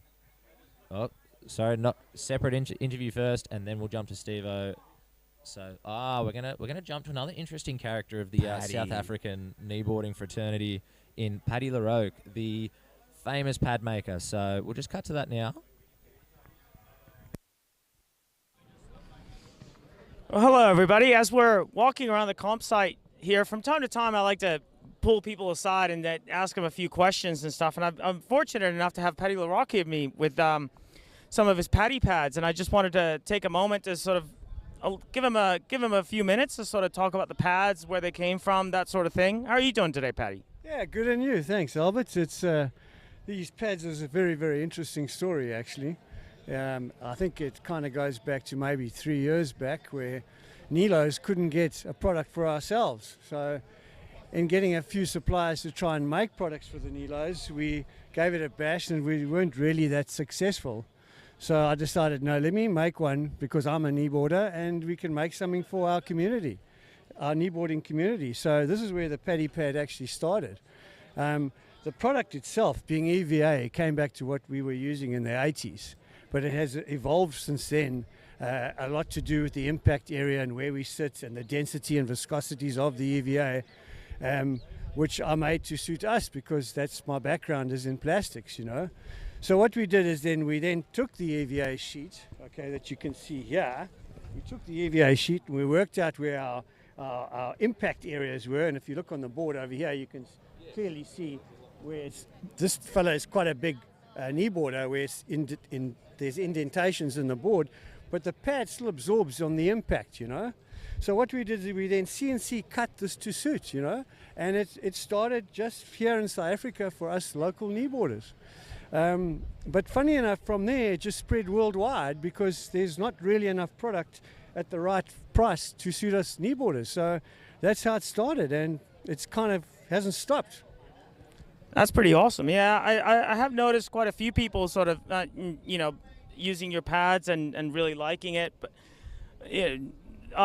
Michael Novikov and I were having a discussion about pads and things like that. And I think there's a lot to be said about having something that works for you available and then and being able to access it, right? So I think what you've done here is done exactly that. And I think there's a bit more. There's a bit more to be said, though, isn't there? What's the future hold for the paddy pad sort of empire? Well, I don't know about an empire. We're not going to make much mullah out of this game, but we're certainly going to have some fun in the process. The next pad on the market definitely will be a molded pad before Christmas. It will be more expensive, and it will probably be more for the Australian market than the South African market, just purely from the shipping point of view. Shipping kills these pads. It absolutely kills it because of the size of the product, But yeah, we will come out with a molded pad, still based on these designs, but it will have an etched surface rather than a scuffed surface like that. And the actual EVA will be more consistent than one tends to get when one's taking it out of a big block.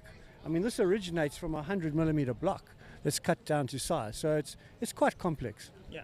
No, absolutely. No, you were using big words before, and I'm still struggling to keep up with the viscosity and density. And yeah, there's an old chemistry teacher of mine somewhere just sort of rolling in her grave, going like, "Oh, how does he not know this sort of stuff?" Anyway, thank you very much, Patty, for your time. I really appreciate you sort of talking us through this sort of stuff. And you know, this is part of what we come to the World Kneeboard Titles for, is just to see all these different ideas and designs and everything sort of fleshed out as we can see it on a screen, but to actually see it, feel it, touch it is really a huge part of the experience here. And thank you for that, Patty. Pleasure. Thanks you very much. Thanks, Albert. Cheers. All right. Thanks a lot, guys. Back to you in the booth.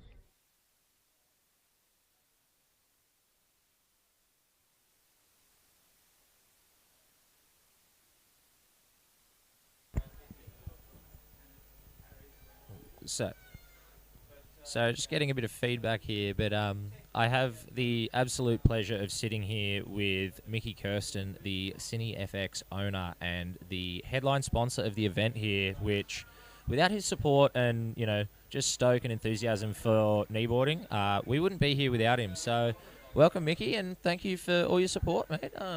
Welcome. Thanks so much for having me. Yeah, I was there on the weekend when it all kicked off. And then, unfortunately, I had to go back to work for a bit. Let me tell you, it's been the most unproductive week ever, man. The live feed has just been phenomenal, and I can't believe what gigs and everybody else has put together here, man. It's very impressive. Again, I don't think we can, you know, I think all the viewers at home and everyone here on the beach can support that sentiment of the production and value of everything that's going on here, as we've repeated throughout the week. Has just been the most insane event in kneeboarding history, and, you know, without the support and dedication of the crew, gigs, you know, yourself, and the whole South African contingent, it's just been incredible. Okay, so we're going to go and just quickly cut to an interview and just talk about that 10-point ride that we all just witnessed as the first one of the event. So we'll jump to that, and then we'll hear some more from Mickey.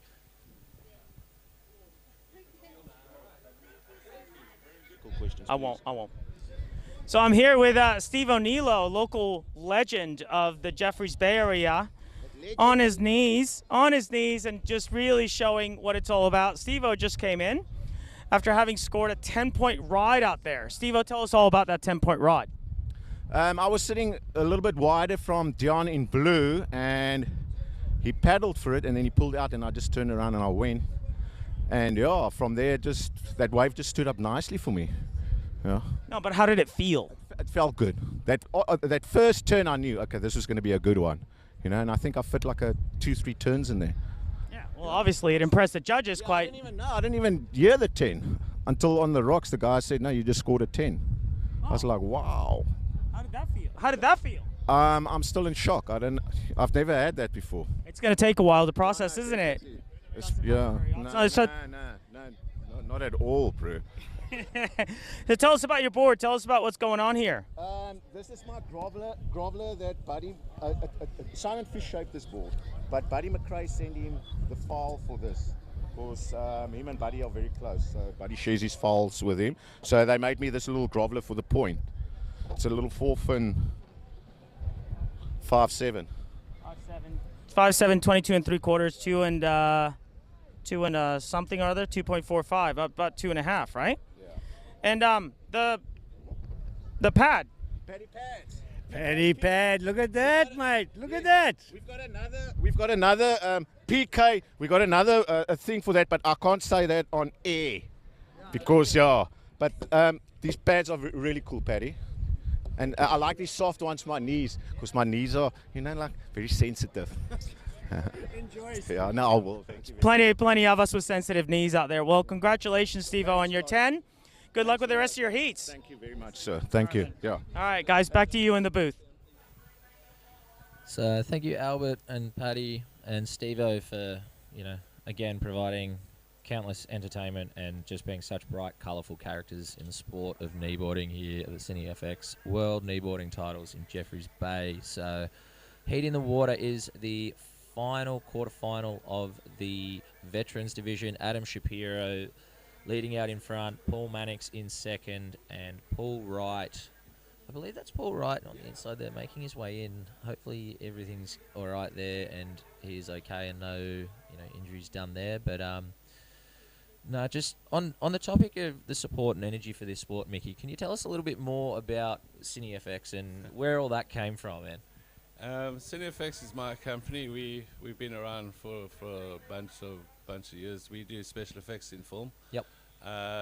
Basically, we make toys, play with them, and get to blow them up when they let us. Yeah. We work on big productions around the world. Yep. Busy on the biggest Netflix production that's ever happened. Okay. Bigger than Game of Thrones, bigger than Wednesday, bigger than Stranger Things. Yeah, right. We're on the second season of a production called One Piece, which has a fanatical following of 100 million people around the world. Yep. Absolute fanatical freaks, Yep. So the first season was high pressure because it's based on the manga, which is the comics, and then loosely on the anime, and then now we brought it back to life. We brought it to life. Wow. And it never really translates normally bringing anime to life. Yep. So it was massive pressure on the first season, but it took off and became the biggest thing that Netflix has ever done. Well, there you go. Yeah, man. There you go. Wow. And, talk about a tough career, but yeah, wow. Talk about having a passion for your work and enjoying it. It sounds like it's definitely, something that you get a lot of enjoyment out, and I'm sure there's some incredible stories buried amongst all that, and some, mega names that you've crossed paths with over the years. Yeah, it doesn't really matter who you're working for or who's in the project. Names mean nothing to me. But yeah, we've had a few nice ones. That's some projects that I'm really, really proud of as well. Yep. And I got to travel the world. Ah. I go to the strangest, most beautiful locations around the world. Travel for free. It's a beautiful thing. And as I was saying earlier on, we literally make toys, play with them, and blow them up when they let us. I mean, it's the best job on the planet.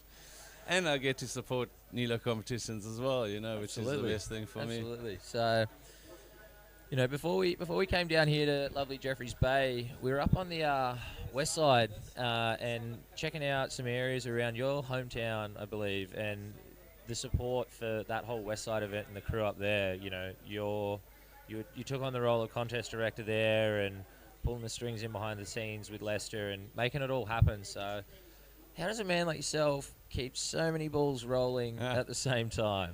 For the love of the sport, man. I've been kneeboarding all my life. Kneeboarding is what defines me. My work doesn't define me, Surfing is what defines me, and I love the sport so much, We're a bit of a freakish breed, I think, the bunch of Kneelers. Yep. And it's just, I'm battling with my back at the moment.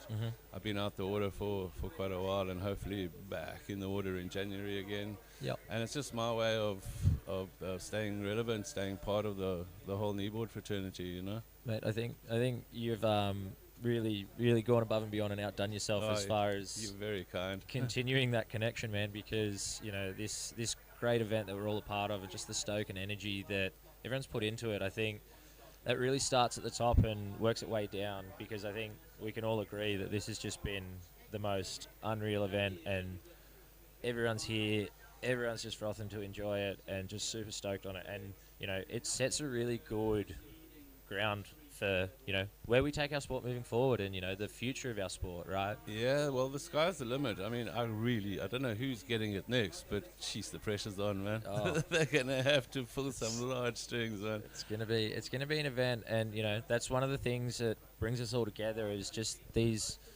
events around the world. And, as we touched on a little bit earlier, they're all a little bit quirky. We've got our own little things that we like to do, but that's just what makes it all the more fun, and you get to know these people, which you might not see for years. And I know at this event, I believe yourself, you've actually met Brad Armand for the first time, but and Simon Farrer had dinner with Simon when he arrived in Cape Town. These are my heroes, you know what I mean? And Albert as well. These are guys I've been watching for years and years and years, and trying to, almost emulate, and having dinner with Simon was probably one of the biggest highlights of my life, Yeah, absolutely. And that's, it's an incredible moment for, the crew here. And I remember talking to Brad about it, and he goes, even though I've never actually met Mickey, he goes, when we first met, he goes, I feel like I'd known him for years because you guys have been connected through social media and, you know, the internet and the use of that. And, you know, through that had developed this friendship before even actually meeting each other. So that's really cool that, you know, we've got that in our sport to such a high extent, man. We're such a tight-knit community, you know, no matter where you find yourself in the world, whether it's Australia, New Zealand, South America, we all have this common bond of kneeling on surfboards, you know. And I think because we're so different, we're so tight. Yeah. You know what I mean? And I mean, you look what's going on out there, you know, people are losing, people are winning, but you know, there's an Afrikaans word called geest, you know, the spirit just keeps going, you know. You stole the words right out of my mouth. I was gonna apologize for my pronunciation of it because I was gonna absolutely butcher it. But yeah, we've experienced that to the utmost extent on this trip. You know, when it was up in Cape Town, as I see the man that we stayed with, Johan Rademan, getting ready for his next heat. Staying with him. What a beautiful family, right? Oh, incredible! And then coming down here, and we caught up with them last night and had dinner and. You know, we stopped in at Stillbar and stayed with Paddy, and he opened his house to us. Just dropped the hat. We were just passing through, just wanted to catch him for lunch. And he goes, "Oh, stay. You know, we'll do dinner and we'll go out and all that." And oh man, we've been waiting for you guys, man. We've been waiting for you guys for months, and we couldn't wait to host you. Just been incredible time here, and you know, I look forward to coming back and doing more of this because you know it's what we love, but it's also part of the energy and just. An incredible opportunity to just really make the most of what this sport can give us. I think we're the ones that are blessed to be afforded the opportunity to host the World, you know, and meet people like yourself. I mean, how blessed.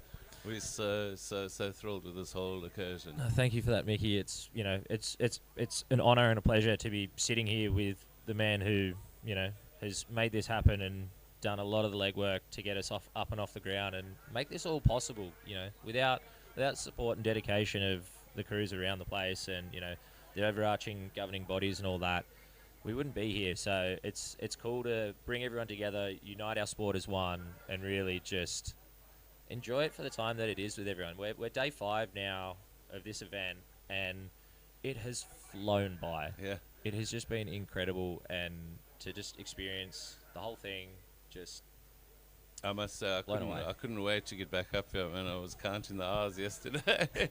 As I was saying, it's the most unproductive week I've ever had, and it's just huge for kneeboarding, I think, this event, you know what I mean? We've never had it to this sort of magnitude before, you know?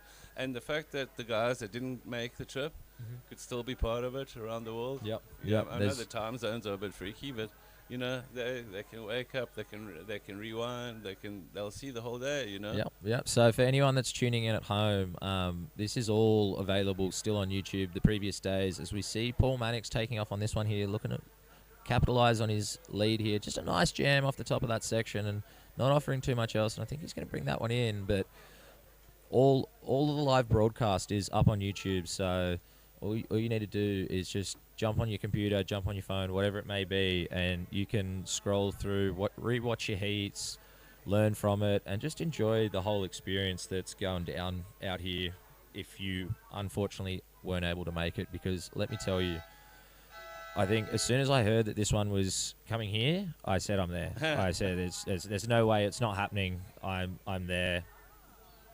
It's on. You know, the opportunity to get over here and experience this in such a friendly, welcoming environment with all the crew here is just incredible. As we see some really chunky water, that's one of the biggest sets that we've seen roll through here in a while. As the first heat of the Kahuna's quarterfinals is kicking off. We've got gigs in the water. Wow, Larry Berger. What a stacked heat this is. So Gig Celia's the man in red. Pete Fairweather, our open quarterfinalist here in yellow. Larry Berger, very handy, capable surfer himself in blue from Cape Town. And Jerome Blanco, the man all the way from France. So just demonstrating again the wide range of people that have come together here in Jeffreys Bay for the CineFX World Kneeboard titles. So just incredible. So Mickey, you were mentioning, your surfing and all of that, and your boards that you ride? Because that's been a hot topic of discussion here. So what are you riding? What's your go-to? What's in the? It's a man from Australia. Come on, Ozzy. No, Nick Hardigan is my shaper. Yep. Neon. Yep. I've been riding Neon for years now. Awesome. Actually, Lester came back from last Worlds or the previous Worlds. He said he had met Nick. Yep. And I should really get in touch with him, And ever since then, I've never looked back. Yep. We just kind of click. I mean, you find a shaper in your life that you just click with, and I can ask. And he's busy making a board for me at the moment. It's also a bit weird. Yep.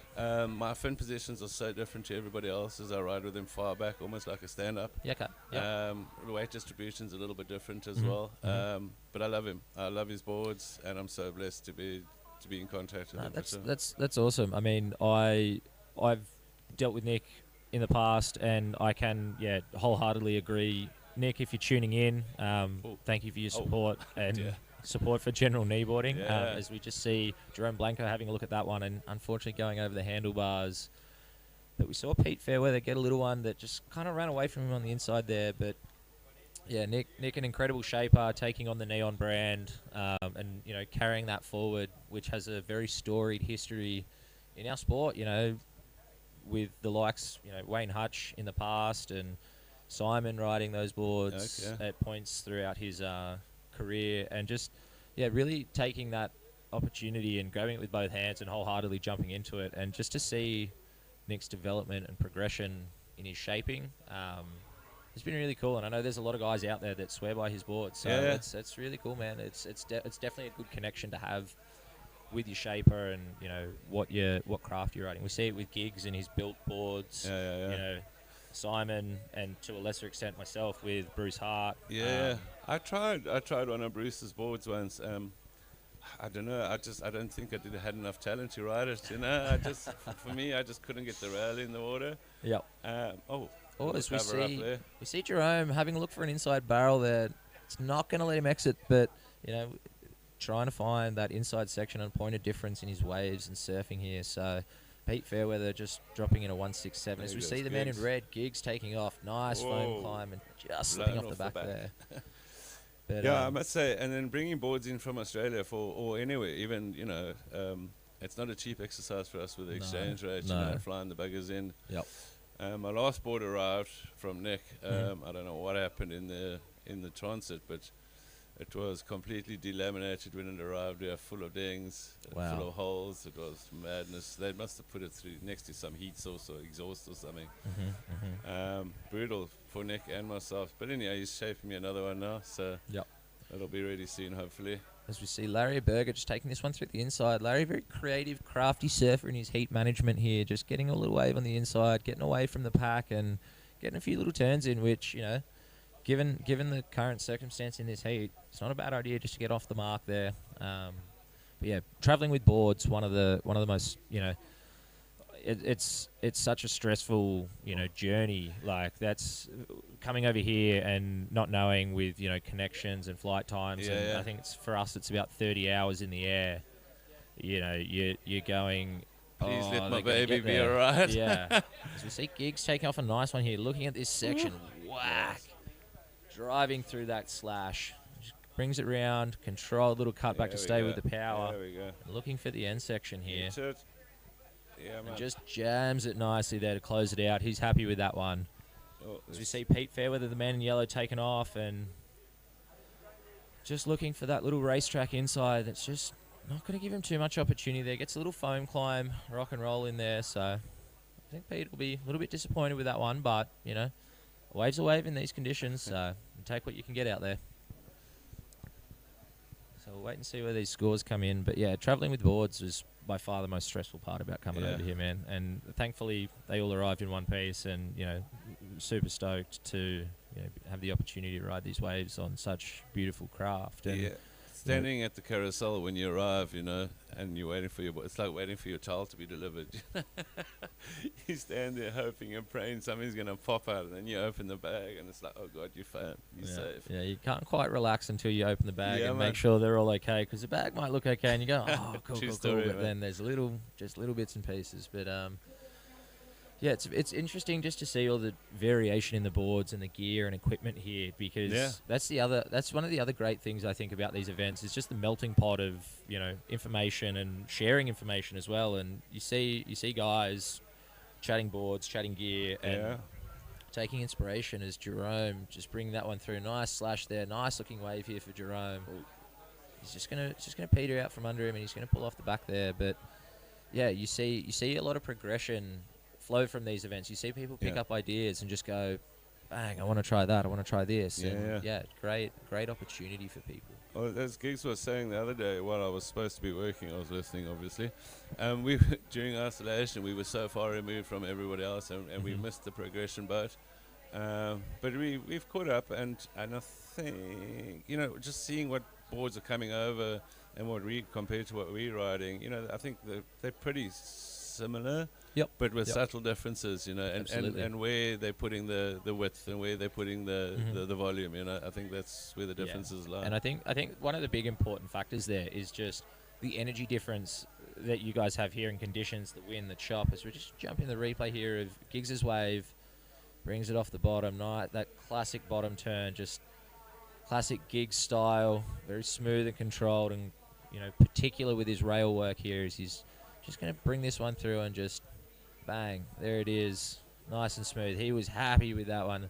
Little claim. I don't know how Giggs feels about the claiming situation, but he was pretty chuffed with that one. So he's going to drop a 9. Or was it a 9? Was it a 9? Yeah. Oh my God. 9-point ride. So Jeez, they've been kind to us today. It must be after the carnage yesterday. I think they're being a bit lenient on us. Taking it right up there to the rest of the heat in the water here with 12 minutes remaining. Giggs Celia is really, really marking his authority out on this heat as the rest of the crew look to catch up with where he's setting the bar. But a lot of variations in fin placements. You see, I've found a lot more quads over here, and a lot more area in the back end of the board. So we saw it in Steve-O's boards. I know Tom Gray's boards also carry a lot of volume in the back end of the tail. They basically got a farm behind their fins, man. They got a massive area. And just different ways of surfing and approach to a wave is Larry Berger takes a look at that one and decides not for him, but yeah, just such a different approach and style, which, all credit to him, super radical. And then, we've now got Jed shaping and riding his own boards here. And, I think that's been massive for the crew here because a lot of people are getting around it and supporting his boards and his shaping. And, look. No, 100%. Great. I'm thrilled for Jed. He's done so well in such a short space of time. And, the guys have bought into him as well, which is amazing. It's that support and, homegrown development factor that I think there's a huge amount of pride and togetherness that you guys just present. The energy is just hard to describe. We're a big family, but and I'll be brutally honest, in any family you get squabbles. You know what I mean? It's whether it's Australians or South Africans or Americans. I think within their fraternities, you have different personalities, you have different people. So. It's like a big ass family, Yep.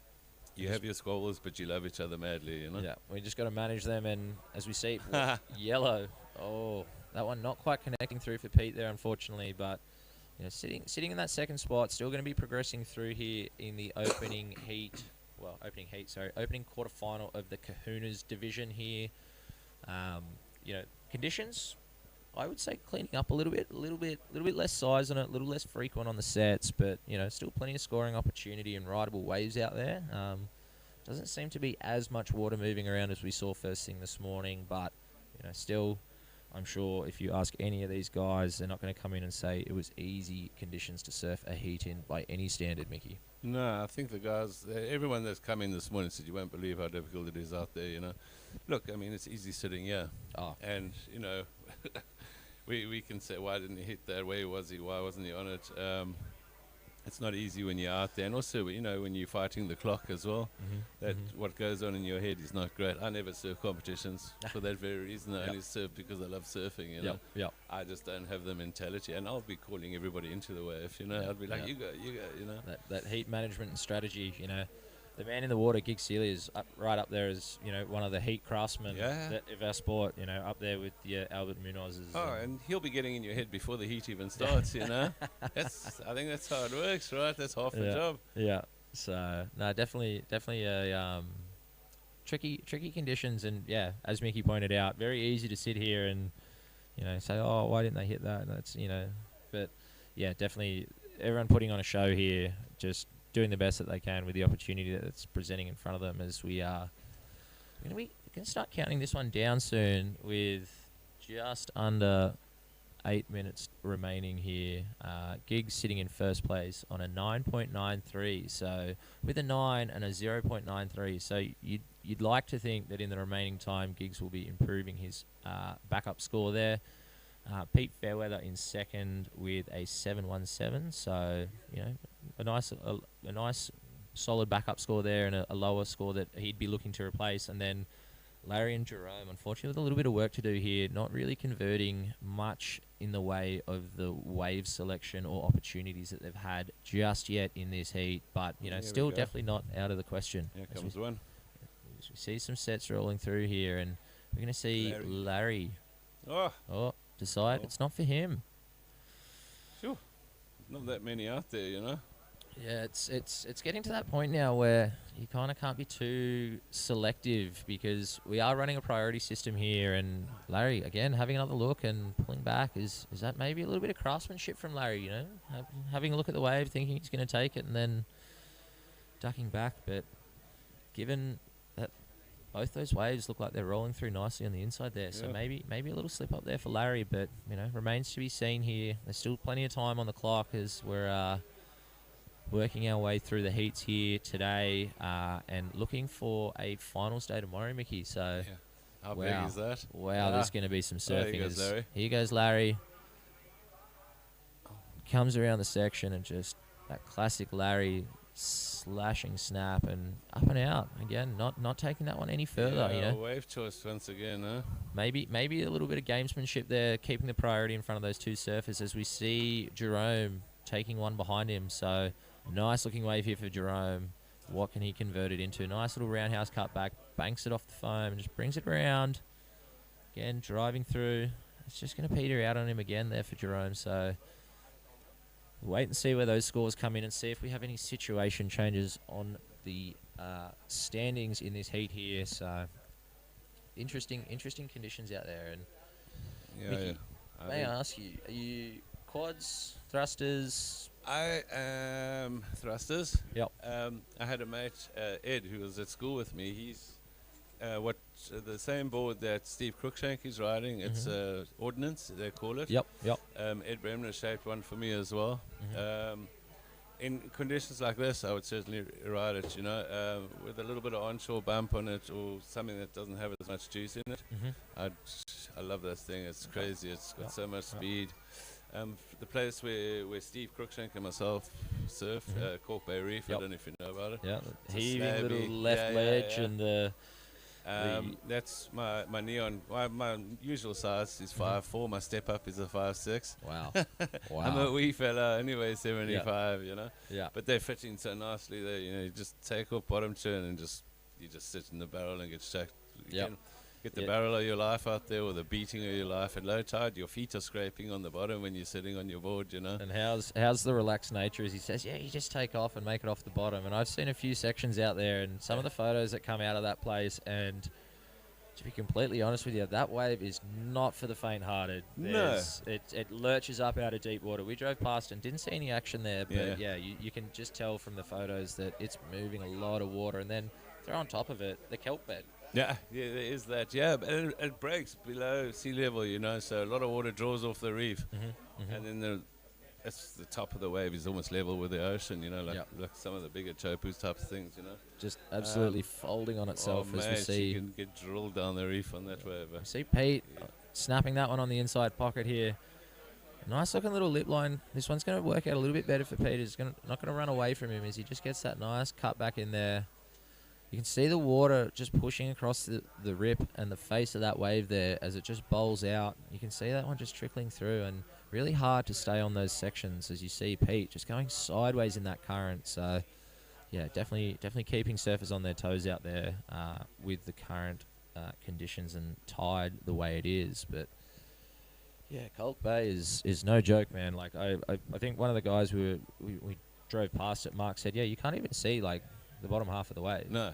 All the photos, you can add another like double this wave height. It just goes underneath. It's not on top, and I just went, oh. Yeah, no. I've been blessed surfing it under Steve Cruikshane's tutelage. You know, he's he literally has been surfing that way for over 50 years. He started on a Lilo for those blow up matches when he was younger. And I mean, that man's got so much time on that wave, but let me tell you, there ain't no time. Backdooring it, just getting you either get the barrel of your life or you get the beating of your life, and it takes a long time to get there. And you deserve every barrel you get there. Yep, we've heard a little bit about the Reef Rack crew. So any shout outs you want to give there? Oh no, they're all here. They're all here. Pepsi Dave, myself, Marker and Aldi, Steve Cruikshank. Yeah, man. Well done, guys. Yeah, all incredible surfers. We were walking down and at the sunrise a couple of days ago, and we've just seen Pepsi just take off on this one at Supers and just line it up perfectly through the inside, and just the sun coming up in the background. You just went, yep, that man knows his way around He's a barrel. A beautiful man. It makes sense. So as we see Larry Berger taking this one, nice big cutback, banks it off the foam there. Yeah, Larry. It's just going to bounce him around a little bit there as he comes around. Oh, and it just slides out from under him there. Unfortunately for Larry, not quite able to convert that one. That wave looked like it was going to continue to roll through as I just look out the window there, Mickey. It got the little end section on it, so I think Larry will be screaming. He'll have sleepless nights tonight. But Larry just one of those surfers who you can never take your eyes off. He always manages to find a way, just squeeze himself into the tiniest little space, and he won't give up, Yeah. He rides it till the death. He just keeps going. So you see Jerome here having a look. Big cutback on the first section of this wave, and a little oncoming lip, gets a little snap in there, and it's just again just going to run away from under him. It's looking like it's very tricky to pick those ones that are going to run through, which are really going to be rewarded. So Giggs being very patient as he usually does with his heat management here. Pete Fairweather staying busy under the priority, and as follows as we see Giggs taking off. Just a little cut back there to start, floating that EPS through the section. As it sort of doubles up on this inside bank. Little hook in the pocket, staying tight in the curl of the wave there. And just those nice classic cutbacks there from Giggs. And it opens up a little bit there, draws it down the face beautifully just to get that bit of variation. And he's going to link this through and get the end section here. Bang. Bang. Very complete, happy wave. And Giggs is going to come in on that one, with a minute left on the clock, putting him in a fairly comfortable position out the front there, backing up that 9-point ride. He will definitely improve on a .93 there, as we see Pete Fairweather taking off on a bit of a foam bally one there. You just see it bowling out underneath him as that section sort of running underneath it. You can see that side wash. Jeez. I can sure say that I'm glad I'm sitting here commentating it and not out there trying to surf it, because these guys are just masters of these kind of waves.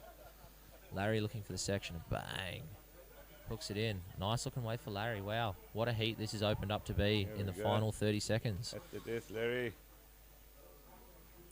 Brings it around again. Just maybe a little cover up there, and banks it off. Sticks He'll it claim through. the barrel. Larry always claims the barrel. Well, there we go. Interesting end to that heat, and we'll see where those scores drop in. But very, very competitive surfing there, and it'll be interesting to see where we come in with those ones. So Mickey, thank you for joining us Thank here. you. I believe Thanks for having you're gonna us. jump And out, and we're going to have the man himself The of the boss. moment, Kelvin Weir, joining us here in the commentary for this second heat in the Kahunas. Again, big shout out to Mickey and all the work he's put in behind the scenes. Just incredible. So we wouldn't be here without him, and what a man.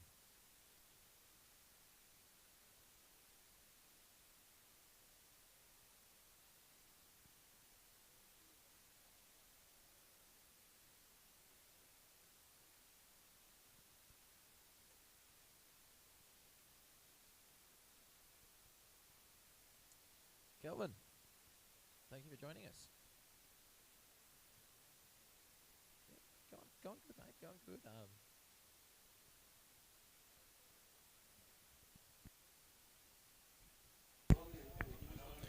There we go. Cool. So Kelvin Weir joining us here in the commentary booth to, just see what happens in this second heat of the Kahunas division. We have Chris Diplock out of the UK in red, Roger Hughes from the US in yellow, Jack Beresford in blue, and Johan Rademan in white.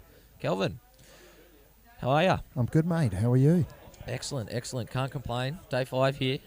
Just had a chat with the man himself of the moment, Mickey Kirsten of CineFX. Yeah, big shout out to Mickey, sponsoring the event from CineFX. He's a top man, sponsors a lot of kneeboard competitions, and it's really people like him that enable us to have these kind of competitions. And yeah, so just big up to Mickey and all the other sponsors of this event. It's fantastic to see them getting behind it, and yeah, it's great what we've been able to do. So yeah, cheers. Yeah, so no, thank you for joining us, and looking forward to picking your brain a little bit and hearing some insights onto your take on what's going on here and what we're going to see for the remainder of the heat, as we see Roger Hughes taking this one and ducking in and out there. Not quite his style, but hey, look, what are your thoughts? What's your opening impression of the event so far? And we're 5 days in, we're getting towards the back end. Give us the rundown. Yeah, it's been absolutely fantastic so far. I've had great surf most of the days, especially in the mornings. It's just been absolutely phenomenal, and we're just grateful to have this big swell towards the end of the heat. And there's nothing worse than having a surfing competition where it goes flat or 1 foot. Liam will definitely tell you that. Us big boys, we don't like that stuff. So it's good having a good amount of swell. Just for compliance reasons, I saw my little name come up, but I'm not the CineFX owner. That was Mickey before, but I'm the Kneeboard Surfing World Titles president. So yeah, it's just working with the countries that are hosting the event, and all our Kneeboard Surfing World Titles delegates to help put the event on, drive the sport forward. And yeah, we've been working really hard behind the scenes, and it's good to be able to catch up with everyone this week and talk about what's looking forward for the future in kneeboard surfing. So. Yeah, no, absolutely. Hearing bits and pieces just around the traps and just the excitement for where we take our sport next after this is just incredible, man. There's a lot of buzz. I think there's this event, especially in the setup that we've had and the production value that we've had here, has just been so incredible. It's really driven an interest in I would dare say, if you looked at kneeboarding mentions in social media in the last week, I reckon it's probably the highest it's been in decades, man.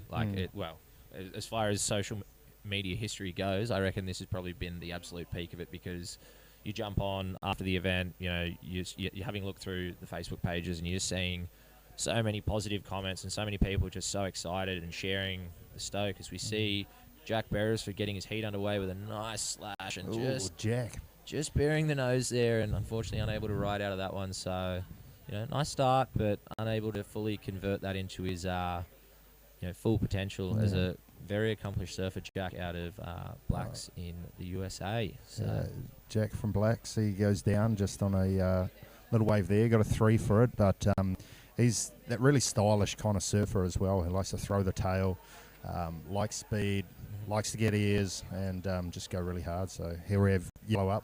Roger getting cleaned up by that section. Roger's put in a lot of time in the water, both at the point, up at Supers. He actually came to Supers before, drove up for the West Side event, put on a really good show up there, and then bombed it back down to Supers, which for those viewing with us at home and unfamiliar, that's about an 8-hour drive each way to just get around and support the event. So shout out to Roger for his commitment there, and his lovely family and beautiful wife Carla. Their infectious energy just really, something that everyone remembers from these events, and just made a lot of really good friends. So. And it epitomises what our sport's all about. It's bringing your family along. They brought their kids along, and it's just so cool to have them here. living in America. Carla's also part Brazilian as well, so they travel all around the world to kneeboard surfing events. They're really big on supporting every event, and it's awesome, and that's what the Kneeboard Surfing World Titles is about. While the competition is amazing, we love to bring our families and catch up with friends and be a really good community. It's so speaking of families there, mate, you get the pleasure of getting to do this with your old man. Can you just talk us a little bit through that? For those at home, Murray Weir, an absolute icon and just legend of our sport, put in an incredible amount of work behind the scenes in the early days, and now passing on the presidency here, and just the amount of work that the Weir family has done for kneeboarding, not only in New Zealand but internationally, is truly incredible. So just talk us a little bit through with what it's like traveling with him and that whole adventure and getting to do it with your family. Yeah, and just to see Roger up again. A little up and down again, but yeah. So Dad sort of got me into kneeboard surfing when I was about 5 years of age, and 35 now. So I've been around for a couple of decades in the sport, but it's just so cool. Like it is family orientated, and we like to see more and more people come into the sport and bring their families in. Just in the New Zealand team as well. There's Paul, Hamish, and Josh, all surfing, and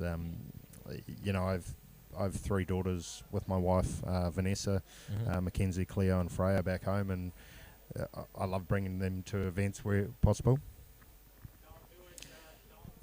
So it's a real important factor of this, and we've seen you guys traveling around, to all the different past world tours, and it's just been incredible to get to meet everyone. But whilst we just see Jack Beresford's having a look at that one, but whilst we see a little bit of a lull in the action here, we're just going to jump to Gigs for a beach interview here.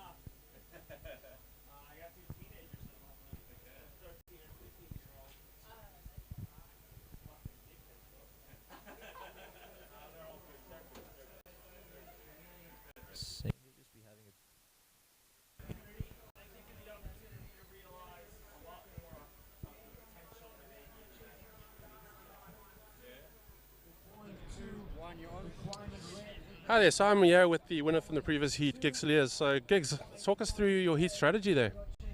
Well, I think the first strategy is get out. I don't think the viewers are quite understanding how much horsepower there is in the ocean.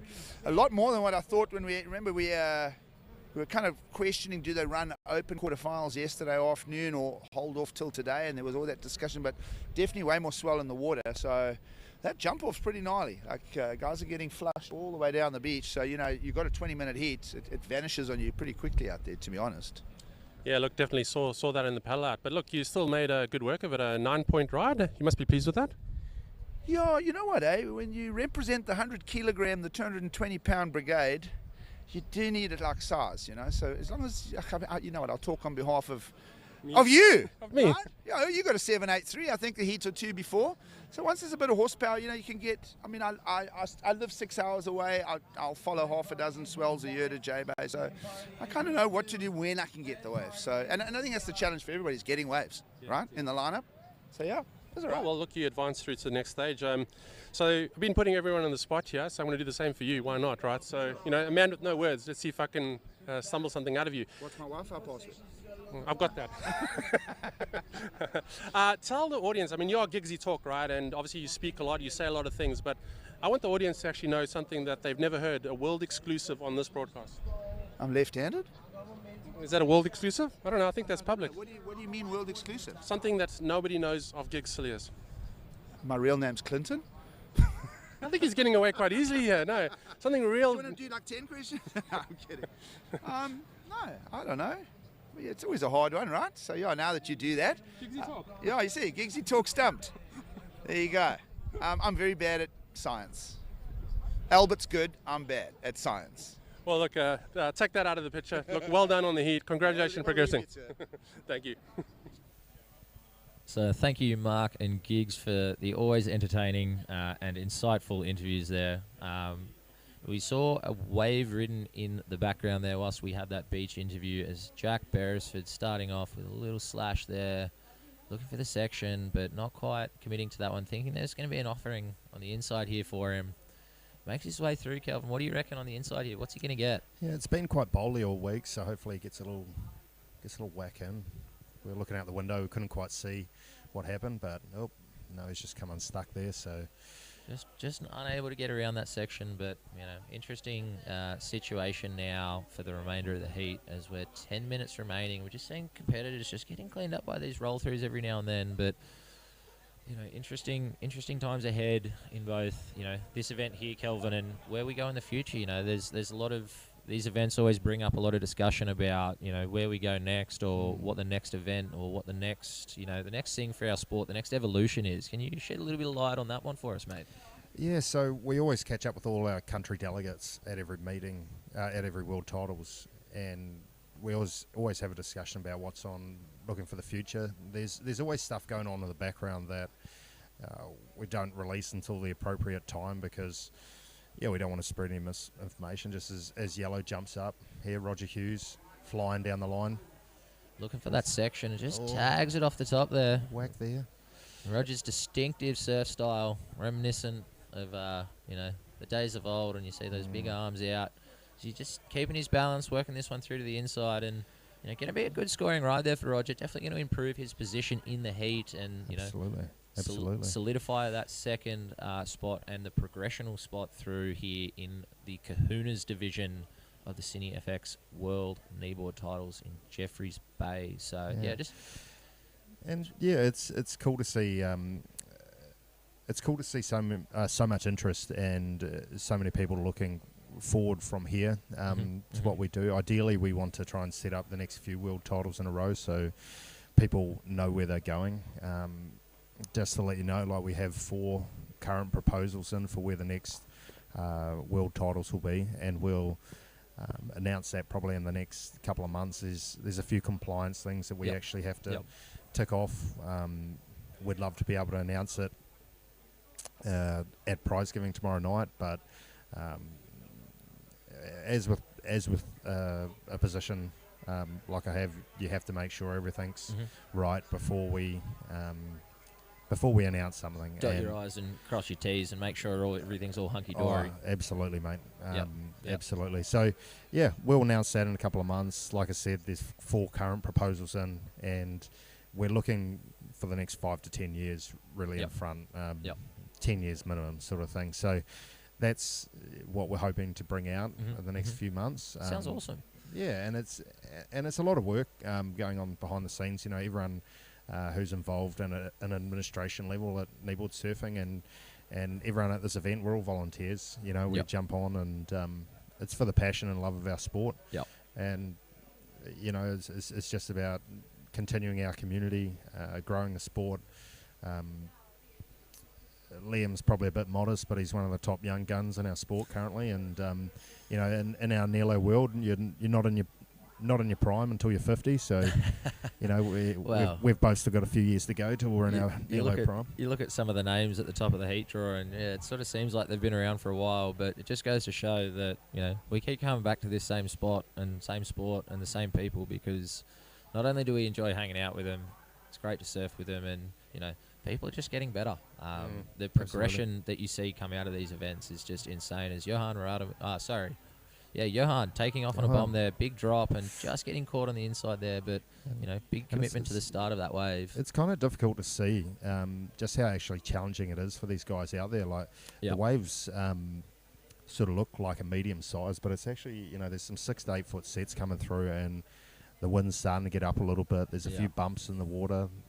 Just see everyone getting cleaned up there. And this camera angle, so this camera is actually sitting on the top of the judging and, sort of comp center structure here. So it's about, how high would you say, Kelv? Probably 3 or 4, 3 containers high, looking down into the wave. So that's part of the reason why it doesn't look as chunky. You look at it from a beach level where we are, and there's some serious water moving out there. I'm quite happy and comfortable to be sitting here and commentating on it rather than wearing some of these sets on the head like the boys in this heat at the moment. And I experienced that yesterday in my seniors heat, where caught one wave, ended up in the middle, took about 5 duck dives, and ended up halfway to Mozambique down the road. So it was, it was there's a lot of water coming into the beach, and it's got nowhere else to go but straight across. So if you're in close enough, you generally get washed down the beaches. Here goes Jack Burris for taking off one of the bigger waves we've seen ridden in this heat. Jack that from nice, the US. smooth, stylish cut back through there. Just bringing it around.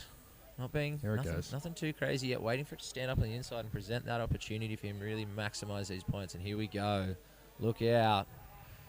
Just weaving his way through these sections. Oh, just shutting down on him. Just not going to let him around. But, you know, still might factor into his scoring equation here as this clock ticks down with just under 5 minutes remaining here. So just on the topic of, you know, the next few events and, you know, given the last few rounds we've been, you know, Spain, Portugal, Dunedin, South Africa, so on and so forth. When are we going to get some warm water? Yeah, it's well, the water's actually quite warm out there, but yeah, it's a very good unseasonally warm. Unseasonally warm. Yeah, it is a topic, and there's a couple of the venues with insanely warm water that have put proposals forward. Well, there we go. So you heard it here first, guys. Pack your boardies. We might be getting warm water. Hopefully at some point. It's been a little while, but I'm sure that you know, it makes it a little bit easier to sell as well for the partners and stuff. If you know the promise is you know, warm water and nice conditions rather than, you know, potentially cold and windy. So yeah, and you're never going to get it completely right. I guess the main factor is when we're looking at these world titles is the surf, and predominantly a lot of really good surf spots are in cold water locations, which is, you know, one of the reasons why we often have to pack our wetsuits. It's all part of the fun and games that he's trying to organise. As we see Roger Hughes just big dropping out of the sky there and ducking out of that one. But no, it's one of those things, and you know, we've certainly been blessed with an abundance of waves at this event here. I don't think anybody's complaining about the quality and the sheer amount of waves that we've had. Absolutely. As we see Roger taking off on another one. He's a machine, this man. If there's a wave breaking, there's a good chance Roger's going to be on it. I know he got plenty of waves up at Supers and just making his way through the inside, looking for that connection, and bang.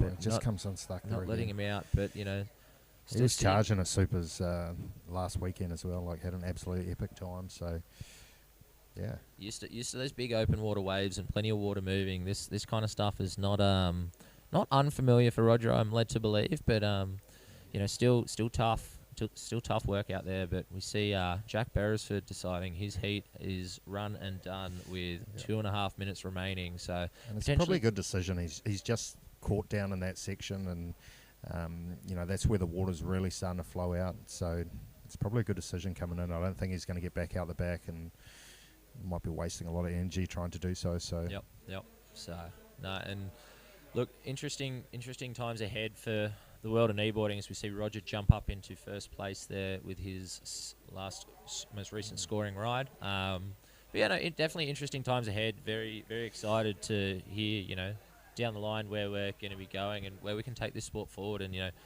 great to see some initiatives kicking off. You know, the West Side Classic here that Lester and Mickey are running, and hearing the story of how that evolved, and just the support and groundswell of backing that it's brought with it in, you know, its 4 short years of existence. You know, we're seeing a resurgence of these types of events, and I think that's a really cool part about kneeboarding. You know, it doesn't always have to be, you know, the competition aspect. They have what they call the gathering here each year, where they pick a location that has great waves, and they're spoiled for options here. But absolutely, you know, they've gone and given this the gathering tag this year. They've had Vic Bay, they've had a few others around the place, and events like those just really bring kneeboarding back to the community and the support for each other that just is so paramount for the success of us. You know, here we see Red Chris Diplock flying along a wave here. Diplock out of the UK on his self-shaped boards, and you know, very, very accomplished surfer out of the UK. Dealing with some niggles and injuries is Chris, with, I believe he's got some stitches in his cheek. Seems to be a recurring theme here. Tried to take a chunk out of his board with his face and came off second best there, unfortunately. But you know, still committing to surfing his heats and getting it done out there. So we'll see where that one locks in for Chris as this heat clicks make down. it quite close. Yeah, he's got a score in there. He's got a 3.3. 3.2 he's got. So yeah, we'll sort of make it quite close, and like you're talking about, Liam, is the community aspect and what this World Titles event brings to the community. You know, after this event, I can tell you there's probably going to be a lot of kids taking up kneeboard surfing in the area, and that's great. And that's what we really want to promote as well. Have good waves, but also you know, bring people into this community and support the communities that these great events are in. Yeah, and just showcase, you know, what this whole thing's about. You know, it's you know, I've got the pleasure of staying just up the road with your counterpart from New Zealand, Cam Stanley. Oh, and Cam Stano. You know, hearing Coach just Cam Stano. some of the stories of you know, the New Zealand comps and the backing and support and crew that you guys have over there. It's really cool to just sort of see that, you know, there is events out there, and there is a, you know, progression and clear way for us to, you know, continue and, you know, develop and grow our sport, rather than, you know, the constant where do we go next kind of thing. Is it going to continue to happen? It's a massive focus of mine. Like I really want to see our sport just go from strength to strength, and you know, there's there has been some talk that this will be the best. That might be, looks like Simon Farrow taking off a little bit before the heat, maybe. Ooh, that could be an interesting one here. Yeah. But we're going to move into the Kahuna's third quarterfinal. Simon Farrow, as Kelvin just mentioned, in red. Richard Firth in yellow. Big Ed Quinn in blue. And Roman Rezak in white. So I don't know how Ed's going to feel about this. He's a huge fan of keeping his colours matching. So he's got the red boards, so he'd like to be in the red singlet ideally, but, you know, the blue, he might be able to, you know, swing it to be the red, white, and blue rather than red and red for him, unfortunately. But, you know, best of luck to the guys out there, you know, as they're getting pretty cleaned up at the moment by this wash-through set. But, no, thank you, Kelvin, for joining us. It's, you know, it's been an absolute pleasure to sit here and, you know, yap away and enjoy you know, this event and hear about a little bit more about what's coming up and, you know, where we go to next. It's super exciting times to be a part of, you know, this groundswell of support and stoke for our sport. So no, thank you, and I guess like thanks just having me so much. And like every competition brings something different, and you know, it's good to see South Africa really doing their thing, and I'm looking forward to the next one and working with blokes like you and Hiken and you know, all the other delegates crew that's around. So cheers. Absolutely. Thanks for having me. Mate. Thanks for coming on. So cheers, mate. We're going to welcome Haken Sanchez back into the booth here to join us for the second round of commentary here.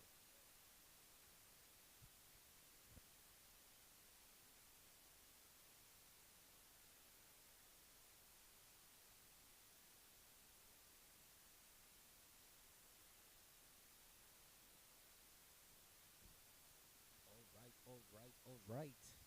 We are back into this action. We are the Kahuna's quarterfinal heat number 3. We have none other than the legend Simon Farrow from Australia, Richard Firth, Ed Quinn, and Roman Rezak. So this is Liam's just popped off to the bathroom, so I've just jumped back on for a couple more minutes, and yeah. There we are. Looking good. I'm trying to get organized here.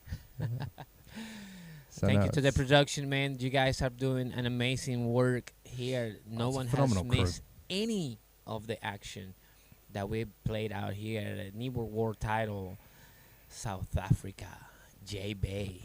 What an amazing place, man. Have you been having fun, Calvin? Tell me about it. Absolutely, mate.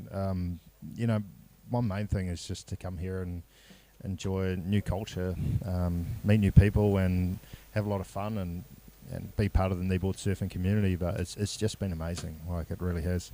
You know, got beautiful white sandy beaches, and it's just amazing. Like, the weather has been really unreal. Like, we had a cold morning this morning, but now it's shorts and t-shirt weather. So, and it's the middle of the winter. So, yeah, We're short and t-shirt weather for you guys. Oh, yeah, for us. I'm still probably wearing a legging and something else under and 2 pairs of socks because it's quite cold. Yeah. But the sun is out, and if you find a nice, good-looking spot out here in the competitors area, you can have a look at one of the best surfing events in the Kneeboard community that we have experienced. Yeah, and it is our world titles is our mecca, you know, for kneeboard surfing. It's where we all come to celebrate and catch up with mates. Some of them we've known for 20 odd years, and it's just really good to see everyone and be back a part of that. So I'll just hand back to Mr. Liam Torrens. He's just jumping back on. So cheers for me, guys. Appreciate it. Thank you, Calvin. Thank you so much, you guys, for staying tuned as we see our first rider right there in the bottom of the screens. I think that was Roman Rasek catching up on his first wave.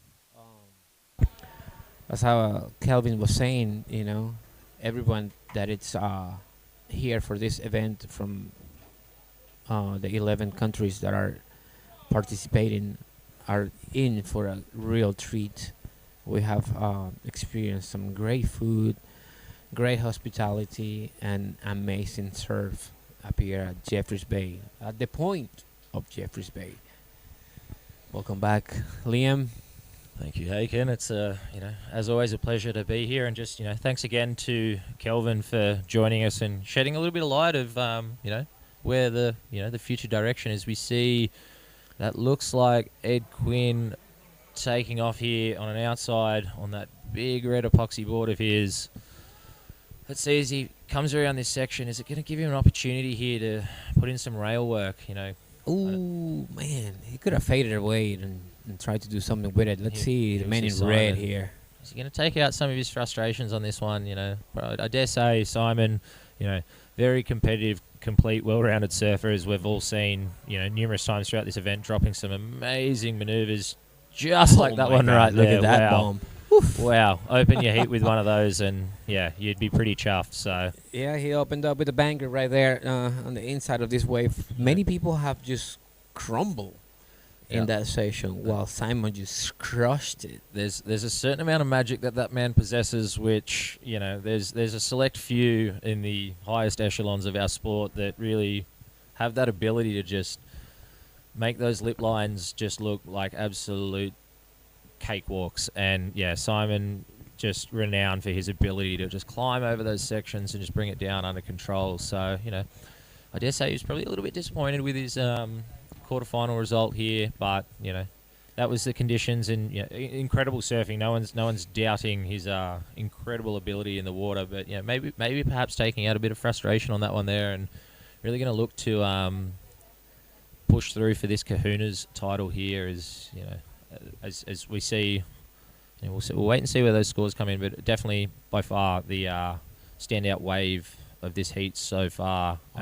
We're still early in the piece. It's only just kicked off. They had a little delay at the start there, and we'll see where those scores drop in, man. It's going to be, I dare say, I'd hazard a guess and say it's going to be north of a 7.5 at least, I would say. I believe you are correct, my friend. I think this is going to be a massive score, probably touching on the excellence, but we still see get to see Roman. Roman is a bad surfer, man. He can do it. Roman can displace water like it's nobody's business, and there we go, well above that 7.5, a 9.6. Oh my Simon God. Farah, as we see Ed Quinn, The president of the United States, as he's known for his TV show, The Oval. the red, white, and blue, just snapping it there. Good looking wave, by the way. He turned pretty quick He's up and on the out of first there. session, and he had to pull out. But Ed Quinn, what an interesting character that is, man. Just a all round good man. Very, very quirky, very fun, and very warm.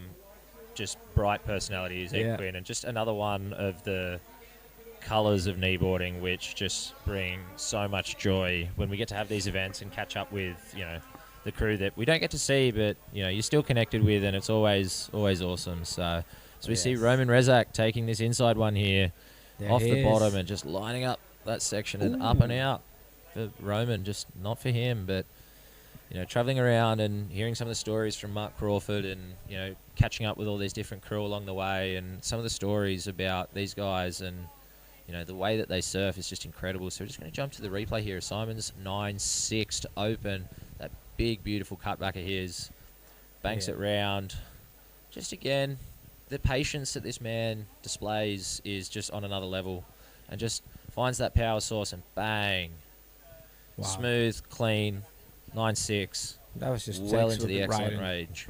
100%. I think he would have he had a more open face, that would have been a 10 for sure. But within the conditions that we're looking at the moment, he did what he had to do on what that wave presented for him. Almost perfect opportunity Almost there, perfect, and man. capitalized to the almost full potential of that wave. I did, like, you know, to jag the 9-6. I dare say some of the judges threw a 10 out at that.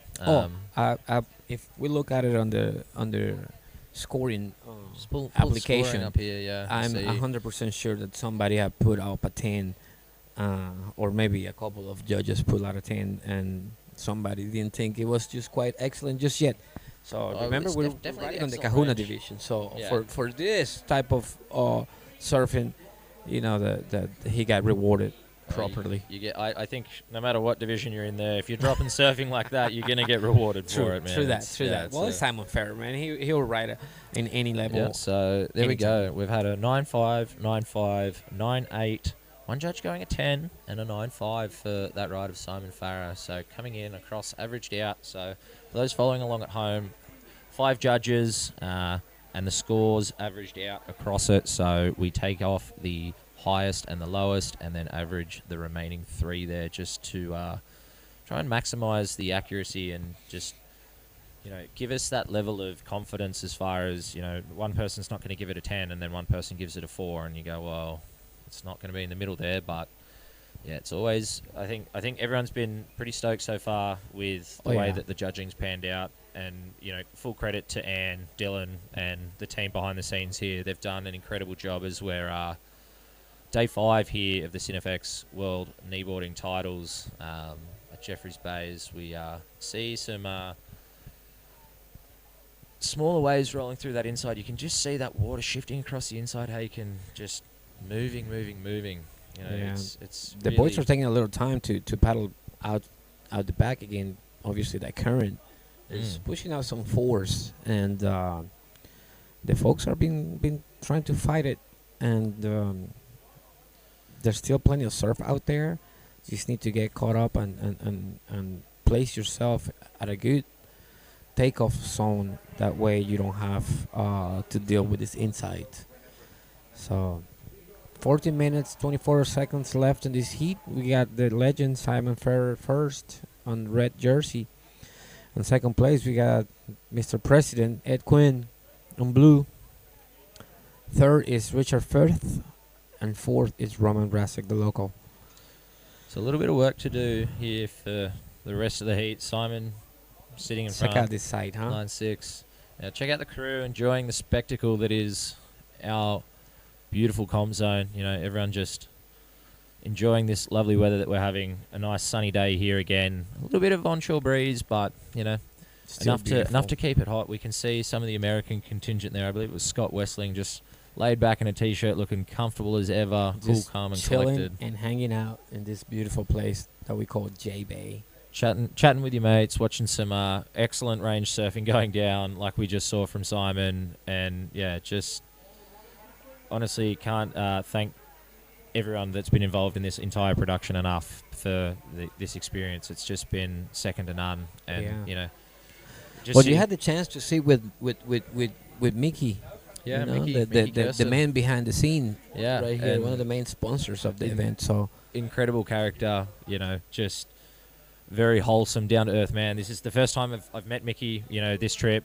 Catching up with him at the West Side, and you know, we had a laugh. When I was knocked out of that heat, I caught a wave after the heat and just took my frustrations out on that poor wave. I couldn't find one in the heat, but then just belted this one all the way through. And Mickey comes up to me and he goes, "Man, why couldn't that have just come 5 seconds earlier? That was so sick," and just so excited on kneeboarding in general. And he's just enthusiasm is just infectious, and it's Amazing really guy. cool to see. And we're just gonna jump across here to a beach interview and see what the previous heat winner has to say about the conditions out there. Let's check it out. Well, hi, I'm standing here with Roger, who just won his heat in the Kahunas. Tell me, Roger, you're out there. There's a lot of challenging sort of areas of the conditions out there. There's a lot of paddling, a lot of movement and stuff like that. What goes through your head before you're paddling out there in terms of how it is that you approach it? Well, I always overthink everything. So first of all, I felt like I grabbed the wrong board. I should have grabbed my UP board, my flashy, and I grabbed this epoxy, which actually worked pretty well, but it was really chattery and bouncy. I was really fortunate to get one decent wave that I could put a rail into, and that's what it came down to, really. So, but a lot of fun and just great venue. This is a dream come true. And I'm sure it's a dream come true for everybody that surfed here. I'm just fortunate to get an interview with my idol right here, Albert. So, no, that's awesome. That's awesome. So all these different boards that you bring from all these different shapers, right? I picked up 2 here. So Gigs made me 2 boards when I got here, and I brought 2 boards here. So I brought a UP Flashpoint 6.2 with channels with the double wing pin, and I brought my 6.0 built, which I really love at home, and in most conditions at Super Tubos, it's just amazing. But I feel that in these kind of challenging conditions with all this wind and chop, that a UP board is probably beneficial to cut through the waves. Yeah. No, that's awesome. So collecting all these boards and stuff like that, how are you going to go for baggage when you're flying home? I think I have to get another bag, which is a good problem to have, right? So yeah, it's been just awesome. And since 2022, I think I've gotten, this will be my 8th board in 2 years. So that's pretty good. I'm pretty happy with myself there. So. That's awesome. That's awesome. That's awesome. Look, I best of luck with the rest of your heats for this comp, and well done, man. Thank you, sir. All right, man. All right, back to you guys in the booth. All right. So that was Roger Hughes, the man from the U.S., winner of the previous heat. What a nice rider. What a nice guy, man. Roger's just got this big smile across his face all the time, just so positive and full of energy, and just stoked to be enjoying, these events and just kneeboarding in general, man. He's just such a wholesome guy, just very, very heartfelt and warming towards anyone and everyone. So if you're on the beach, say good day to Rog. You won't regret it. Definitely worth having a yarn with and just seeing what's up in his world. So him and his beautiful family are always so full of joy. 2 kids and daughter.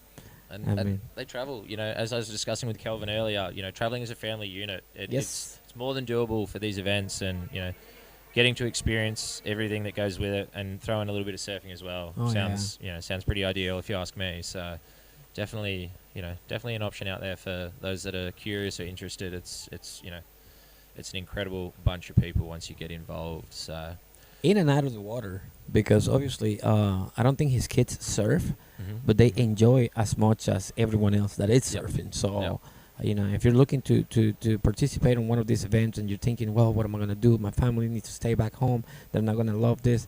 Everybody's having a really, really, really good time. This venue where we are at, as you saw previously on the screen, is just a fantastic place just to hang out and see some amazing surf. Yep. So we see the man in white right here. Speaking of surf, that's Roman Rasek. The big South African bringing it round. Is he going to get this section and lines it up? Throws a little bit of the tail there and rides out. So, a nice wave there for Roman. He's coming in here by the looks of it, but interesting situation at the moment in this heat, as we've got 8.5 minutes remaining just under here, as Simon Farah sits comfortably in the lead with a so are we working on 9.6 jet ski assistance on this heat? Oh, okay. Well, interesting information from the boss man. Gigs have just gave us the information about jet ski assistant being available. So wow, that's tells you what difficult conditions we're dealing with, and this is an extra chance that riders get. Absolutely. to collect on some good points and save some of the arms going back. The more opportunity, the more waves to ride, and again, just testament to just how well this event has been set up. To have the even remote possibility of jet ski assist seemed, almost unbelievable, and yet here we are, surfing J-Bay, 2024 Kneeboard World Titles. Sun's out.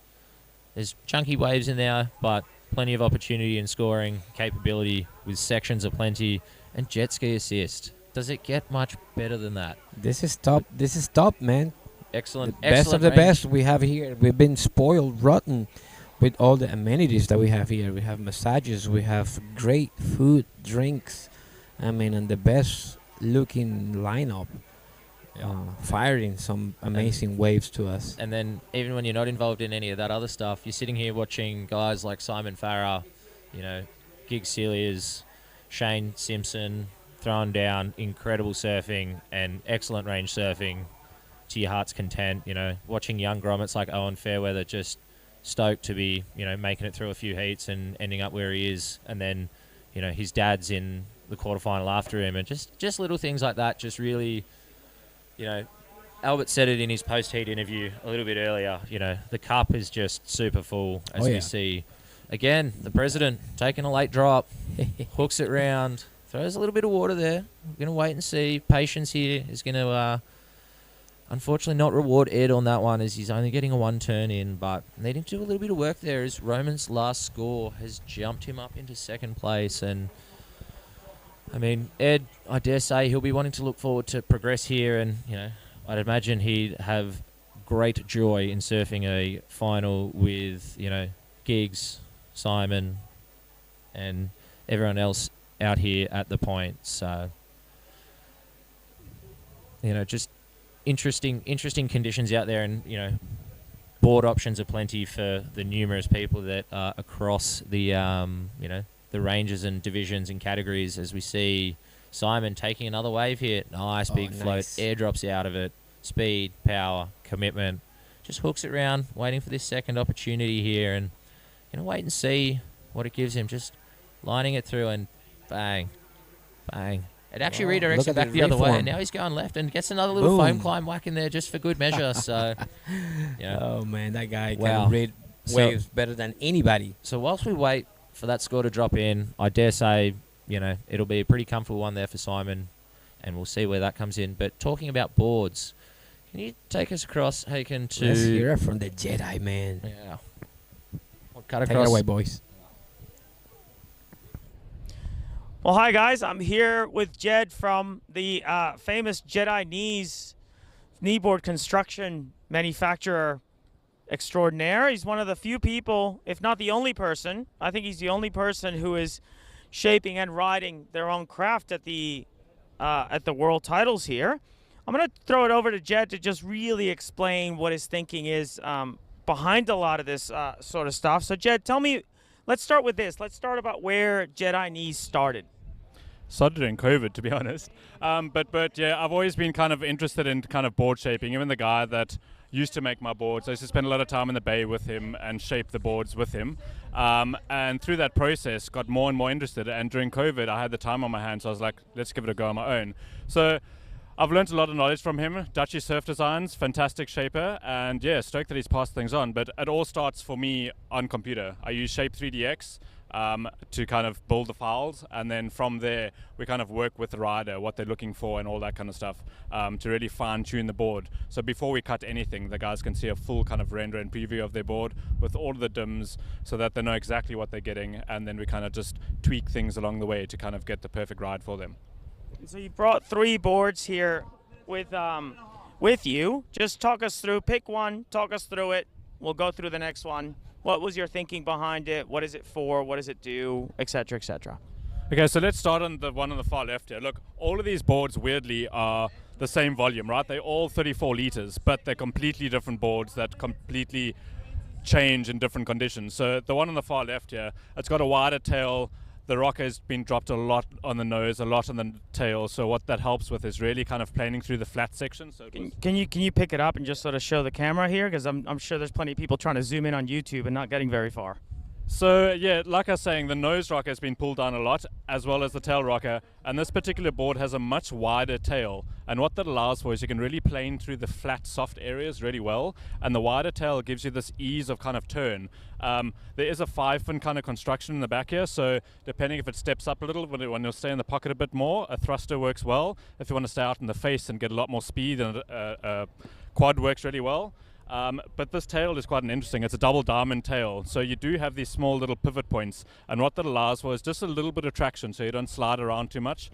But this board's been really fun down at the point. As soon as it gets smaller, but as soon as it steps up a little bit, I like to change it up and go with something a little bit more pulled in and not as wide as this.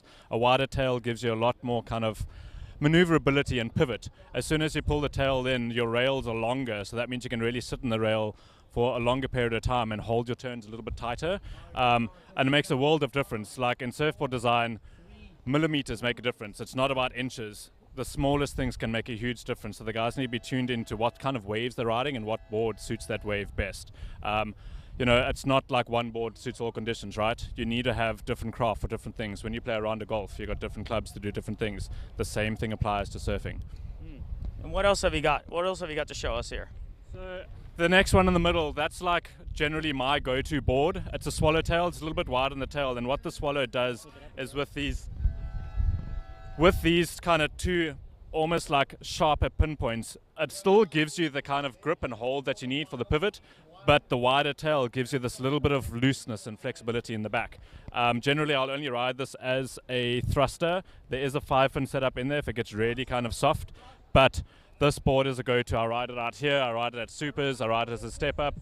These guys are really unforgiving because they really kind of go in almost anything. For the point, in this particular board, I pull down the tail rocker again and the nose rocker just so you can really get into the wave easy and you've got more planing kind of area to get over the flat sections. But yeah, this has been a real fun one to kind of get going. And then the last one, it's funny because these are both exactly the same until the tail. Both these boards are identical, same volume, same shape, but here you'll see this is a rounded pin, and this is more for kind of up the point at super tubes where you need that kind of more pulled in tail, and what that allows for is your rail line is longer, so you can really sit on your rail and get more kind of grip out of the wave, and what that helps with is really your calves coming back into the pocket. It allows for kind of more water to sit on your rails, and like I said, it just holds a little bit better. So I'm going to get really technical, and I've only got one question. One of the things that I noticed about the boards that you've got here, and ultimately I've noticed that quite a lot about the boards in South Africa in general, the Kneeboards in South Africa in general, is the amount of volume in the back third of the board is quite a bit more than what I normally ride, and that a lot of the boards that I see in Australia. Can you tell us a little bit more about that thickness distribution, a little bit of that, and maybe show one of those boards up in its plane mode, and because I feel that it just kind of has that feel that this has a function, and I've got a crazy theory that it has to do with the fact that the ocean moves differently here, and you don't have to worry too hard about putting the board on rail. You have to worry about controlling how the water then sort of impacts onto the rail. What do you think about that? Look, I think down this side of the coast, like I've been to Australia, surfed there, done the things, and I found we've just got a little bit more raw power here. The waves are stronger, so we don't need to set that rail as deep as what you guys may need. So a little bit of volume really helps us actually transition to rail quite nicely, and then it helps us stay in the pocket. But a lot of the guys here, like, look at the difference between you and I. We're a lot bigger, right? What difference?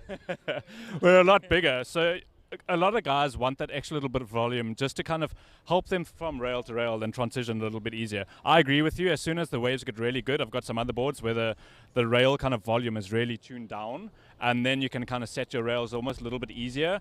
But because you've got this raw power in the ocean, a little bit of a chunkier rail does help you kind of just transition a little bit and set your rails and find it a little bit easier. Yeah, awesome. Well, we could do this for about 4 hours, but I think I'm a little bit tired and I can go. My brain is also hurting a little bit too. Anyway, thank you, Jed. Thank you for this. This has been absolutely amazing. I'm sure there's plenty of people on YouTube that are just having a great time watching, us talk story and talk boards and stuff like that. And Yeah, no, this is pretty awesome. I think I'm going to sit here and just sort of stare at this for a little while, but I'll leave it up to the guys in the booth to do the talking. Thanks. So thank you, Albert and Jedi, for that insightful little lecture there. We'll catch any of those replays of those last ridden waves in this new heat here with Sean Noon in the blue, Ed Dimmick in the yellow, and Terence Hogben in red. But I'm going to say sayonara for now and leave you in the capable hands of Paul Wright and Haken here to just take us through the remainder of this heat and enjoy Paul Wright's sultry tones coming over the microphone and enjoy the rest of the broadcast. Thanks a lot, Liam. Thanks a lot.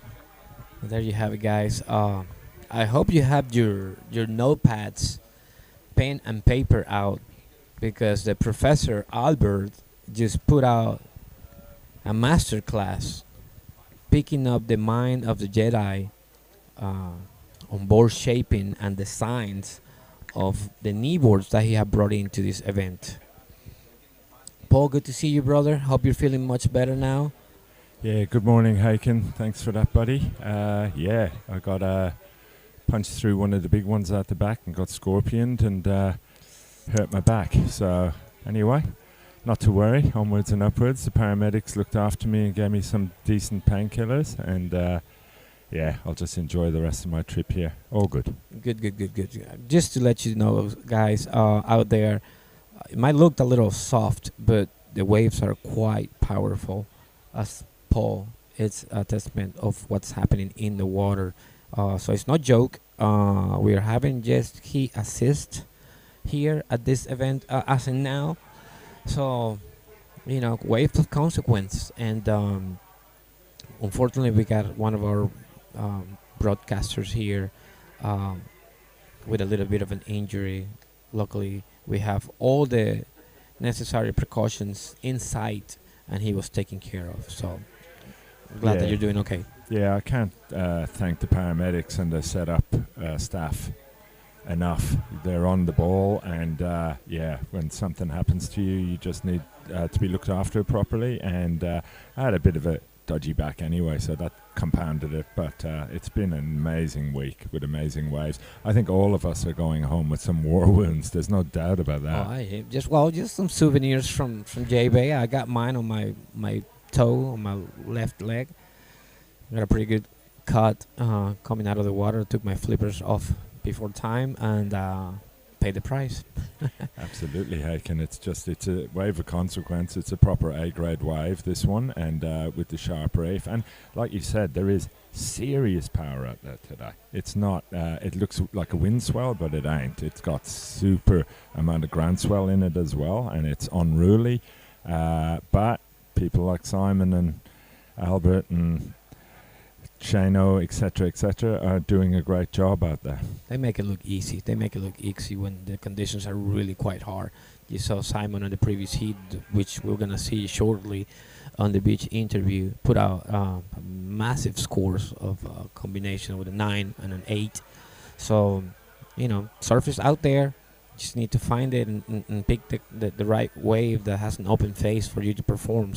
We're waiting to see that last wave of red. Terence Hogben have caught up in a pretty decent size phase and did a couple of turns in there. So I believe that's probably going to be the best scoring wave we have so far, as we have 12 minutes and 34 seconds left on this Legends quarterfinal. There he is.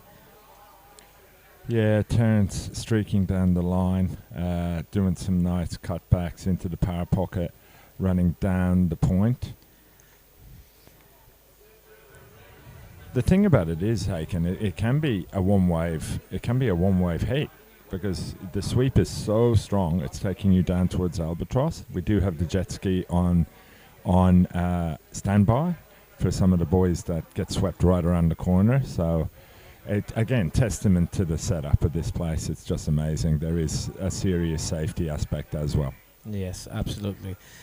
As you see, this, you know, you take a look at a wave and it seems like it's gonna pan out for you, but then all of a sudden, this massive wall of water just shuts down the door for you, and your scoring capacity just gets decimated.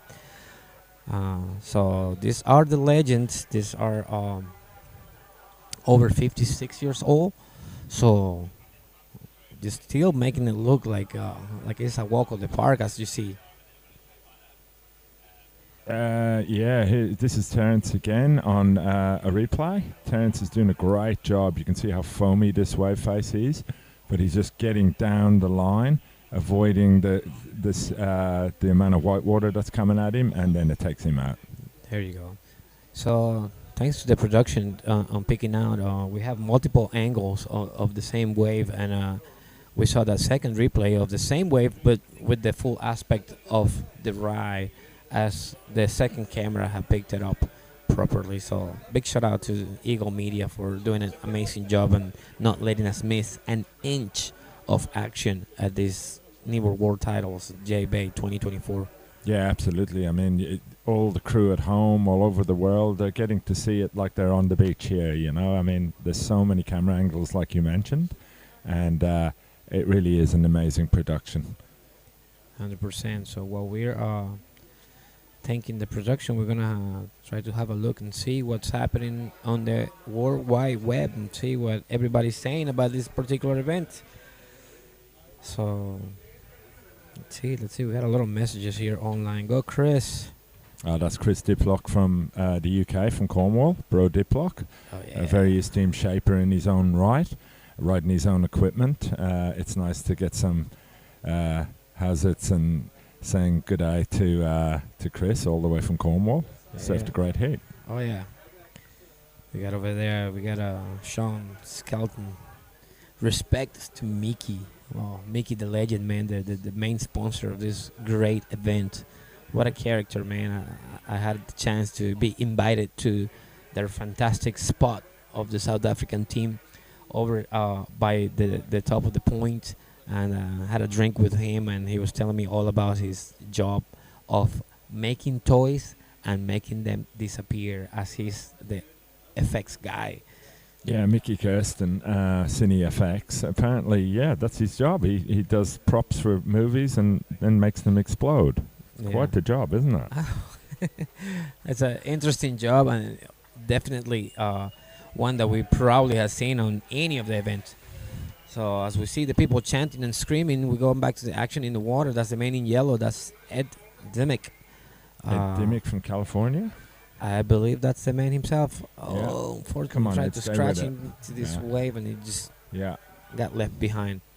Yeah. Out the back, we see the man in red. That's probably the leader of the heat. We're still waiting on his first wave to be scored. Yeah. But now in this second wave, much cleaner open face that we're looking at right now. That's a nice wave. Terence Hogben, he's doing a great job out here. He's this is going to be a high-scoring wave because he's getting some clean open face to play with and trying to wrap it down through the inside, waiting for it to reform and try and do a hit at the end. Is he going to get a section? Ooh. Decided to kick out. Well, I guess he saw no more potential in that wave, and it's decided to kick out and chance it and go back and try to get maybe a third wave with a much open face and capitalize on the scores. He's still waiting for scores. We're still waiting for scores up here. Let's take a look online and see if we're not missing something, and we can give you the information. I think the scores are about to drop. Terence has 2 scoring waves to lock in now, I believe, and Ed Dimmick has 1. So the other surfer is yet to open his account. Yep, as we see the scores, Terrence's first wave is a 4.67, and on his second wave, he's got a 6.33. So that's a good start, isn't it? Couple of solid scores. That it's right. Anything over 10 points today, and you're kind of putting yourself in a good position to advance.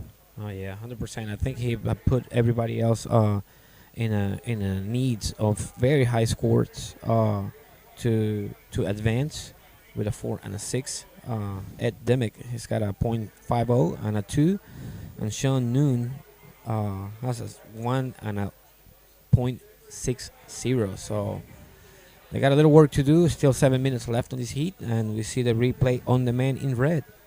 Yeah, Terence, a replay as he streaks down the point. Again, like I mentioned earlier, Terence is getting some nice open face to play with. engaging the rail on the board. Nice cutbacks into the white water as he streaks down the line. Terence is having a good heat because, like you said, and like we all said earlier, it can be victory at sea out there. Yeah, yep. So as we see live action, it's our man in yellow, Ed Dimmick, the local. I'm sorry, the man from the U.S. Yeah. He's just trying to just staying go with up it. in here. Yeah. This is so hard, man. That was a set wave, and he rode almost to the inside, trying to catch up with the face of this wave. And the wave all of a sudden just shut down on him. So quite hard conditions. Let's take a look up here at the beginning of this wave. Yeah. So Ed taking off and just trying to get around the section. Does open up a bit for him, but just a cut back, staying in the power pocket, trying to get the reform to run down the line, working hard, just trimming, and then he gets into the section, and that's all she wrote. Yes, difficult conditions for sure, but yet plenty of surf out there. Just like I said, you just have to find the proper wave and read it like it's, no tomorrow, because we are at the quarterfinals of the Legends Division Heat 1. So if you want to advance into your next heat, you need to make sure that you read this properly and score as much as you could possibly do, because otherwise it's goodbye. Yeah, absolutely. You get to the pointy end of the competition now, and you find that, and especially in conditions like this, you've got to make every wave count, because you can end up paddling for 10 minutes today. Yeah, yep. I've seen a lot of people just either waste a lot of paddling time or sit with priority and not being able to catch a wave that opens up and give him scoring potential. So it's quite hard. Yeah, absolutely. I mean, I found in my head, you paddle out from the keyhole and it's like a 20-knot sweep. You're suddenly in the middle of the lineup, and it's you're just trying to hold position, and that was the situation for me. I tried to hold position, and then a big set came through, a big duck dive, and the rest is history. But it is very difficult to hold position at the back today. Yes. I believe that we're going to be running the team's event today. Is that happening still this afternoon? I have heard a rumor about that. The team's event's always a kind of a fun event at World Titles for country against country. But again, with J Bay not having a beachfront, I believe it's going to be everyone sits at the back and water start. Tag teams. Yeah. Okay.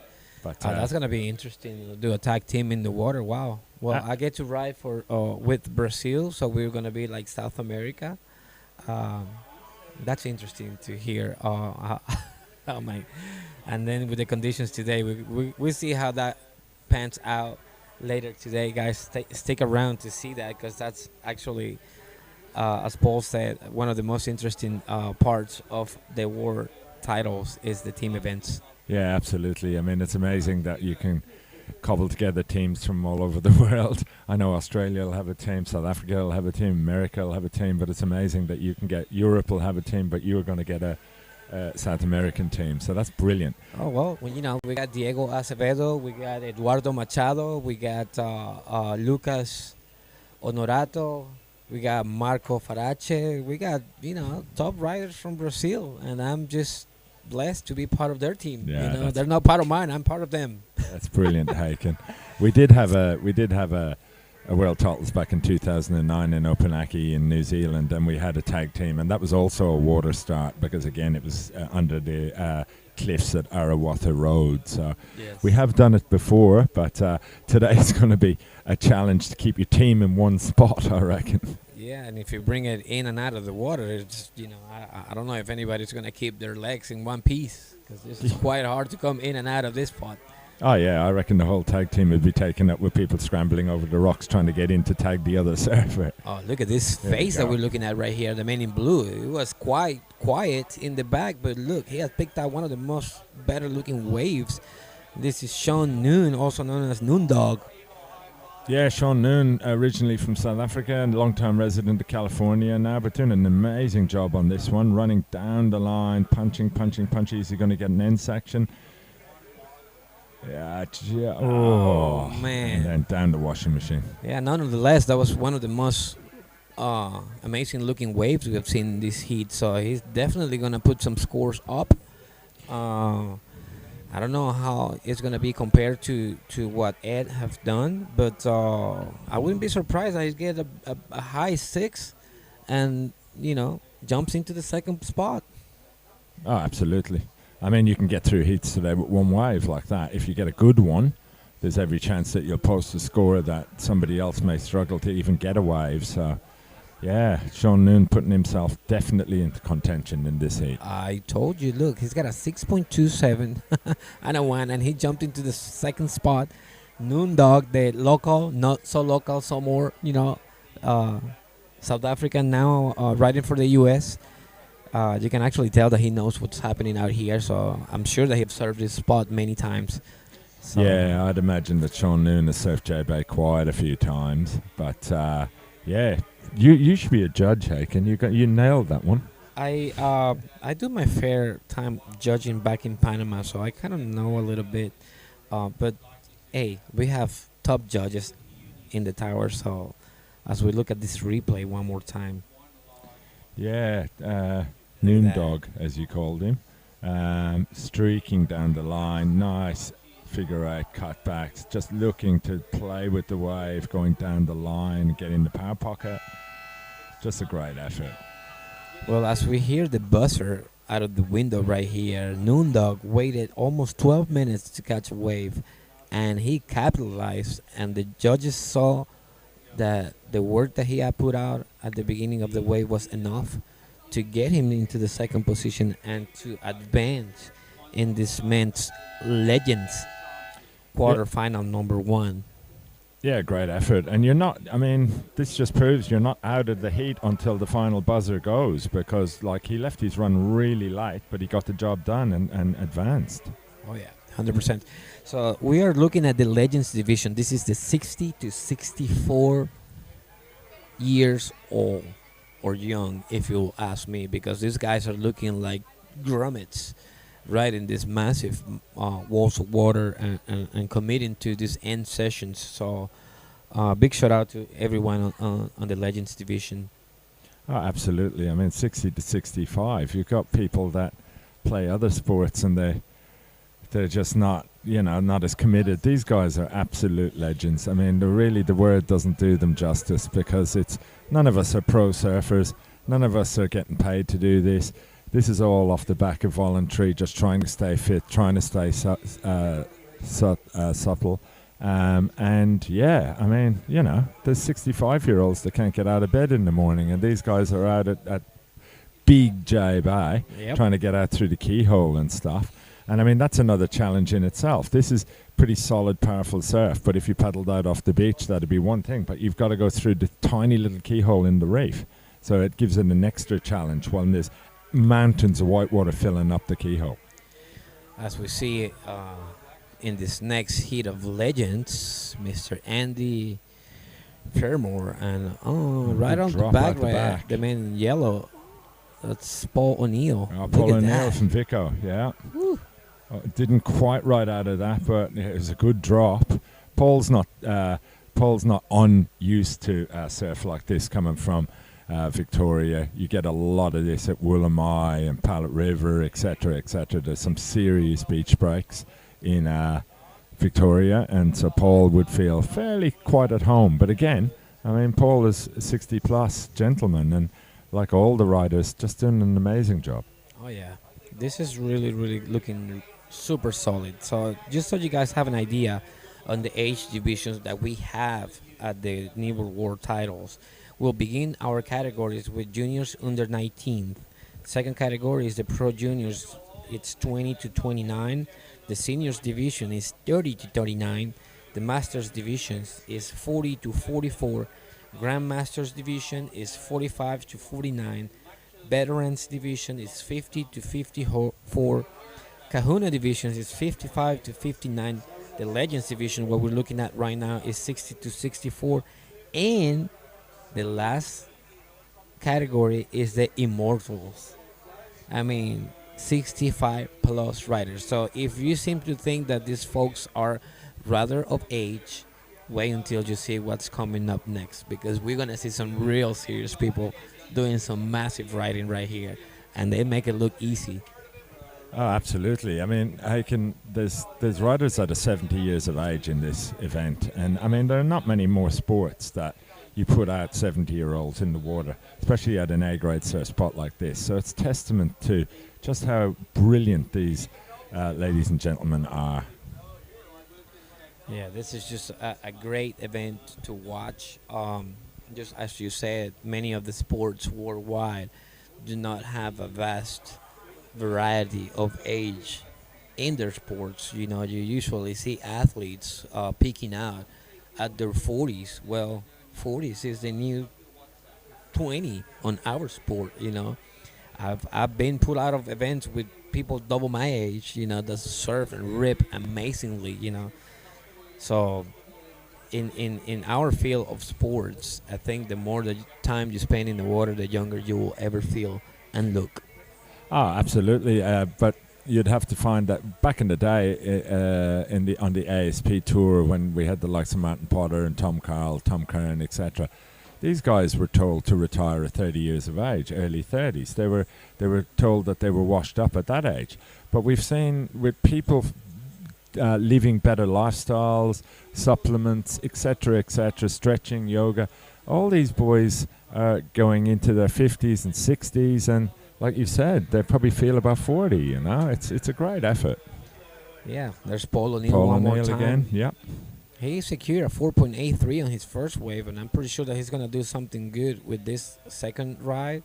So he's making it count early enough in the heat, so now he can sit out the back and pick out a much, much better looking wave, one that he sees that potentially will give him the scores, and he's going to be easy riding.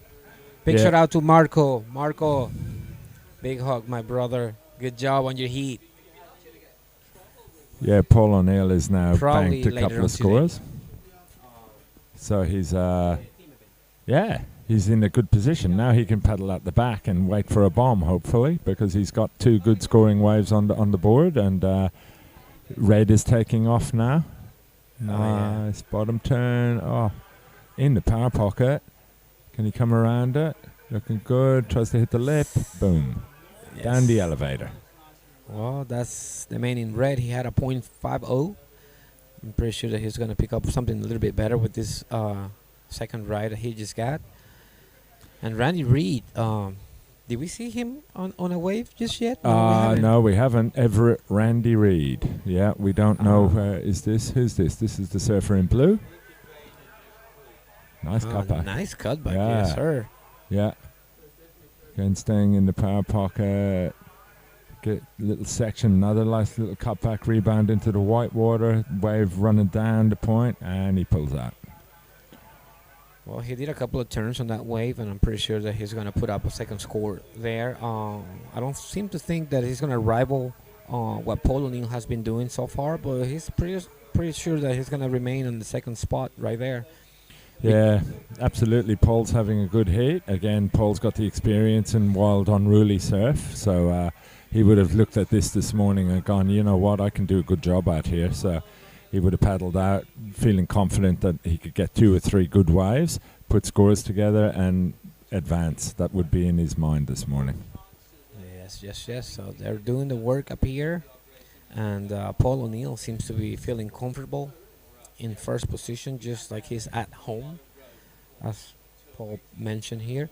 So it all plays out to your advantage if you have a wave that has some similarities to what we're riding. But if you ask me, I don't think I've ever ridden anything like J-Babe in my life. I've gone to a lot of places in the world for surfing, and like I said, I keep saying it over and over again, we'll find 6, 7, 8 different type of wave at this very same spot. So every day has been something different for us. Oh, absolutely. I mean, you can definitely call this not traditional J-Bay today. J-Bay for the week has been clean. There's been dolphins around. It's been rattling down the point. It's been the typical J-Bay, and I think everybody has got a really nice serve of what is really good J-Bay, whether it's been the point, albatross, or of course super tubes. Today is looking more like a French beach break or something like that, or somewhere down along the lawn around Hossiger or wherever. When it gets unruly, it's all over the place, and this is what it's like today. But you know what? All these surfers are adaptable. They're adapting to the conditions. Yes. Hopefully with a bit less tide and a bit less swell in the water, it might clean up a little later, and we'll see a bit more typical J-Bay than we've seen this morning. Absolutely. It's crazy.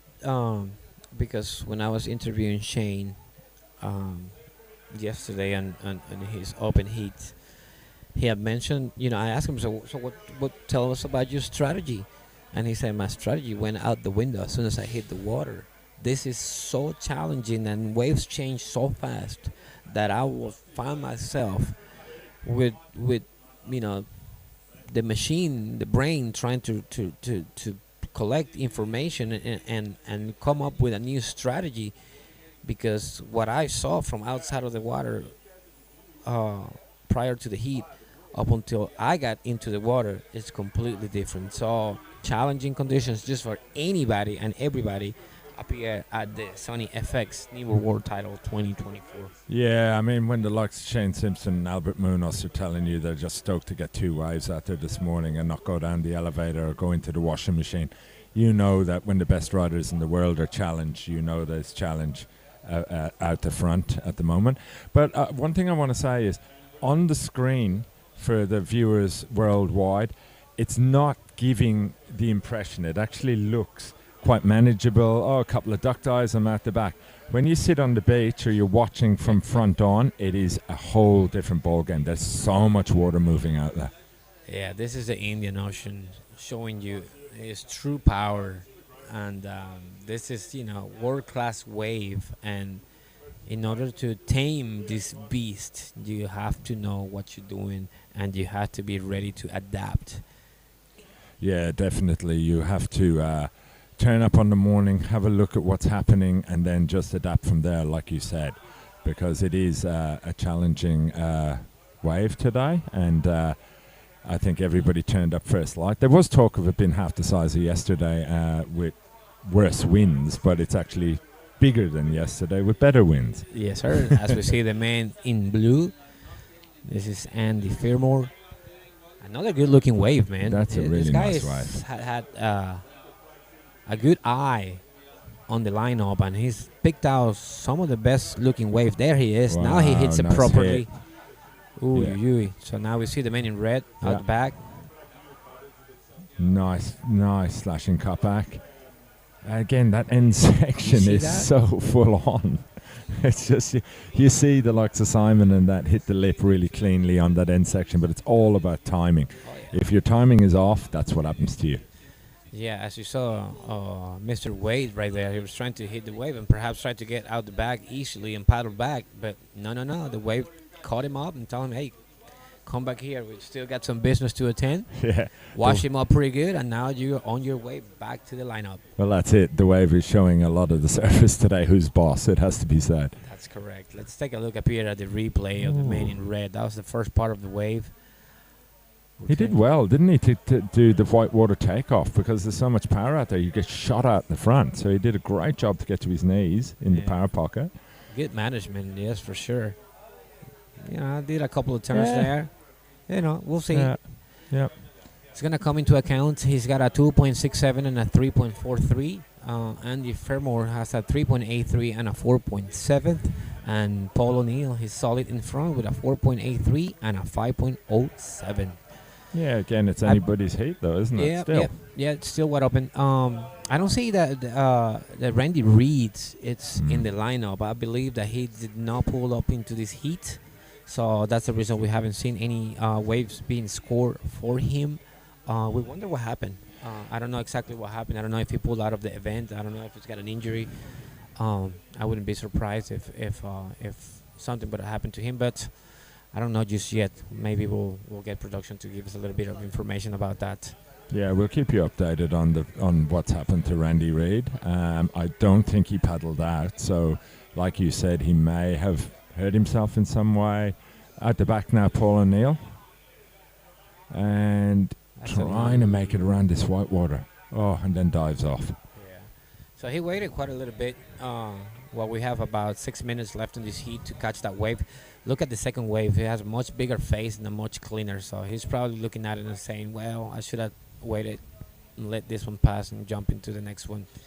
Yeah, absolutely. You'll find that the second wave and all the sets are the cleaner, more open waves. But when you're out there, you kind of you just can't see where you are or what you're doing.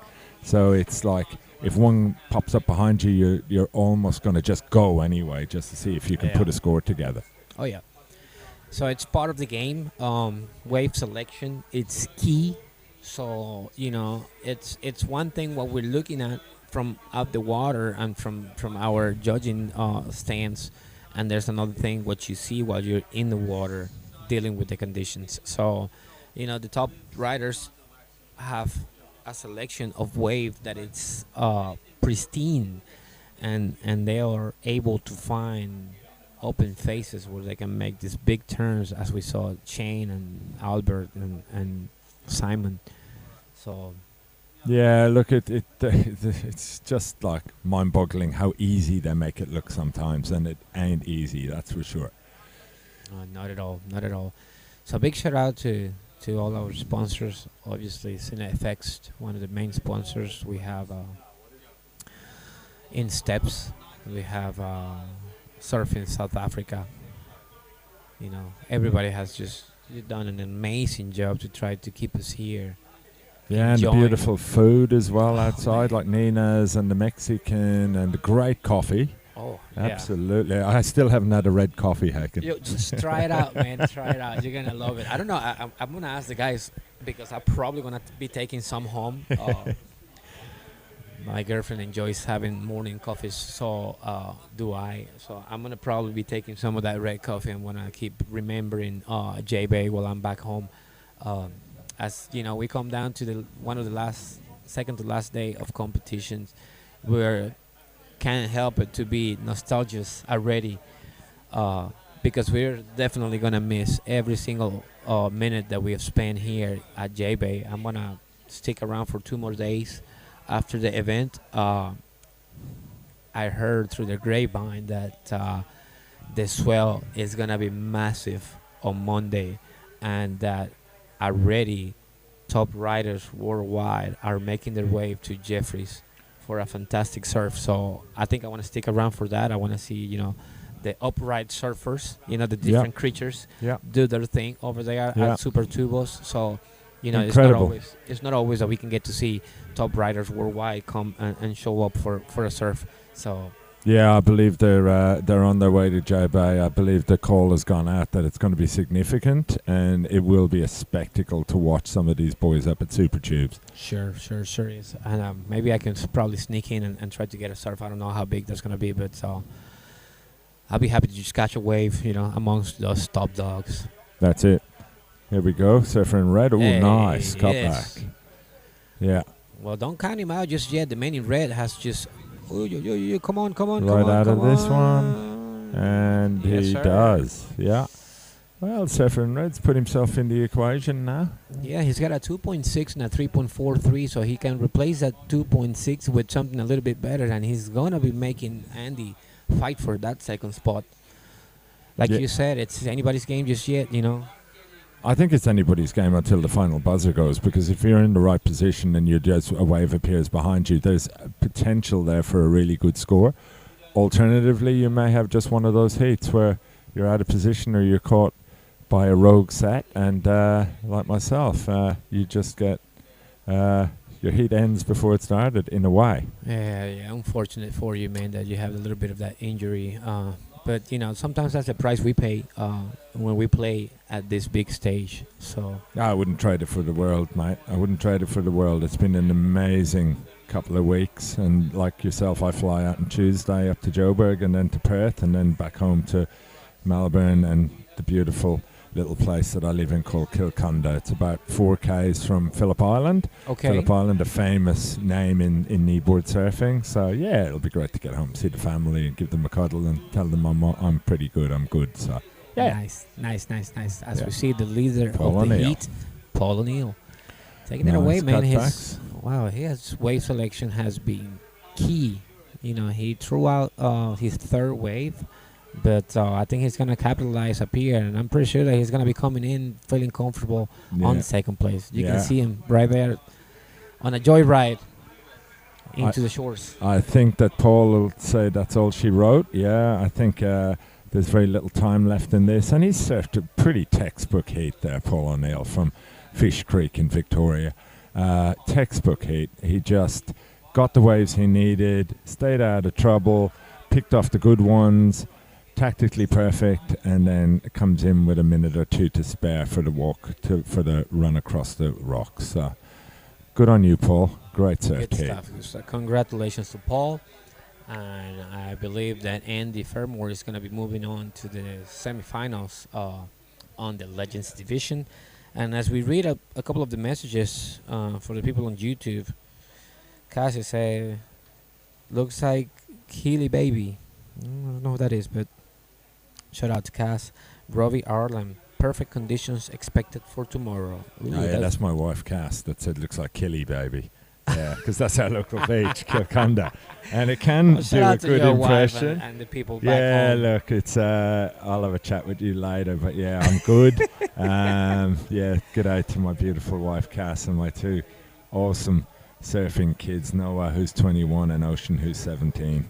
Apparently the surf's been pumping at home, and the boys have been filling their boots, so Dad'll be home next week, and I'll try and get amongst it with you when this back of mine settles down a bit. But it's pretty cool. And they've held the fort while I'm away and let me indulge in this amazing couple of weeks. So I am truly appreciative of my family's support. That is great, man. That's awesome. Well, you're going to be going home in one piece, and, you're going to be with the wife and kids in no time. In the meantime, as we were reading the messages of, perfect conditions expected for tomorrow, Robbie Ireland, I believe that he's a local. So if he's giving us that information, we're probably going to see some fireworks tomorrow at finals day. That's what we came up here for, to see J-Bay fire in all cylinders and give us the best looking wave for the boys to perform. Yeah, it's pretty fortunate, Haken, that we're going to have finals day when the surf is good. I mean, I'm not saying that today's not contestable. It's kind of victory at sea, but it'll be pretty amazing to see the finals go down in clean J-Bay. Just how we started, we hopefully will finish. Sure. That's going to be awesome. Also, we have up here Wendell congratulating everybody on the production for that interview that we did with Jedi, as he was explaining the difference on the board shapes and design that he's working on. So good shout out to you, Wendell.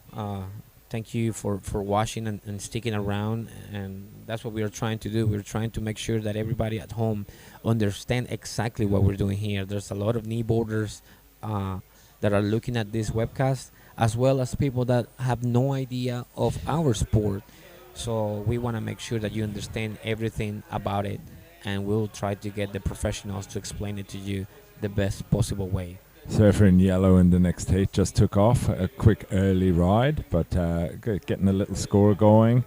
Surfer in red bells out after the first section as well. I guess they're probably wanting not to get swept too far down, because the paddle is so full on. We do have the jet ski on standby. It has pulled a couple of boys up from down Albatross Way this morning, and again red just taking another one. Oh, lovely turn right in the pocket. That's Mr. Cruikshank. Stephen Cruikshank. I was taking a look at the books that he brought with some of the pictures and some of the information. If anybody that is out here wants to check out real history of kneeboarding, step into the booth, ask us. We have 3 or 4 books that Steve Cruikshank have put together over many years, even before I was born, with some of this amazing information, boards, pictures, trips, and everything else. It's right up here with us. So please do come by and check it out because this history is great. And speaking of history, this is Lynn. This is the only woman on the Lynn. Legends division, and she rips, man. Absolutely She's the women's rips. world champ, by the way. That's it. Lady from Cape Town down Komaki way.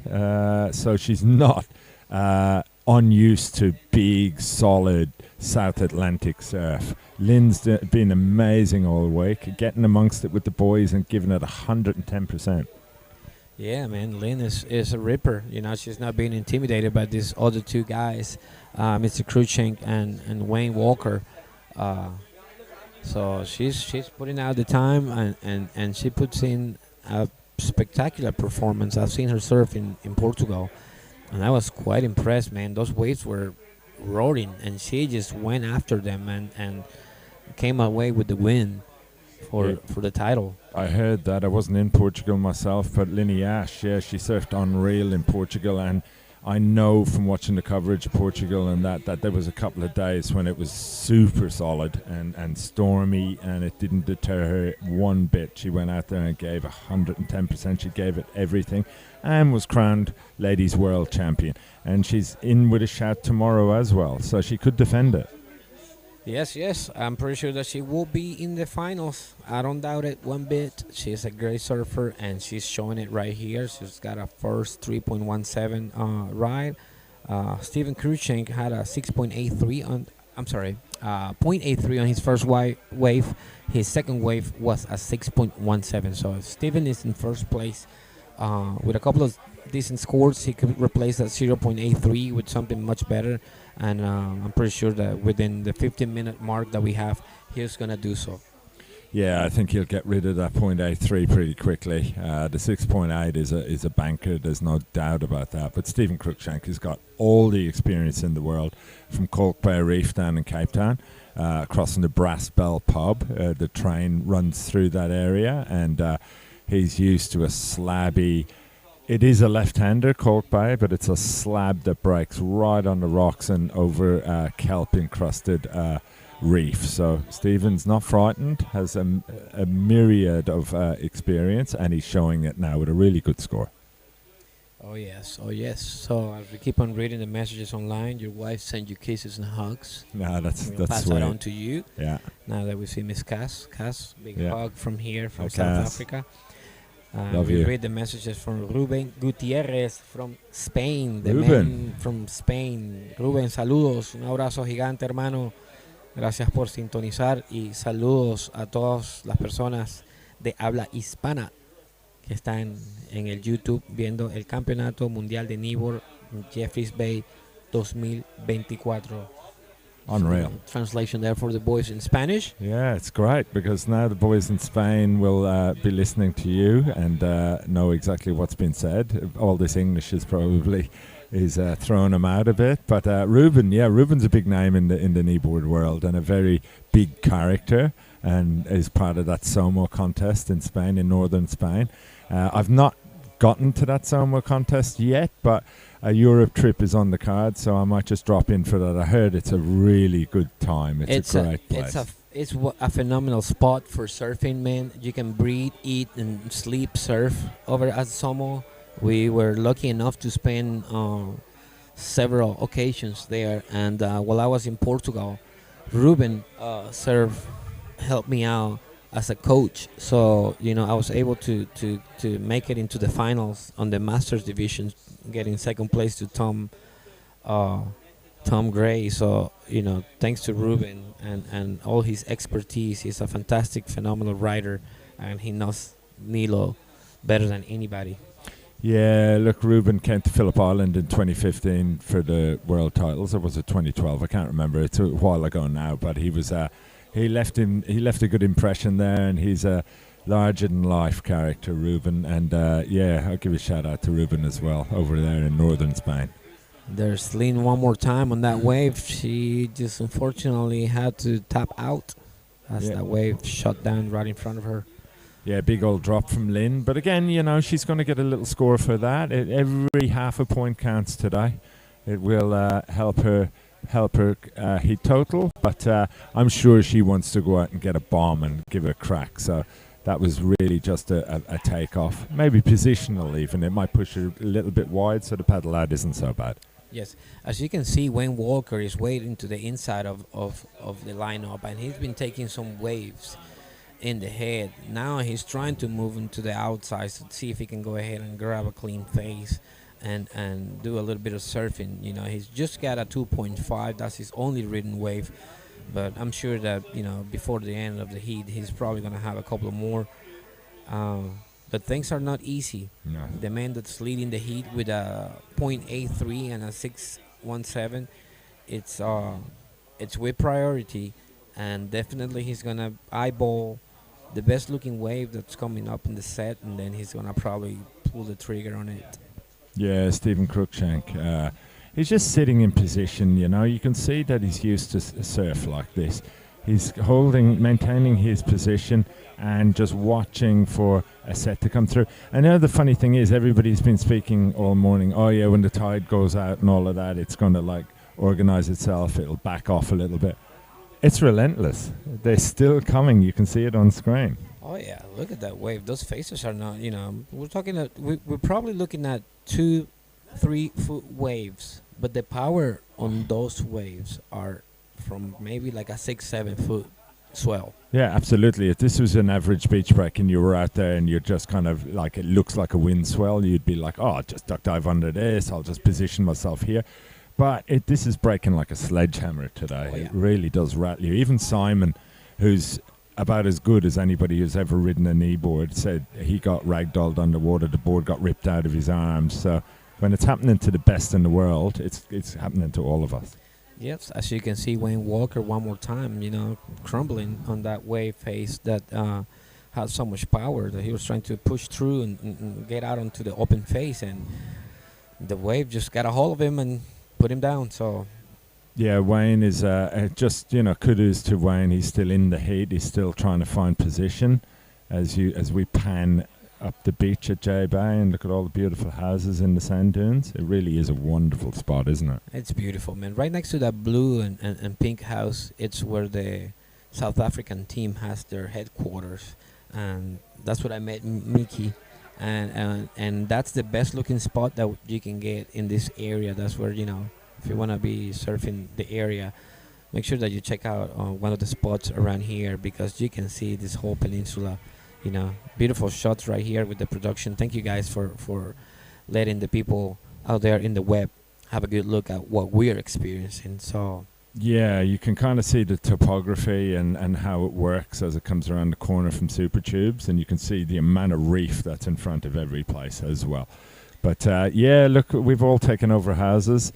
The legless crew from Australia have taken over the house up at Super Tubes, so we've all got our little headquarters, which has been super fun. yes. What a beautiful place, man. What a beautiful place. We've been blessed to have come up here and enjoy this magnificent spot and being able to surf with next to nothing in the water. I mean, just us, you know, a couple of kneeboarders, and you know, this is just special. You know, thanks to Geeks and thanks to all the sponsors for putting this amazing event together. We cannot say it enough. I mean, to me, one of the best world kneeboard titles I've ever been in my life. Yeah, look, we kind of had high expectations for this when J-Bay was called, but it has surpassed everybody's expectation. Having the jet ski, having the live feed, having the studio here, all the infrastructure, it's been such a treat for us, because we're kind of the forgotten discipline in surfing, and we often get the kind of the dregs, as you may say, we're over the stand-ups and the longboards and the girls and all of that. But this has shown that there's still life in the old dogs yet, and we can still enjoy a world-class setup. It's just been superb.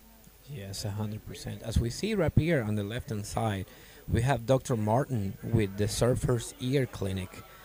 Let's take a look at Red up here. He's got a good-looking wave right here, the leader of the heat, Mr. Cruikshank. Yeah, Stephen Cruikshank. He's going to stay with this and trying to get back out onto the open face. He's doing a great job. He's nearly there, and now he makes it. Up, snap. He's going to hit this section. Boom. Well done, man, Stephen Cruikshank. That was intense, man. Everybody, you know, if I would have hit that wave like that, I probably would have flown off the back. Kneeboard flippers off or something. I don't know, but he just kicked it right where he needed to, and he used the force of the wave to be pushed in front of it. So that's how you do it. That's how you get it done. And Vinny Mr. Ash? Cruikshank is first. No, this is our man in yellow. This is Wayne Walker. It's Wayne, yeah. Sorry, the old eyesight isn't great.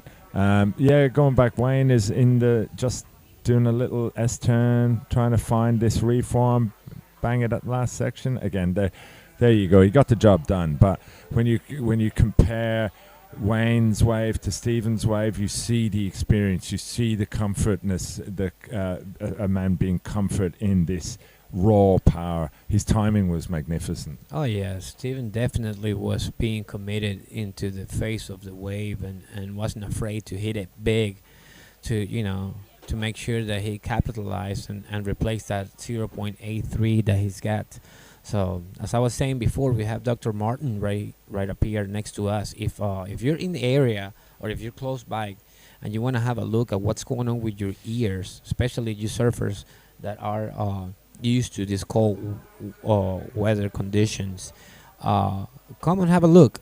The doctor is in. He will give you a free examination, and as he was saying, the Surfers Ear Clinic here in South Africa, one of the best choices for those that do not have insurance, that will cover a procedure like this, because it will run somewhere in between $20,000 to $30,000. That's insane. And you can do it here in South Africa for around $4,000 to $5,000. So yeah, exactly. Haken, it's like it's a no-brainer, really. I mean, so many surfers struggle with surfers' ear. I'll come back to this conversation in a second. The surfer in blue just taking off, Lynn. A little whitewater takeoff, but now she's about to get a nice little pocket running down the point. Lynn is just staying with this wave, and here's the section. And it takes her out big time. She committed, man. She committed to that wave, and unfortunately, the lip was way too heavy. Yeah, and took the board away from her. But you can see, man, she's fearless. She's not gonna bow she's down having to a crack. anybody. Yeah, I just going back to what I was saying. Yeah, look, so many of us have surfer's ear. So many of us have canals that are closed up. I can only use my phone with my left ear. My right ear is cactus. From 40 years plus of surfing in wind and cold water. I mean, the water here has been warm this week, but again, the wind plays an effect. So to have the ear doctor here giving free consultations, it's just brilliant. And also what we have is, like you said, why don't you make a surf trip and a family trip out of it? Come out, see the animals, surf the best waves of your life, eat the best food of your life, and get your ears done while you're here. Man, you cannot beat that with the stick, I mean, that's just the best way to get it done. If you are in need of getting this procedure, I'm looking up here, and this is crazy. I wish you guys could see it. Probably the production will bring the camera in, and you guys can actually see what the doctor has a setup up here with a computer and a camera, and he's looking in real time what's happening into your inner ear, and he is able to tell you right here in the spot what's going on with your ear. And if you do need something to be addressed, he's the one to do so. Yeah, look, it is funny just looking to the side of the room here and looking at the inside of people's ears. It's not for everybody. I got my pictures, by the way. I got my pictures. I saved my pictures of what he looked at. He said I have perfect ears.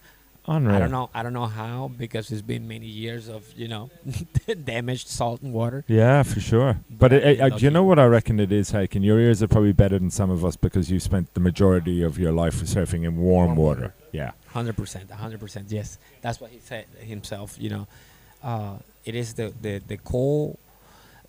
What I've heard before, and I'll be corrected if I'm wrong by the doctor, is that the reason why the eardrum shuts down, it's because it's a way to protect the system. Yeah. So it's an adaptation that the human body will do to prevent further damage into your brain and everything else inside of your head.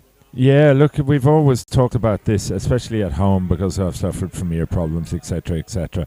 And we've also had discussion around the dinner table, which makes us lead to our ears close up because it's an opening, an orifice on your body that is. The more time you spend in salt water, we're actually turning into amphibians kind of style. It's a natural progression for your ears to actually close up and keep the salt water out of your internal system. So it's quite fascinating, eh? Yeah. Yep. But yeah, as we see the surfers coming in, man, and getting checked out. Yeah, Shout out he's to doing Johnny a over roaring there. trade at the moment because I think every surfer in this competition is going to have his ears or her ears checked at some stage.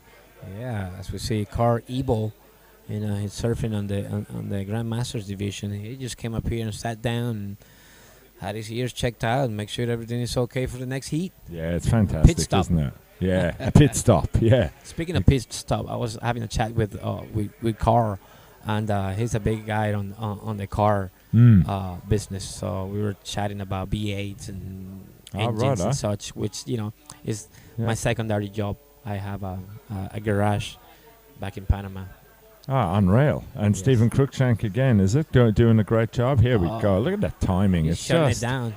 Yeah, he's just doing a textbook job in this heat, just getting the waves finished, and now he gets a bit of relief and he'll just belly into the inside and finish his heat. Stephen Cruikshank is going to advance from this heat, definitely. Yeah, he had replaced his 0.83 with a 6.50 on the previous wave. So I'm sure that he's probably going to do something similar on this one. So I don't know if this scoring is going to change, but he's solid on first. He's saving some energy, and he's coming in with 59 seconds left in the clock. So Wayne and Lynn still out there. I believe that Lynn... I think Lynn's in second, is that right? Yes, she's in second position. Let me take a look up here. Lynn is on the rocks now as well. So I think everybody is candid with 60 seconds to go. There's not a hope you're going to get out with a minute to go or get in a position where you can swing on a wave. So you may as well conserve the energy, job done, scramble across the rocks, and live to fight for another day. Well, this is Lynn decided to kick out of the of this event, but she only needed a 2.91 pole.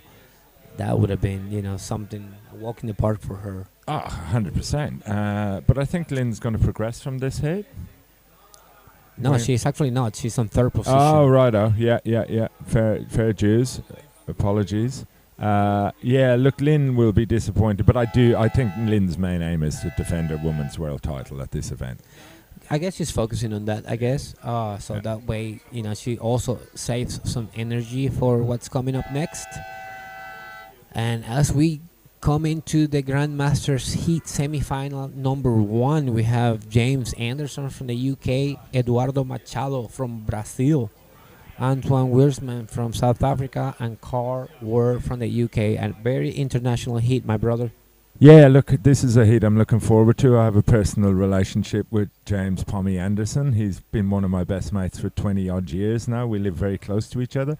And Carl Ward, I also am really good mates with, originally from Cornwall and now living up in Noosa Heads in Queensland. So they're both expats, they're both Aussies, but they're surfing for the UK. So this is going to be a great heat. And we've also got the two other riders. The Brazilian? Eduardo Machado. He's good, Machado. I wonder, is he Good related brother, to man. Rob Machado? Well, he's got a similar style, and as we see him right there, look at him. His style is so swift and collected, man. He doesn't waste any energy on trying to commit to too many movements. He moves swiftly when he sees the wave come at him, and he comes from the area of Saquarema, so that he's got waves where he has to hit the end session, and he comes on right side of it. So good wave there to start the heat. The man from Brazil. I'm pretty sure there's got some folks watching back home. Parabéns to everybody, and welcome to this YouTube live action of the Kneeboard World Titles Jeffreys Bay 2024. Yeah, look, it was a great start, wasn't it, for Eduardo Machado? What a great start. He's literally got a wave within 30 seconds of the heat start. The other surfers are at the back now trying to position themselves. No rides yet for James Pommy Anderson or Carl Ward. In fact, Machado got off to such a quick start. That's a really nice thing to be able to do in these heats. That was within the second of the heat starting, so that's time management, man. I tell you something, when we were talking outside with Eduardo, he was asking me, hey, how do you see the wave? And I said, well, you're going to have to see it a little bit to the outside of the wave, because otherwise you're going to get caught up. And make sure you administer your time, I have to send a shout out to our old coach, Heriberto Tinoco, which was the person that we learned to use a 20-minute strategy divided in 4 segments. In your first 5 minutes, you have to catch a wave. Second 5 minutes, you have to make sure that you back that wave up. And then on your last 10 minutes, you build up on what you already have. So Eduardo Machado is using that strategy to the T to try to get himself ahead on this heat. Yeah, absolutely. Great tactics. I like the way you described that, breaking it down into 5-minute blocks, because it's a complete art surfing a 20-minute heat and trying to get 2 good ones. It really is. You could be out here for 4 hours if the conditions were perfect, and you might get 2 or 3 cracking waves and go, oh, they're some of the best waves I've ever had at J-Bay. Yes. But do it in 20 minutes, it's a different game. Yes. Statistically speaking, it's really quite hard, especially if you have 4 other people trying to do the exact same as you. Yeah, exactly. You've got 3 other competitors in the water. We are running priority system here, which is great. It does take a little bit of the hassle out of the lineup. Yes. So everybody gets an opportunity. So at the moment, Eduardo Machado has opened his account. We're waiting for scores to drop. The other 3 surfers have not opened their accounts as of yet. So you see, as we were looking at the lineup, and as I was telling you that the strategy for Eduardo was to try to stay a little bit to the outside of the wave. This little set here that rolled in caught everybody on the inside. So it's hard. It's hard.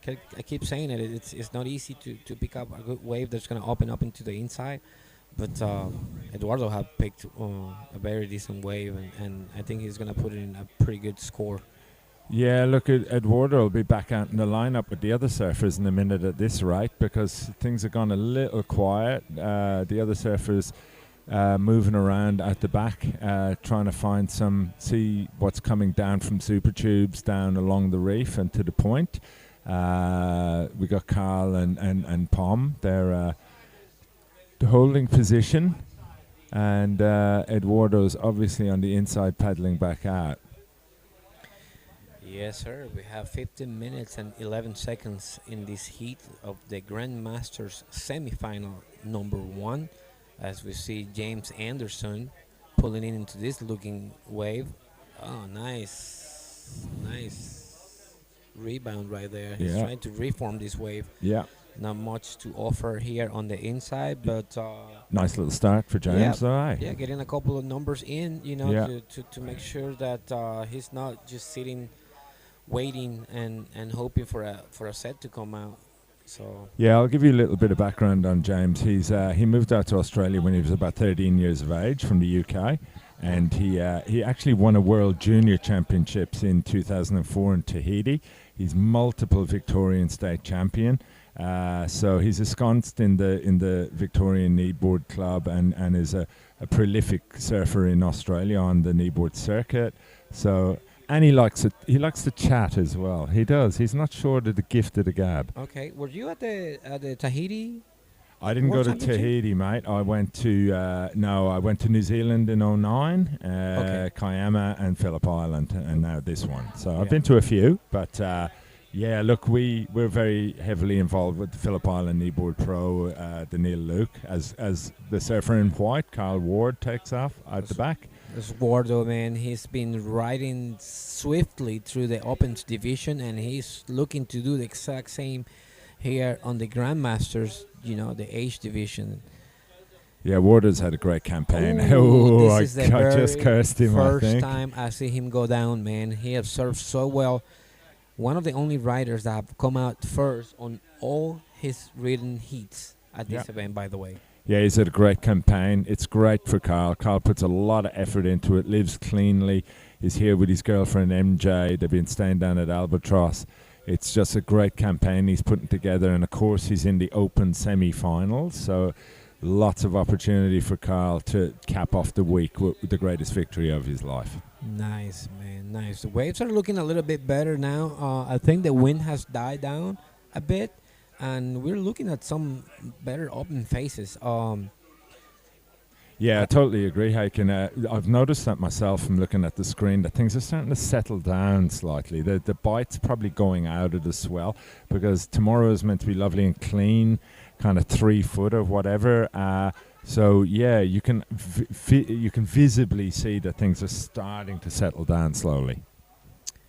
Yes, as we are looking to the scores into this opening heat, Eduardo Machado picked up a 4.33. James Anderson has a 4.17 on a combination of 3.67 and a 0.5. And Carl Ward, who just you saw on the screens, had a 3.5 on that uncompleted ride. So again, early days in this heat, but 3 of the riders getting scores on the board, and I think we'll have a bit of a United Kingdom battle here, a bit of a British battle between Wardo and Pommy. So it'll be interesting to see who comes out on top. Of course, Pom hurting himself earlier in the week, dislocating his shoulder. But the power of cortisone injections, he's told me his shoulder has gone numb now, so he's back in the game. Okay, when the adrenaline hits, also you'll lose all kinds of pain and you're focused on your competition. So as we read some of the messages, Cass says, "Whoop whoop, go Pom, go Wardo." Yeah, Cass is a long time. They spend so much time. As I said, Pom lives pretty much down the road from me, and Wardo comes down every year for the Phillip Island contest and stays with us. So we're like one big family around that part of the world. Very cool, man. Very cool. I love Australia. I used to go to the events in Kiama and Cove Harbour. Spent quite a few events over there, so we had a lot of fun. I went to the Phillip Island event in 2011, maybe. But in the meantime, no wave reading. Let's check out this interview. Take it away. Stephen Cruikshank, well done, man. Another really good heat. I don't think you've put in a single heat yet that hasn't gotten scores in the good to excellent range, so you must be pretty stoked. Yeah, I'm stoked. I don't actually know the scores yet, to be honest. A little bit hard of hearing out there, but you know what? They're good waves out there still. It's the conditions look awkward. They look hectic, but they're good waves out there still. For a contest, it's world class, man. It's going down so well. Yeah, you really couldn't ask for much more. One thing that I must say is that this is just about a polar opposite to your home break, Cork Bay. What's it like riding a long right-hand point break compared to Cork Bay Reef? I tell you what, surfing at the reef, you don't get fit for this type of stuff. If you duck diving at the reef, you're in the wrong spot, and then you go and sit out there for half an hour waiting for the next wave. So I think I'm actually surprising myself that I've got a bit of paddle power. Yeah, I'm quite stoked on that. Yeah, man. I mean, you've just been absolutely clearing it up there. I did want to ask, when was the year that you first rode Cork Bay Reef on a kneeboard? Wow. So started at Cork Bay. I mean, geez, what a blessed grom growing up across the road. You know, we were a stone's throw away from the beach, from the reef. And we started off I was 7, 8 years old, so that was late 60s on those canvas lilos. And then went up to the polystyrene bodyboard, and then that upgraded to the polystyrene bodyboard with a red fin.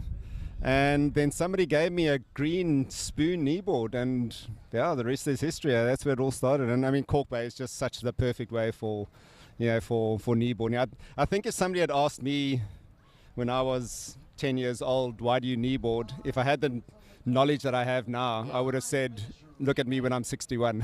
Yeah. And man, you are still shredding. Big respect. Where's that bottle come from? What are you drinking at the moment? This is the West Side comp last week, where Lester and the family just do such good stuff, whatever. So shout out for West Side. Yeah, they just put on such a good show, and that's just such a good one. Thanks, Shane. And well done to you, buddy. You're doing an excellent job. Cheers, man. It's been awesome. Good luck, Steve. You got a couple more waves coming up. Back to you guys in the studio. All right. So you saw the man with the history, Stephen Cruikshank, coming away with the win on the previous heat. Yeah, lovely interview, beach interview there, to get a bit of insight on Stephen's heat. Let's take a look at the wave, the second wave of yellow, the man from Brazil, Eduardo Machado. Yeah, this would have happened while we cut to the interview with Stephen. Eduardo getting a second wave, trying to just stay and hit the reform on the end. Boom. Ooh. Goes down the elevator. Good effort, though. Well done. Good effort, man. He was committed to that wave. So swinging this Carl Ward, is it? Yeah. Yeah. Didn't make that one. So unusual, man, to see Carl not pulling to a wave. That wave looked okay. Yeah. From what we can see here down the line, as we see a couple of the messages online. Lindsay Anderson, go dad. James' daughter is online watching this magnificent event. Big shout out to everyone back in Australia. Yeah, Loz and Nalu and Tilba down there in Harmers Haven. I'm sure you're tuned in and watching Dad doing his best. Here we go, the surfer in blue on the replay. What a beautiful wave. Look at this one. This is looking good, man. Absolutely ripping. So let's see when we get back to that's the Anton, live. That's Anton. Yeah. Okay. So he was just sitting out the back waiting for a good-looking wave to jump in and start his account. He picked up a 3.20 on that wave. Remains in fourth position. Still plenty of time, about 6.5 minutes remaining on this heat. Yeah, the heats go fast though, don't they? I mean, 20 minutes has gone like a shot. Time flies when you're having fun. Yeah, that's it, mate. It's anyone's heat, this one. Quite a low-scoring affair, but their boys are going to be scrapping to try and get into position soon. Anybody's heat, this. Yeah. Eduardo, James, Carl, Anton, they're all in it. They're all in it, 100%. I mean, there's 3s and 4s, so nothing significantly large just yet. And the boys are just scrapping. Once again, we see Carl Ward. This is highly unusual. I'll tell you what. Carl has served so much in the open division that I'm pretty sure that his arms right now are really, really getting tired. Appreciate you, brother. Thanks, Mark mate. doing the solid here, bringing us some nice, clean, good-looking water to drink. Yeah. Keep our going back to what you said, hydrated. Carl has surfed a lot of heats this week. It does tax you out. The sun's back out today. You're trying to stay rehydrated. You have to remember as well that Carl has one eye on the Open semifinals, which is coming up in an hour or two. So I'm not sure, no disrespect to Carl, but I'm not sure he's going to exert all his energy in this heat because he's got the big game coming up this afternoon. Yeah, that's right. That's probably the strategy. He's probably surfing the heat just out of commitment and you exactly know, respect of the game. Yeah. But I think his aim. Oh my God, this is usual for James Oswell. Yeah. You saw James there doing some nice figure 8 turns, running down the line, trying to get into the power pocket, but unfortunately he came unstuck. Well, that's the kind of way things are going this morning. You get behind the curtain, and earlier in the week you were able to come around that whitewater. Today it just clatters you, and that's the end of the affair. Yes. As we see Carl Ward getting in some little action here, you know. As we were talking, Carl is probably saving his energy and building up a strategy for the heat on the open division, which I'm pretty sure that's where he have his mindset. Oh, absolutely. I think Carl has always wanted to be world chow. Yeah. He's still doing enough, isn't he? Check it out, man. Yeah. He said, well, let's just hit this right here. I'm going to come in. Yeah, I think I picked up a pretty decent score. Yeah. I'm going to save my energy, and I'm going to regather for the Opens division. Yeah, absolutely. So I think Carl's going to smart call on it a him. day. He got his score as we see a replay of Pommy Anderson taking off. A nice cut back onto rebound, running down the line. Another cut back to rebound, and then just came unstuck. Unfortunately for Mr. Anderson right there, but I told him to wax those paddy pads, but he ignored me, obviously. Man, this is crazy. But anyways, Eduardo Machado remains in first position. James Anderson is in second with a 5.5 combination. Carl Ward has a 3.5, and oops, he did it again. He picked up a 5.07, so now he jumped into the first position. He's just gone out. He said, I'm done. I'm not going to waste any more energy on this. I'll let the boys fight it out.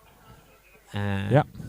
I think that's exactly what Carl's doing. I'm not 100%, but I do believe that his focus is very much on trying to win the World Open Championships.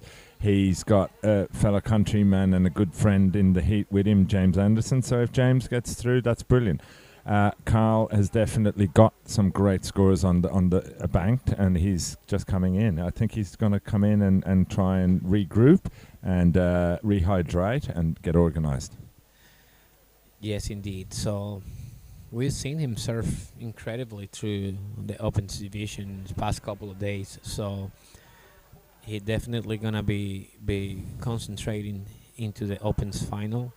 And yeah, and with 4 surfers left, Shane, Albert, Hamish and Carl, really the cream has risen to the top. But yeah, Shane, Albert and Hamish have been on the beach resting and getting ready, where Carl finds he has to surf another heat. But he's a waterman, he's a great paddler, he's a fit man, and one of the younger ones really at like 48 years of age. Imagine that. Yeah. Good stuff, man. Good stuff. So we're looking at the 2-minute mark. Car has safely come into the shores, and Eduardo Machado, James Anderson, and Antoine Wurstman are still out the back trying to catch and collect some scoring potential on these waves. Yeah, I'm just wondering with James on the inside, or no, who's in yellow? Yeah, Eduardo is. Eduardo. Eduardo must have gotten a wave, as we see Anton going down the line.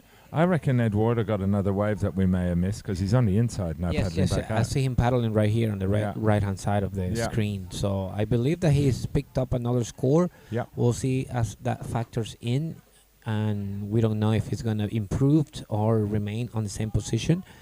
But let's have a look as the scores dropped. Yeah, we're just going to wait for scores to drop. Anton has got, this is his 3rd wave now, which is, how's that? He picked that one right after he left off the previous wave, so not too shabby. Yeah, amazing, eh? He was just on his way out, down the line, and one just appeared behind him. The joys of this uneven swell, and he just got one right on the buzzer, basically, and a lovely backup. Yeah, let's see what happens with the scores up here. You know, it's anybody's game, as you mentioned before. Low scoring heat, and the men in red, blue, and yellow were fighting out. Wow, that was a close out for the men in red. Yeah, it was a close heat, all right. There was definitely nothing to pick between these 4 surfers. With the end of this heat, I'm going to take a break. I'm going to go and stretch the back a little bit and trying to get some more rehab done. I'm going to hand over to my good mate Shane. He's going to take over. And again, Haken, lovely having a chat with you. Same here, Always brother. great. Hope you feel better. Thanks, buddy. And we'll see how the afternoon unfolds. I'll be back maybe a bit later. Thank you so much. Cheers. Take care, brother. All right. We're still waiting on scores to drop in on this heat. It seems as the unofficial scores, Carl Warden first with 8.57, Eduardo Machado second with a 7.9, Antoine Wurstman third with a 6.87, and 1 second here. James Anderson ended up in 4th position with a 5.5. So that was the end of that semifinal heat as we welcome Shane into the booth. My man, we're back. We don't waste any time. That is correct. That looked like a pretty mean heat. I know Carl Ward has been taking names today. Did he win that one again? He sure did, my brother. So can't say I'm surprised. I was telling Paul that he has made sure to win each single hit by the first position. So he's been advancing first every single time. Ain't that amazing? Yeah, man, that guy, he's such a good competitor and also just one of the most low-key guys. No ego, no words. He just goes out there, lets his surfing do the talking, which is what we all love about the good competitors in the sport. Big shout out to Paul there, Shay, man. He, nice hits off that. Who's that? Diego. Yep, here we go. Commentates in Portuguese, if you got any, for his Brazilian folks back home. I'm a bit speechless right now because he damn banged good that surfing, wave, man. Parabéns to Diego Acevedo, man from Parabéns. Brazil. Parabéns means really good. Parabéns, Congratulations, brother. Yeah, you that know, was because good. he had just smacked that wave properly in the beginning of the heat. So I'm pretty sure that he's gonna sit comfortably on one of the possibly good to excellent scores. Shane. And I mean, a minute and a half in, and you're going to be super stoked with that. There were that first bash. If the wave had closed out from there, you would have been getting a good score. But to come around and put in another 2 turns, I think, yeah, it's going to be interesting to see where the judges go with this. I've been fortunate enough to spend quite a lot of time up in the in the beach comms tower up top, as we see here Lester Sweetman, absolute legend, absolute ripper. Super nice guy, man. I had a chance One of the to nicest spend a guys. couple of dinners with Lester and his boys, and what a gentleman, man. I met him back in Portugal, and he had welcomed me super warm here in JB. All right, this one we must have missed. Okay, that was just a quick look in and out by Blue. As we go back to the live stream here, I mean, look, there's that score for Diego. 5-8-3, not too bad. Not bad, man. That's a good way to start a heat. We're only 3 minutes in, so he's going to be happy. Albert Munoz only with a 0.5, as we see Lester Sweetman just kind of highlining it through there. I'm not sure. The cameramen seem to be a little bit lost out the back, so we're going to wait for them to find out exactly what's going on here. Oh, yes. But yeah, Diego looking pretty comfy. Here's Lester. We're seeing the end of his ride, so I can only assume he must have tagged a couple of sections there, but again, I'm not sure if you heard during my interview with Steve Cruikshank, he held up that aluminium bottle. And yeah, there's no money in this sport. We do it for love, we do it for passion, and his family just exemplify that. They are absolutely incredible. So they always host that West Side Challenge, the West Side Bash, and we're getting a little bit lost. It's getting pretty crazy out there. Here we see Albert again. Look at that wave of blue, man. Albert's just taking on one of these massive rollers from the bag. Albert likes it when it gets pretty steep and critical. And this one, you can see it fading back, that white water vanishing. He's still able to put in good turns, and he's throwing really good amounts of spray. They're just getting a little caught off guard. That wave was standing up, falling back, and right at the end there, he thought he would have time to tag that section, but it just collapsed on him a bit. Lester's first ride coming in at a 2, so that puts him in second place, but he knows that's not going to be enough to see him through. This is an absolutely stacked age division. And once again, this could be a quarterfinal of the open division, but we've seen how flippin' competitive that's been. This could even be a final, if you ask me, man. I mean, Diego, Lester, Albert, Garth, you know. Yeah, for sure. So we were just touching on with Lester at that West Side Challenge. I mean, his whole family, Pia, does all the trophies for the guys. Their 2 daughters, Emily and Ruby, shout out. They do all the scoring. They make sure the judges are fed, that we've got the right score sheets in front of us. And then they calculate the scores and average them out between the judges to make sure there's no outliers. So they play such a pivotal role, and especially in the Western Cape kneeboarding scene. So it's a huge shout out to them. Pia, Brad, Lester's brother as well. I mean, they've got a business together. They do logistics for the movie industry, and you can see by the setup they gave us. We had an elevated judging tower. We had perfect ablution blocks. We had still and sparkling water on tap. We had these amazing aluminium bottles that they gave us, these branded bottles. So they really spoil us. They really look after us. So they deserve a huge shout out. I don't think we could thank them enough. Nice. Between guys like Lester and Mickey Kirsten, who was in here briefly a little bit earlier. He's not one for the limelight. He likes behind-the-scenes stuff, which makes sense, as his company is CineFX. So his movie, I would suggest, one of the most recent ones was Tenet, which came out a little while ago, and it had one of the highest special effects budgets in Hollywood history, I think. They had like a whole section of a town in Italy that the studio had hired that they could flood, of this like semi-abandoned town. I might be wrong on that, but yeah, he does really badass special effects. So big shout out Mickey, and if you get the chance, I would definitely have a watch of Tenet. It was super, super cool, and it's all the more exciting when you know the guy who gets to press the plunger for those explosives, you know? And that right? I mean, that's amazing because, you know, obviously you see it on TV, and then, you know, when you know the person that did it, it makes it far more special. Speaking of special, Lester, the Sweetman, it's in first with a 5.17 and a 2. Move up Diego down one spot with a 5.83. Albert Munoz is third with 0.5 and a 4. And Gareth, it's on third with a 0.30. So still a lot to go here in this heat. Grandmaster division, quite unusual. I mean, I would have seen probably, you know, bigger scores in this heat. but that just to tell you how hard the conditions are out there.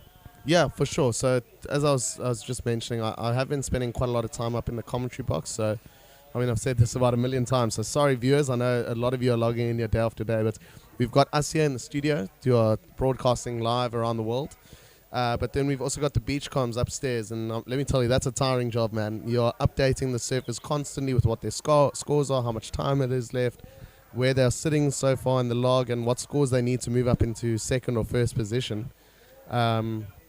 And I could hear the head judge just next door to me. We're separated by a little wall. But as he was saying, guys, we need to adjust those scores up during the Legends. He was saying these guys are over 60, so you can't be expecting them to do the same stuff that you're going to see a 20 or 30-year-old to do just based on mobility or whatever. But, I mean, you look at Steve Cruikshank and a couple of the guys, they rip it apart. They've knocked plenty of young guys out of this competition. But yeah, we have seen the scores get adjusted down just a little bit because we know the quality of these surfers here. They can rip this place apart.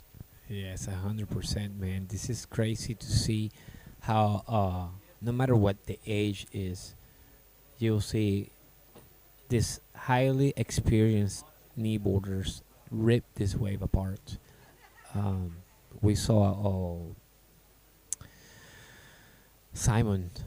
Oh, wow. Yeah, that guy, man. Spectacular Different shutout breed. wave to do this re-entry like it was a walk in the park. I'm pretty sure if I would have done that myself, I probably would be on a stretcher heading out to the hospital for sure. Yeah, as we see here in the studio, we got Steve the Nilo van der Walt getting ready. We see him standing in front of his wall of artworks that are all for sale. Be sure to support him. It's really creative, really interesting, one-of-a-kind designs that he puts together. He's hopping into his Whistler suit. I'm assuming it's a 3-2 today, and he's going to be heading out for another heat. And, man, I got to say, if I was in his heat, I'd be pretty nervous. We saw him drop the highest single wave score of the whole competition so far with the perfect 10, and I know it's probably way too far back in the library to get a replay, but man, I've watched that a couple of times already, and it was just 3 big, bad maneuvers. When I say bad, I mean in a good way, of course. I was looking at it, man. And real manpower in those turns. Those were solid turns. I was telling the boys that he cleared just about a block on that floater, man. That was extensive, massive floater, textbook, and he came down swiftly and committed to a second maneuver. So, speaking of second maneuvers, as we saw Albert, the Professor Munoz, not being able to come into that last little bit of that wave, you know.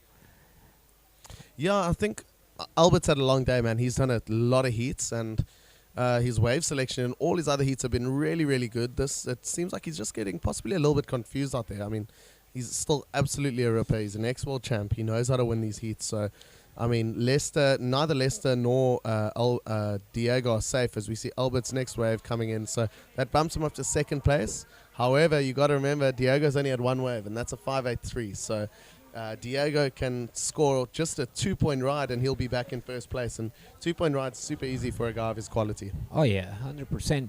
Diego's got a 5.83. That's the best scoring wave in this heat. Yep. So, exactly. You know, I wouldn't be too nervous if I was him. I'll be cautious to make sure to pick up a wave that I can finish up. Knowing Diego, he is probably looking for something massive. You know, he wants to perform. He doesn't want to just leave things to chance. He wants to make sure that he applies himself. He's a fantastic surfer, man. He's aggressive, and he hits the lip like no other, and he's able to close out on any kind of wave. As we see Lester out the back, coming from a bomb. Woo. Lester the Jester. This man normally hits big open end sections, but here he's going for a couple of barrels. Yeah. He spends a lot of time on the West Coast, and let me tell you, there are some uncrowded, heavy, amazing waves up that West Coast. Lots of secret little breaks. Look at that. Look at that barrel, man. Wow. Oh, brother, I thought he was coming out of that thing. Yeah, I thought there was a chance there for a second, but none of these guys are strangers to barrels. And if we see guys getting in the barrel in these onshore conditions, coming out and putting in a big turn, we're going to be looking in that 8, 9, and 10-point range once again, which I'm really excited about, and I hope all you viewers back home are excited about too. Yes. So that was the man in white, Diego Acevedo. He picked up a 1.19 on that attempt to barrel. So, as I was saying, he's looking for something big, man. He doesn't want to just, give things to chance. He's looking for banger as we see Lester Sweetman here on the inside, banging the white water, doing a reform. He's a couple of turns waiting for this weight to stand up. Yeah, and here we go. We got Albert Munoz. So, I mean, the judges are going to be kept super busy this heat. All these guys are super fit, including Gareth. Gareth's kind of just been forgotten about down the bottom in yellow, but Albert, nice, banging that end section, throwing fins out, getting spray coming around the corner, and finishing off right in front of Leicester. So that's maybe a bit of mental games at play there. But, yeah, we can't forget about Gareth. He's a ripper. He's in the stage of the competition for a reason, and he's got priority out the back. So he's got first choice of waves. And, man, I'm seeing some puffs of offshore here, which is super refreshing. Here we go. We spoke about him. He's up and riding. There he is. This one opening up quite nicely for him. He'll also That's be a hunting about. good-looking Check out wave, that double man. up, Look at man. that thing. He needs to hit this, and he needs to hit it hard. Nice little cuddy there. The judges are going to want to see some more critical maneuvers if he wants to be competitive with these guys up the top. He punches out the back of that one. But, yeah, it was well worth the wait for him on that wave, and that'll set him up nicely for the rest of the heat. Yes, that's a good-looking wave that he had picked out. Waited a couple of minutes for that, and looks like he's going to be putting out a second-best score into it. Yeah, he'll definitely be bettering that 0.3. We got a couple of scores that we're going to be waiting to drop. So Lester Sweetman currently sitting in first, Albert in second, Diego in third. But as you said, Diego's got the highest single wave of this heat so far. And I mean, he's not the biggest guy, but he goes for big maneuvers, and he is strong. I mean, he walks around. He's probably one of the most jacked, one of the fittest guys here.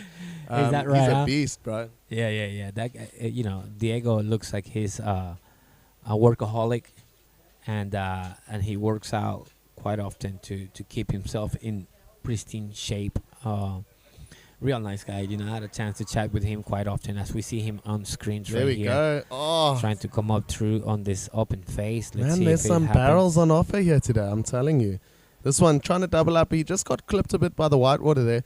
We do have Lester Sweetman's biggest fan in the studio with us at the moment. Young Ruby is sitting here watching her dad on the big screen in the studio. She's just out of shot for you guys, but I mean, yeah, she is the biggest fan. If she's in the judging tower, you better watch out if you score someone higher than the old man. But that doesn't happen too often. Lester, he's one of the best finishers on waves. That guy is so mechanical. The way he can climb into the lip and finish it out. And I mean, that's the reason he's done so well at these comps. And I think he won Phillip Island Pro as well when the guys were down in Oz. Man, I just watch in awe so often when that guy surfs. Looking out the studio window, we got a couple more cranking waves coming through. If we could just adjust the camera angle just a bit, we see Lester and Albert all the way down the left there. They've just gotten stuck, and it's going to be a heavy paddle back out for these guys on pretty tired shoulders already. Yes, this is getting difficult for the boys as they caught pretty long rides. The current is getting quite strong, and Albert has secured himself a second wave with a 4.87. So now he's sitting on first position. Second is Lester with a 5.17 and a 2.87. Diego's got relegated to the third spot with a 5.83 and a 1.13. Looks like he have got still. I don't know if that last wave that he caught is gonna factor in. No, I would be surprised if it did, to be honest. No. But I mean, he needs a 2-point ride here, realistically, or a 3-point ride to jump back up. And for him, it's easy. He's actually furthest out the back as he duck dives there, just getting through before that one exploded. So he'll be happy he managed to make it through in time there. As we see just ahead of him, Gareth also paddling out, and the guys are in a spot of bother here. I wouldn't be surprised. We're down under 5 minutes, and if we didn't see another wave ridden, I wouldn't be all that surprised. These guys aren't allowed jet ski help, and commentators curse. Gareth was having a look in there. He's sitting in last place, so he's got around a 2-point ride. He needs to find a 6, and in these conditions, 6-point rides are out there all over the place. Oh yeah, it's getting hard. Waves are pumping still, and as you can see, Diego trying to hassle and come to the outside. So he doesn't have to do any more duck dives because the current is going to keep sweeping him away from the point. As you can see there on the wide shot from the production, he's got a quite extensive paddle to get back into the action here. Man, so unfortunate for the men in Brazil. Oh, I'm seeing from Ruben Gutierrez, Vamos Diego and Vamos Leicester. So it's awesome to have guys supporting all sides of the draw from all countries. And I mean, that's really what our sport is about. Shout out to you, man. Yeah, Ruben Keep is those comments coming through. Ruben is a champion, man. He's the man out of Somo in Spain. Great kneeboarder, man. Okay. Unfortunately, we didn't have him at this event because he probably will be in this category fighting out with these boys that you're looking at right now. Yeah, so it's, I mean, real pity you can't be here, but there's so many great kneeboarders around the world. And as we've said before, we don't do this for money or fame. This is all love, all passion. So a lot of guys, it costs a lot of money to get down here. It's hard to get time off work. So everyone who has made the trip, thank you so much. It's been awesome having you guys down here. As we count down to the end of our second last day, we're getting pretty close now, man. And I know, man. a lot I'm of getting sad nostalgic faces already. I around the haven't venue. left yet. Yeah, Man, I'm gonna miss this place. I tell you that much. Yeah, exactly. As we count down, it looks like just under 3 minutes. So Albert and Leicester both sitting in the 8-point range, but as we said, it's not going to take much more than a 2.5, 3-point ride for Diego to upset things here. So Leicester sitting in second, he is the most at risk. He needs to get out there. He needs to get another wave. But man, that guy is so fit. I can tell you, when we surfed our SA champs in 2021, I believe, up at Magnitubes, Leicester in the final, he almost got swept around to boneyards and super tubes. The waves were absolutely pumping, and that guy just put his head down, kept paddling, and managed to make it back out during that heat and get another wave. And you can understand why Bobcat, the mouth of the south, calls him Leicester the Warrior. So that's Leicester's nickname around a couple of the guys. Yeah, you can see why, man.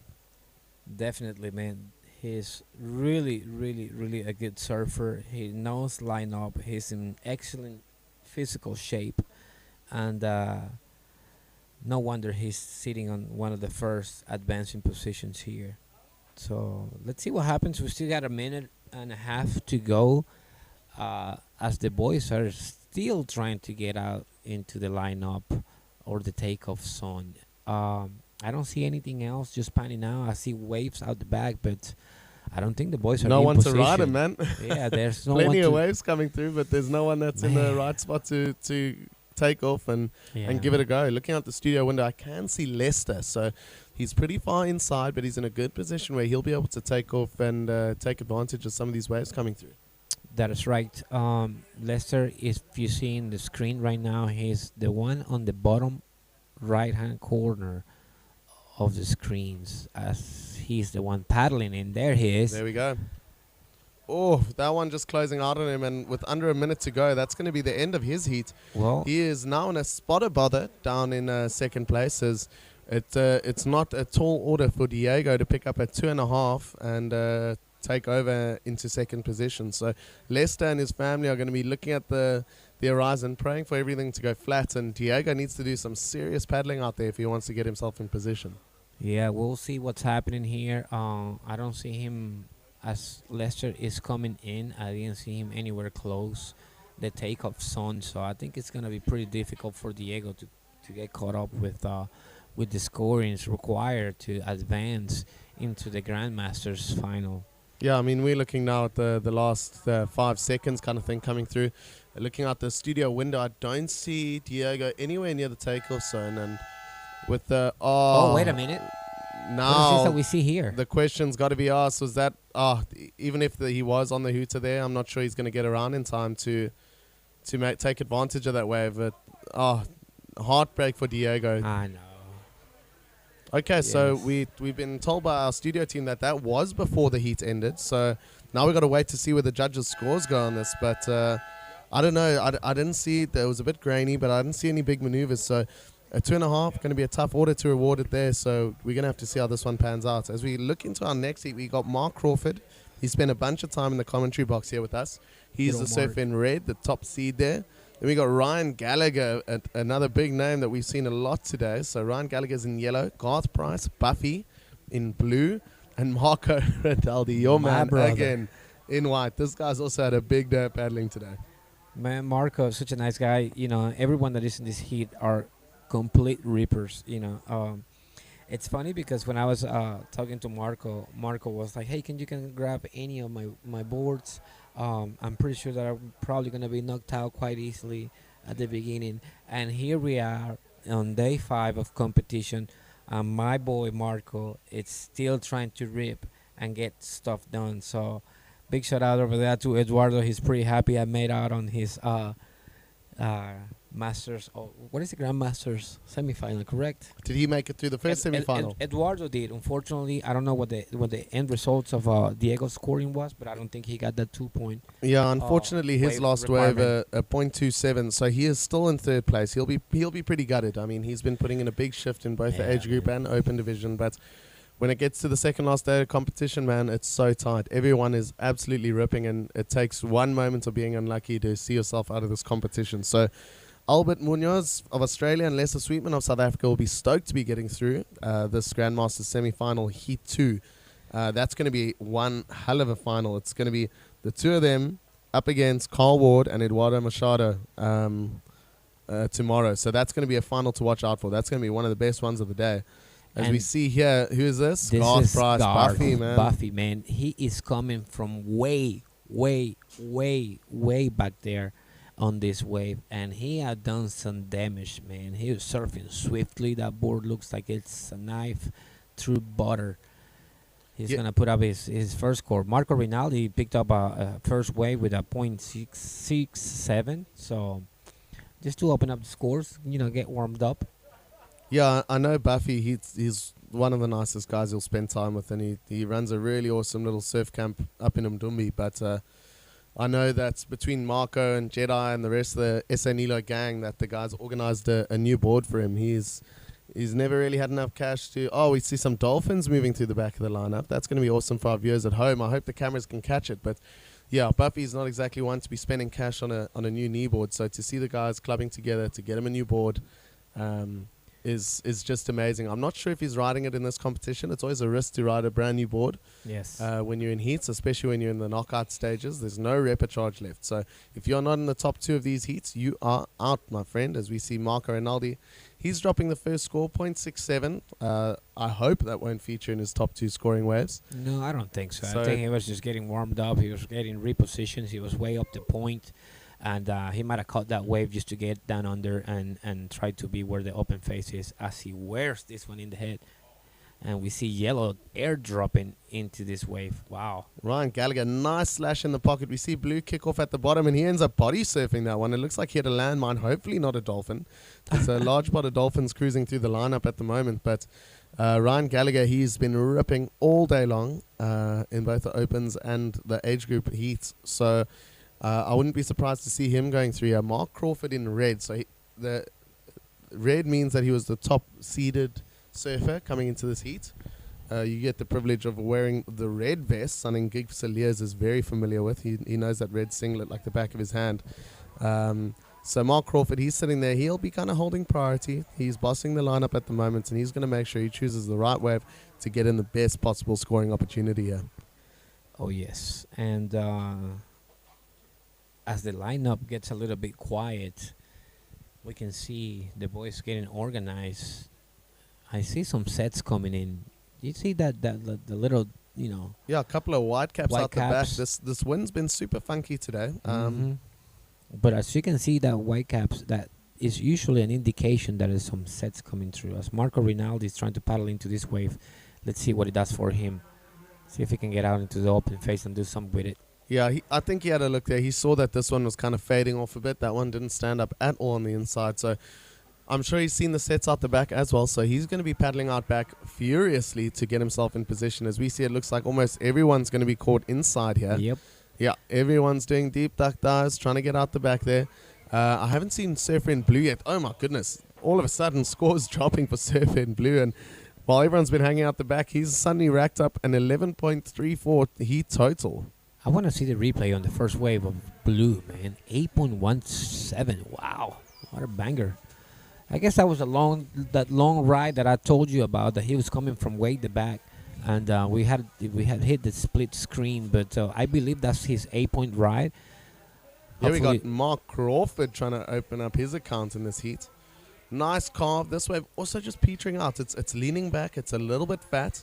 Mark's been loving this board, so he knows what he can do on a wave like this. Another nice carve in the pocket. He's trying to snap it off. Almost falls off the back. There's quite a bit of lump and bump on the face, and there he kicks out. That one I don't think was the right wave call. He's been waiting over 5 minutes for it, and I think he might be a little bit disappointed that was the wave he chose as he turns around and heads back out there. I see Marco Rinaldi, your man, having a little look in, and I think that's also the right call. There's beautiful sets. We've seen the scores drop in nicely for Buffy. There we go. Mark Crawford, 4-point ride. So he'll be pretty comfortable in second place at the moment. Oh, yeah. There's 30 minutes left. Plenty of surf out there. We see the man in yellow. That's Ryan Gallagher. Excellent surfer from Australia, man. There's too many excellent surfers from Australia. It's getting exhausting, right? I mean, every time I comment on something, it's somebody from Australia. So a big shout out to the boys down under, because they're bringing an extreme team of phenomenal riders into this event. Yeah, man. There's just so many rippers. I don't even want to start naming names because I know I'm going to miss out on a couple. But I can only imagine there's a whole bunch more absolute ripping Nilos that have been left back in Australia that just couldn't find the time to get down here. So hopefully we'll see next time that the boys make a trip down to J-Bay. I know a ton of the Aussie boys have said they'd rather come back to J-Bay than Indonesia, which is a pretty cool thing for us to hear. As we see Ryan Gallagher, he's now sitting with a heat total of 9.5, so he's now pretty comfortably in second place. That last wave, I think he got, what's that, a 6.67 there? 667, that's right. Yeah, so that was a two maneuver wave, so one nice big top turn and then that big foam climb and ride out, so getting well rewarded for good critical surfing. Well, as we see, let's see if our production crew can give us the replay on the first wave of blue. I would love to see that whole ride, because I think we caught the last little bit of it as he was, getting out. But I want to see that wave. I would love to see that wave. Hopefully, this is it right here. There it is. He was coming from way the back. That's what I was mentioning earlier. And he smacked it fresh on the very first one. One little slash right there under the lip. Man, look at the speed. There's been so few rides like this where the riders can carry so much speed. It allows them to do so many more maneuvers. That was really critical. Managed to dodge. Mark Crawford could have ended up with some stitches in the back. So maybe got a couple of bonus points for not hurting his competitors. We see Marco Rinaldi snapping one under the lip. No, man, Marco. That lump and bump, there's a bit of backwash there, and that caught him. Any other wave, and he would have ridden out clean and been looking for a good score, but just getting clipped there on the inside. He looked so good on that wave, man. He was riding perfectly, but you can see, whenever you hit the lip, the power of that lip when it's coming right behind you, it will lift your board. And if you're not properly sitting on it, you're definitely going to catch an edge and just going to go over the falls. And that's unfortunately what happened to Marco Rinaldi on this particular wave. He's riding that epoxy carbon board that looks a weapon. Super amazing. I've brought a exact copy of it with a diamond tail on my heats, and I'm probably going to be riding the same for the team event. And what a fantastic board, man. I cannot be thankful enough to Marco for helping me out with that board. Oh, Mark Crawford decided to kick off the back of this one. This one bowled up nicely on the inside. He might live to regret that. He's still sitting all right. He's got a 4-point ride, so it's not out of his reach to stay in this heat. Yeah, but he lost the priority. And Puffy again, this guy is a machine. That wave at Dumpy, he gets a lot of paddling in, so he is super fit. Just getting a little bit hung up there. It was a really good first turn, and it seems like he just hit a flat patch. Oh, there we go. That's what the judges want to see. That's rail to rail, getting the fins out, throwing a whole lot of spray. And again, he's picking the right waves, getting so much speed through. And I think that'll go into his top 2 scores. So he's just going to open up his lead here. Oh, yeah. Boys had the work cut out for them as we drop this second wave of blue, sitting solid with an 8.17. And I'm pretty sure this is going to be out into the good to excellent range as well. He got hung up a little bit in his first maneuver, but was able to commit to the rest of this wave and have a pretty good, decent closeout. So let's wait for the score for blue. and the situation remains the same. Blue is first, yellow is second, and we see white, Marco Rinaldi, on a nice-looking wave. There we go. That's more likely. That's Marco Rinaldi. He's trying to come into the inside and capitalize on this wave. Yeah, Marco Rinaldi, he spends a lot of time riding in Komaki and Nordic area in not the deep south, but in the south of Cape Town. So, yeah, I've seen this guy. He is a weapon at a place like the Hook. So that is a short, sharp little wedging barrel. And, yeah, he's an absolute machine. But, yeah, he is no slouch on a right-hand point break. This guy's been ripping all week long, killing it at Super Tubes. And, unfortunately, just not really finding his rhythm here in this heat. As we will wait and for a couple more sets to come through. We're going to not let you guys get bored. We're going to send you to an interview with last heat's winner. Congrats, bro.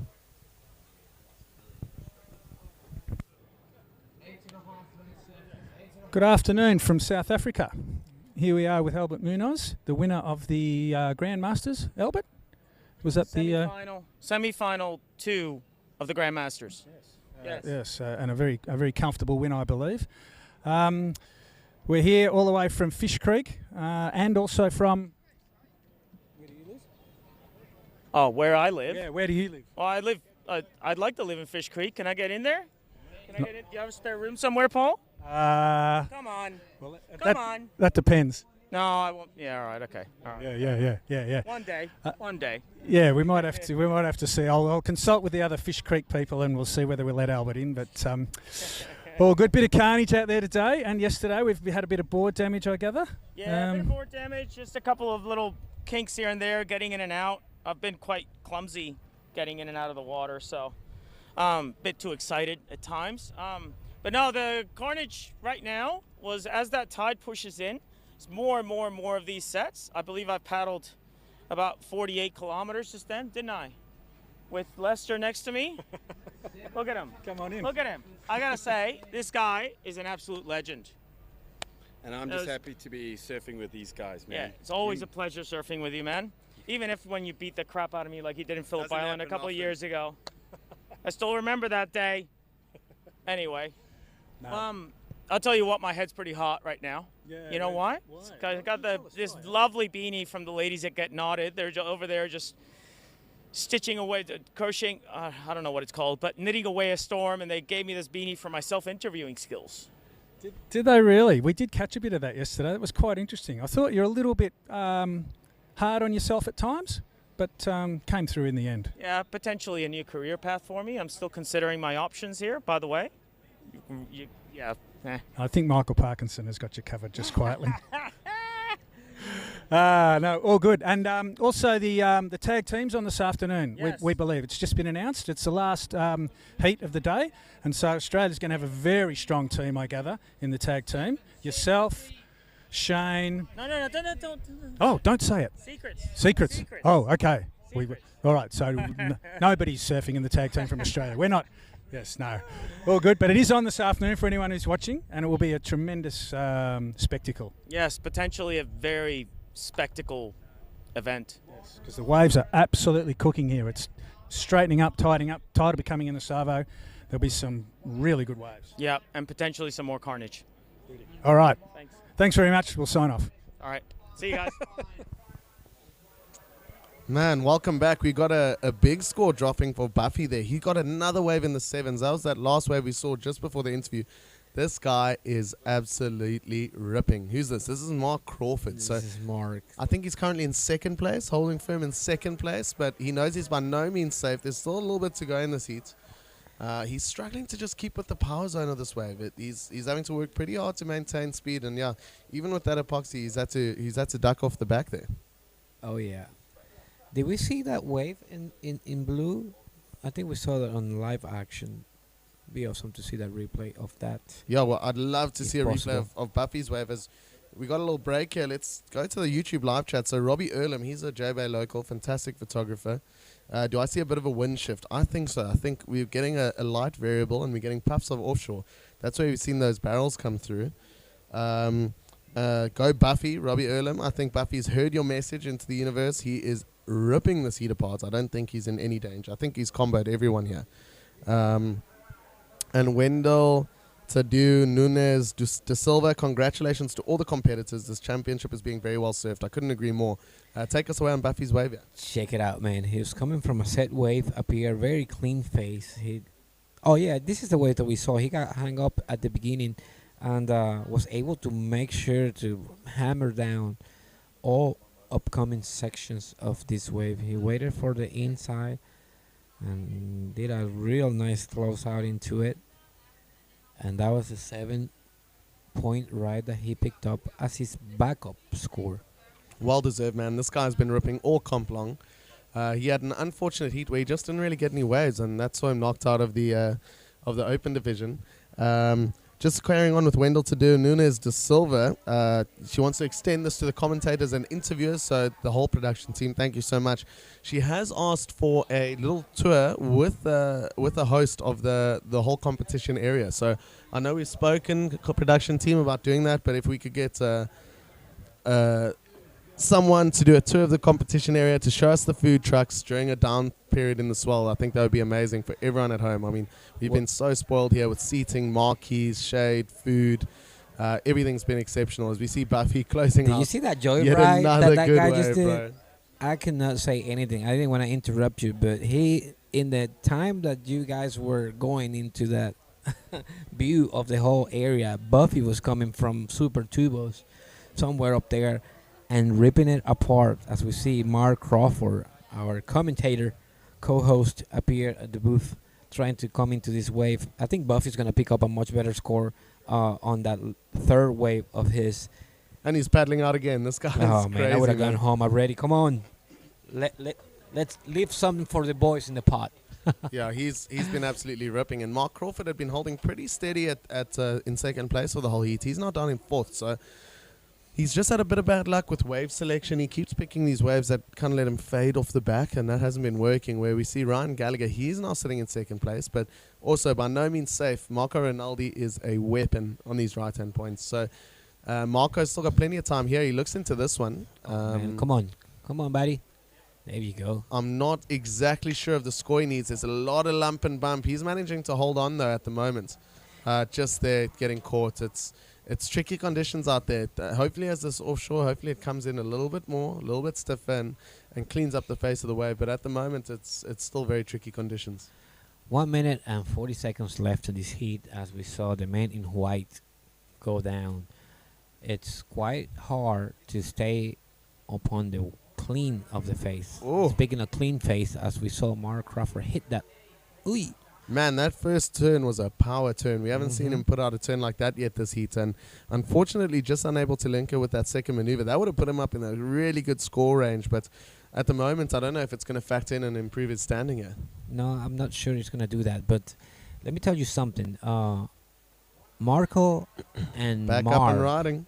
I see Marco right now. Look at that. Right out. Ooh. Oh, man. Marco's putting in such good effort here, and it's just not working out for him. Yeah, this is what I was just going to comment on. Both of them, Marco and Mark, are using epoxy boards. Yep. And you can tell because they cannot hold down this board as they come down on big turns in these powerful conditions. Yep. So this is when the PU plays a key factor, because it will allow you to dig some more into the water instead of being floaty and up above it. Yeah, as we see there, Buffy climbing out on the rocks and just getting welcome, getting a hero's welcome from all his mates. That's a nice all shot. the teammates. There's Steve O'Neill, I believe, who's scored a 10-pointer today, but we see the big South African flag waving. That's Ewan Rosie. So we didn't live stream the opening ceremony, but he is an absolute legend in the South African Nilo Brotherhood. He actually sang the national anthem with no backing track. I had goosebumps, man, when I saw beautiful. This, like I said, what a spectacle from beginning to end, for sure. Even Rossi, I mean, I met him in Portugal. Patty have sent me three pads for my boards back to Panama. Awesome. And this is how good Patty is. Patty told me, hey, Ken, don't worry about paying me. I know you're going to the world title. Rossi is going to be there with Roman, so you can give the boys awesome, man, the payment there. So I had to make acquaintance, obviously, with Patty Lester. pads, but and with all Pure the boys. class.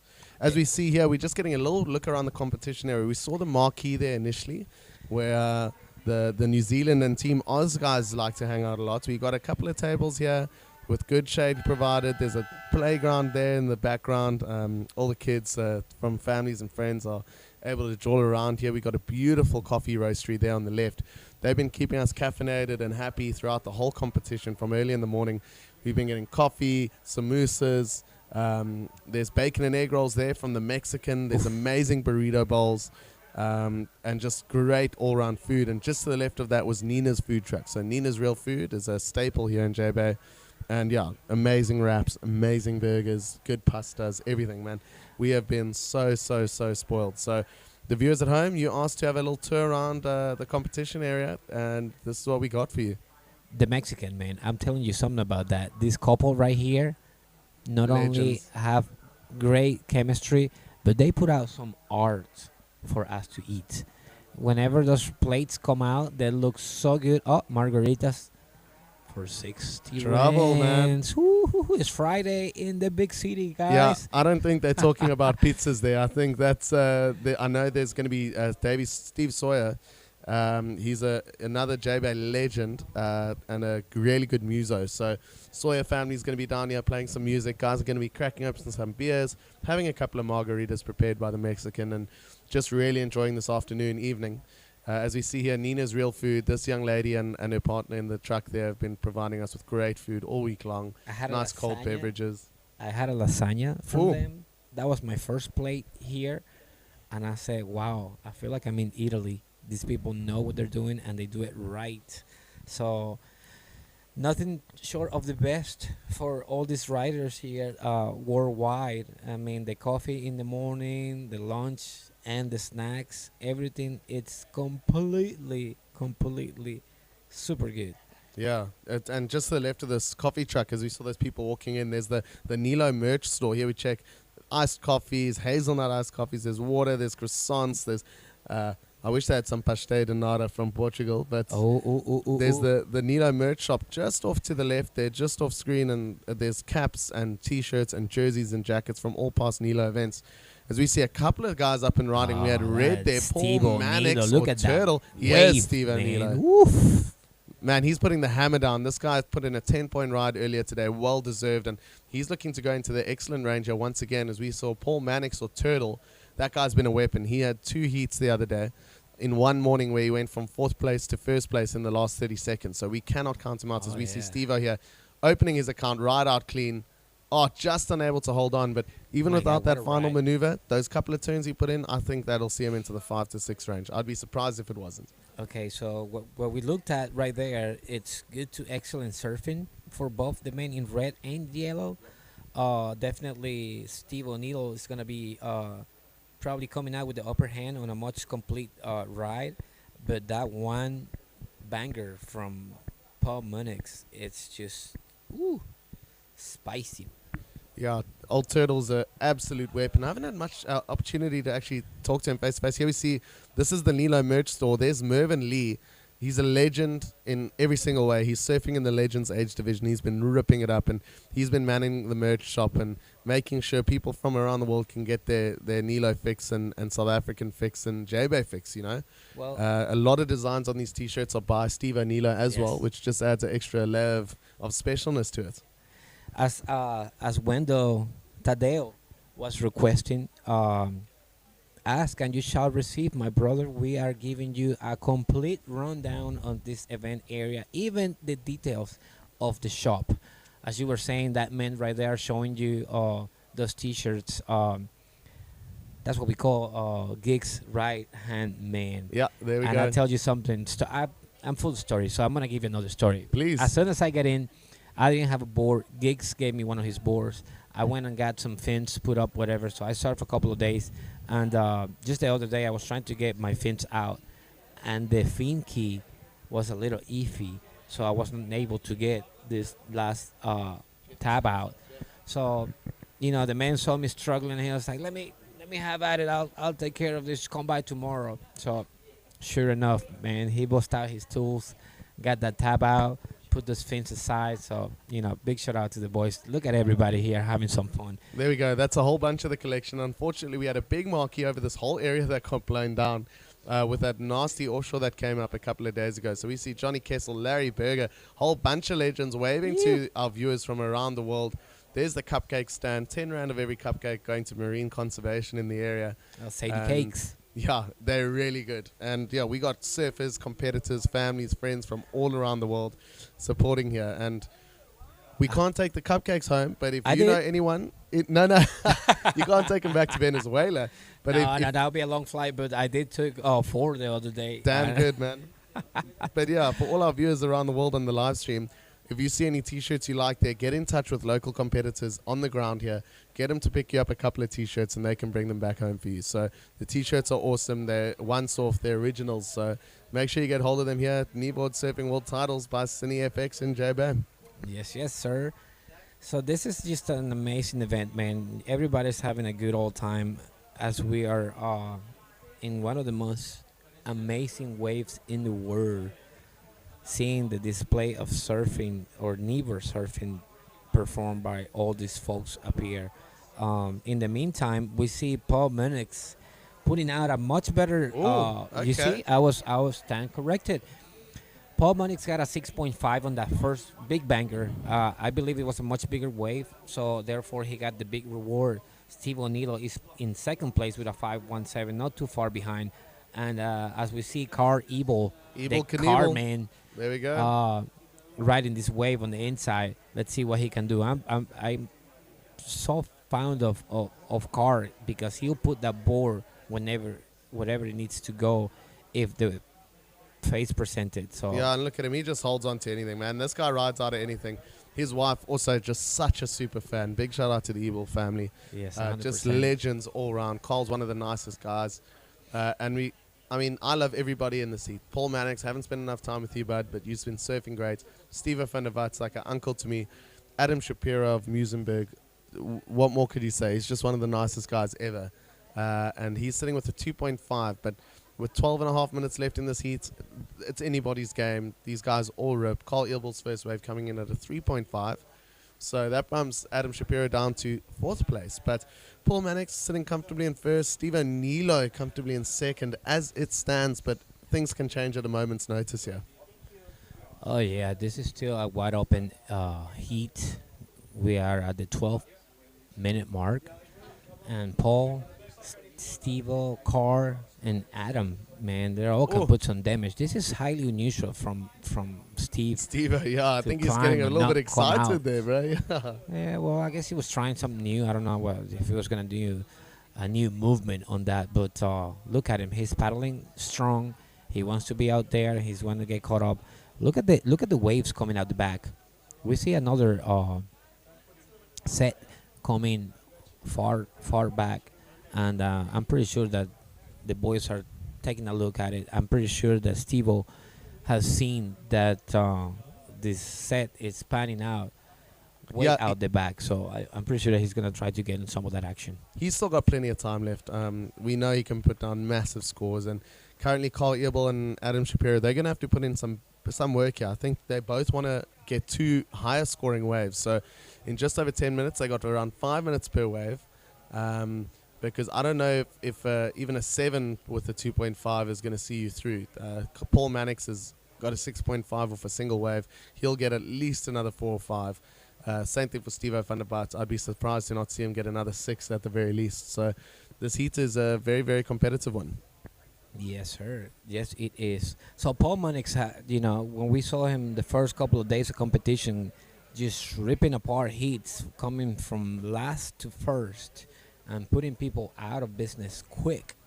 That was a very interesting thing to see as we see the man in red, Paul Mannix, the one that we're talking about, jump into this wave. Let's see if the production can catch up with the front of it and we can actually see what he have done on the inside of this wave. I mean, that was actually a pretty cool angle. It looked like he might have been trying to tuck into the barrel there. I wouldn't be surprised. As a turtle, he's very comfortable in all conditions in the ocean. So it's going to be interesting to see if we can get another camera angle on that. But yeah, plenty of good surfing on display out here at the moment, mate. Look at the peninsula, man. How beautiful this place is. You guys are so blessed. And from what I understand, there's plenty of waves all through that area. Is that right? It doesn't stop. Oh, man. Even up to PE, so PE is just a little bit further up.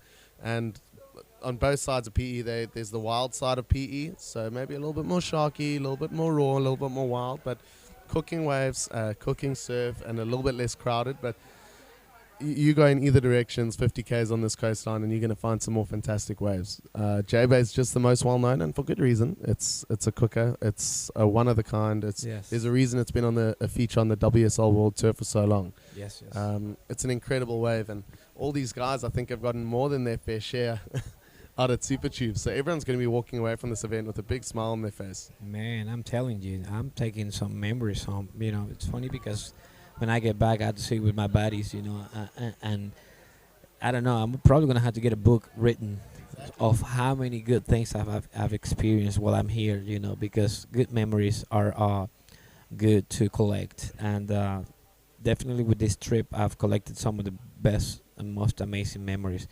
And obviously, nothing better than J-Bay. And not memories, but also friends. I think there's guys who, friends who haven't brother, you seen already each know. other in 30 years. But, I mean, people who have shaken hands for the first time at this competition, and they're already planning trips to visit each other's families. Yes. Guys are wanting to go over to Oz to visit some new mates. I'd love to come over to Venezuela and Panama and see what Central and South America has to offer. And I know that you're going to be a great tour guide, and you and your boys will make sure that we're well looked after and get into some good waves. And you know what's the best thing? You don't have to bring a wetsuit. Yeah, that's pretty awesome. That takes up a hell of a lot of space in the suitcase. That's right. That's well, a massive win. Leave the wetsuit and bring back home some goodies because we have a lot to offer as well. And, you know, not only good surf, there's also good food. And speaking of good food, I want to give a shout out to my friend Arch and Kira back in Panama. They're the mastermind behind Chamefornia. Chamefornia, it's Chame is the place where I surf the most back in Panama. So they have started this little Instagram called Chamefornia, where you can see all the inside and outs of the area. All and right. Definitely some of my great friends, and you know, I want to give them a shout out, a big hugs, and we'll see you guys soon. Yeah, and you'll bring them down next time as we see Steve O'Neill on another wave. He's put in a nice turn already as he's just looking for the right section to hit. Bang! Oh my and God, I mean, that's that nasty. is pure class. Fins out, spray all over the place. That's going to go into his backup wave, I would guess, and that's going to be in the good range for sure. So he's going to be taking a commanding lead of this heat. As Paul Mannix, that last wave, we saw the reverse angle, and clearly he didn't pull into the barrel because I think he only got around a one-pointer. Yes. So no such luck there, but he is still leading the heat as it stands now. I do know that the prize giving is not just for the winners of each age division and contest division, but there's also going to be awards for best barrels, biggest waves, best surfed waves, highest heat totals, highest single wave totals. So there's plenty on offer. We haven't been seeing any real barrel riding for the last couple of days. Well, we saw in the first couple of days, we saw one or two small rides, small little barrels, you know, little cover-ups, nothing substantial that we could call a 9 or 10 point ride. But definitely tomorrow, with the conditions how everyone has forecast, we might see some fireworks for sure. As we see, last wave for Stevo van der Walt, what's that coming at a 6? 680. Not too shabby. Well done, Stevo. So he's now pretty solidly in the lead. He's got another good score there, and that was just a 2-maneuver wave. But I think all the points came from that last hit. That's about as good as you get it. It's textbook. You're attacking with speed. You're getting high in the lip. You're sending the fins out the back. You're spraying foam and water everywhere. And the judges love that kind of thing. Oh, yeah. Something important to take a look at here. Stevo got a 6.80 on that complete wave, on that maneuver on the inside. Paul Monix got a 6.50 on a single hit. Yep. Very similar, but on the outside. Yep, so exactly. you can tell And this is for those of you guys that are paying close attention to what's going on at this event. You can tell that the judges upstairs are being surgical with this scoring. They are not leaving any room for anyone to doubt that what they're doing upstairs is the right cause for these riders right here. So very nice. And just for those of you at home that aren't sure what the judging situation is, there's no chance for bias, as we've seen a ton of South Africans have bowed out in the last couple of days. So there's no bias judging. It's not like I'm a South African kneeboarder and after I commentate, I'm going to go hop up into the judges area and make sure that all the boys get higher marks than anyone else for the same maneuvers. It's a completely independent team. We don't know them from a bar of soap. They're supplied by Surfing South Africa. They do all the longboarding competitions, all the shortboarding, all the pro junior events. So it's a completely unbiased, indifferent team, which is awesome, because the last thing we want is to leave sour taste in the mouth or to have anyone coming away from this comp feeling like they were cheated. Yes.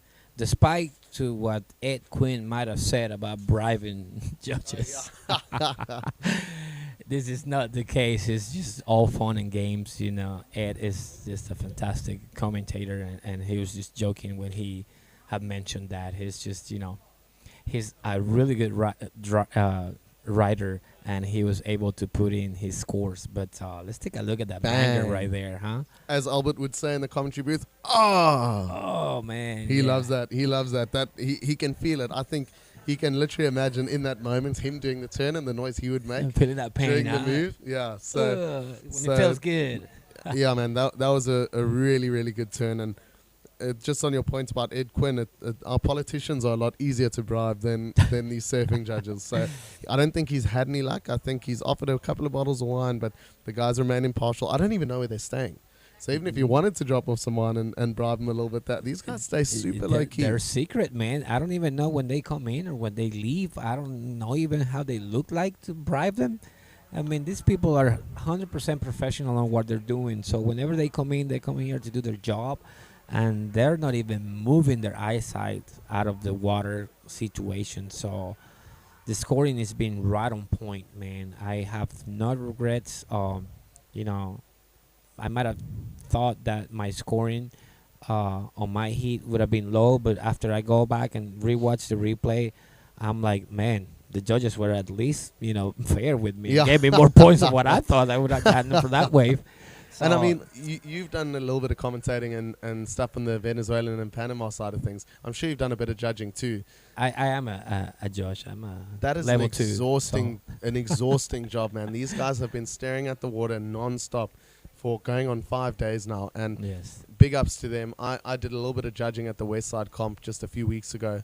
The Westside Nilo Comp hosted by Pia, Ruby, Emily and Lester and the Westside Gang. I only judged a couple of heats and it's exhausting. Yeah, it is. You have to pay such close attention. You want to make sure everything's fair, everything's right. So it's a tough job, and I do not envy them, to be honest. Oh yeah, man. It's you have to concentrate on what you're doing. You have to make sure you have good memory because you have to compare waves to what you do first to what somebody else does last.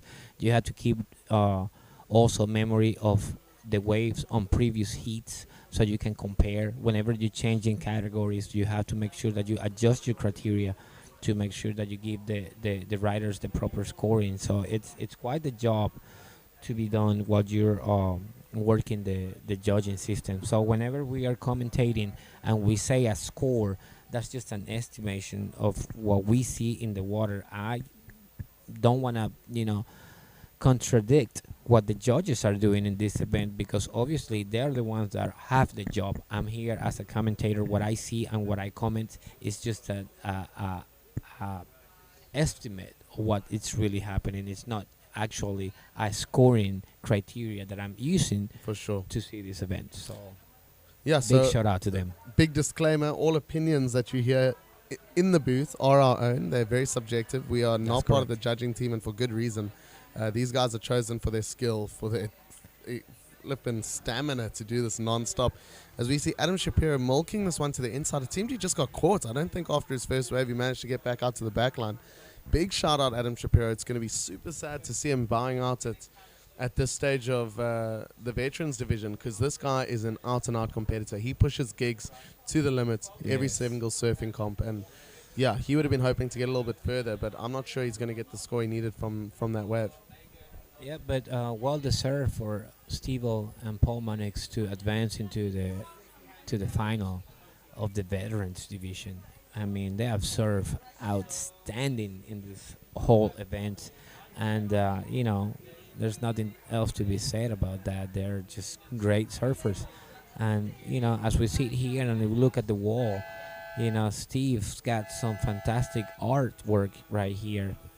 Feel free to come by and check out what's happening here, you know, and take some souvenirs.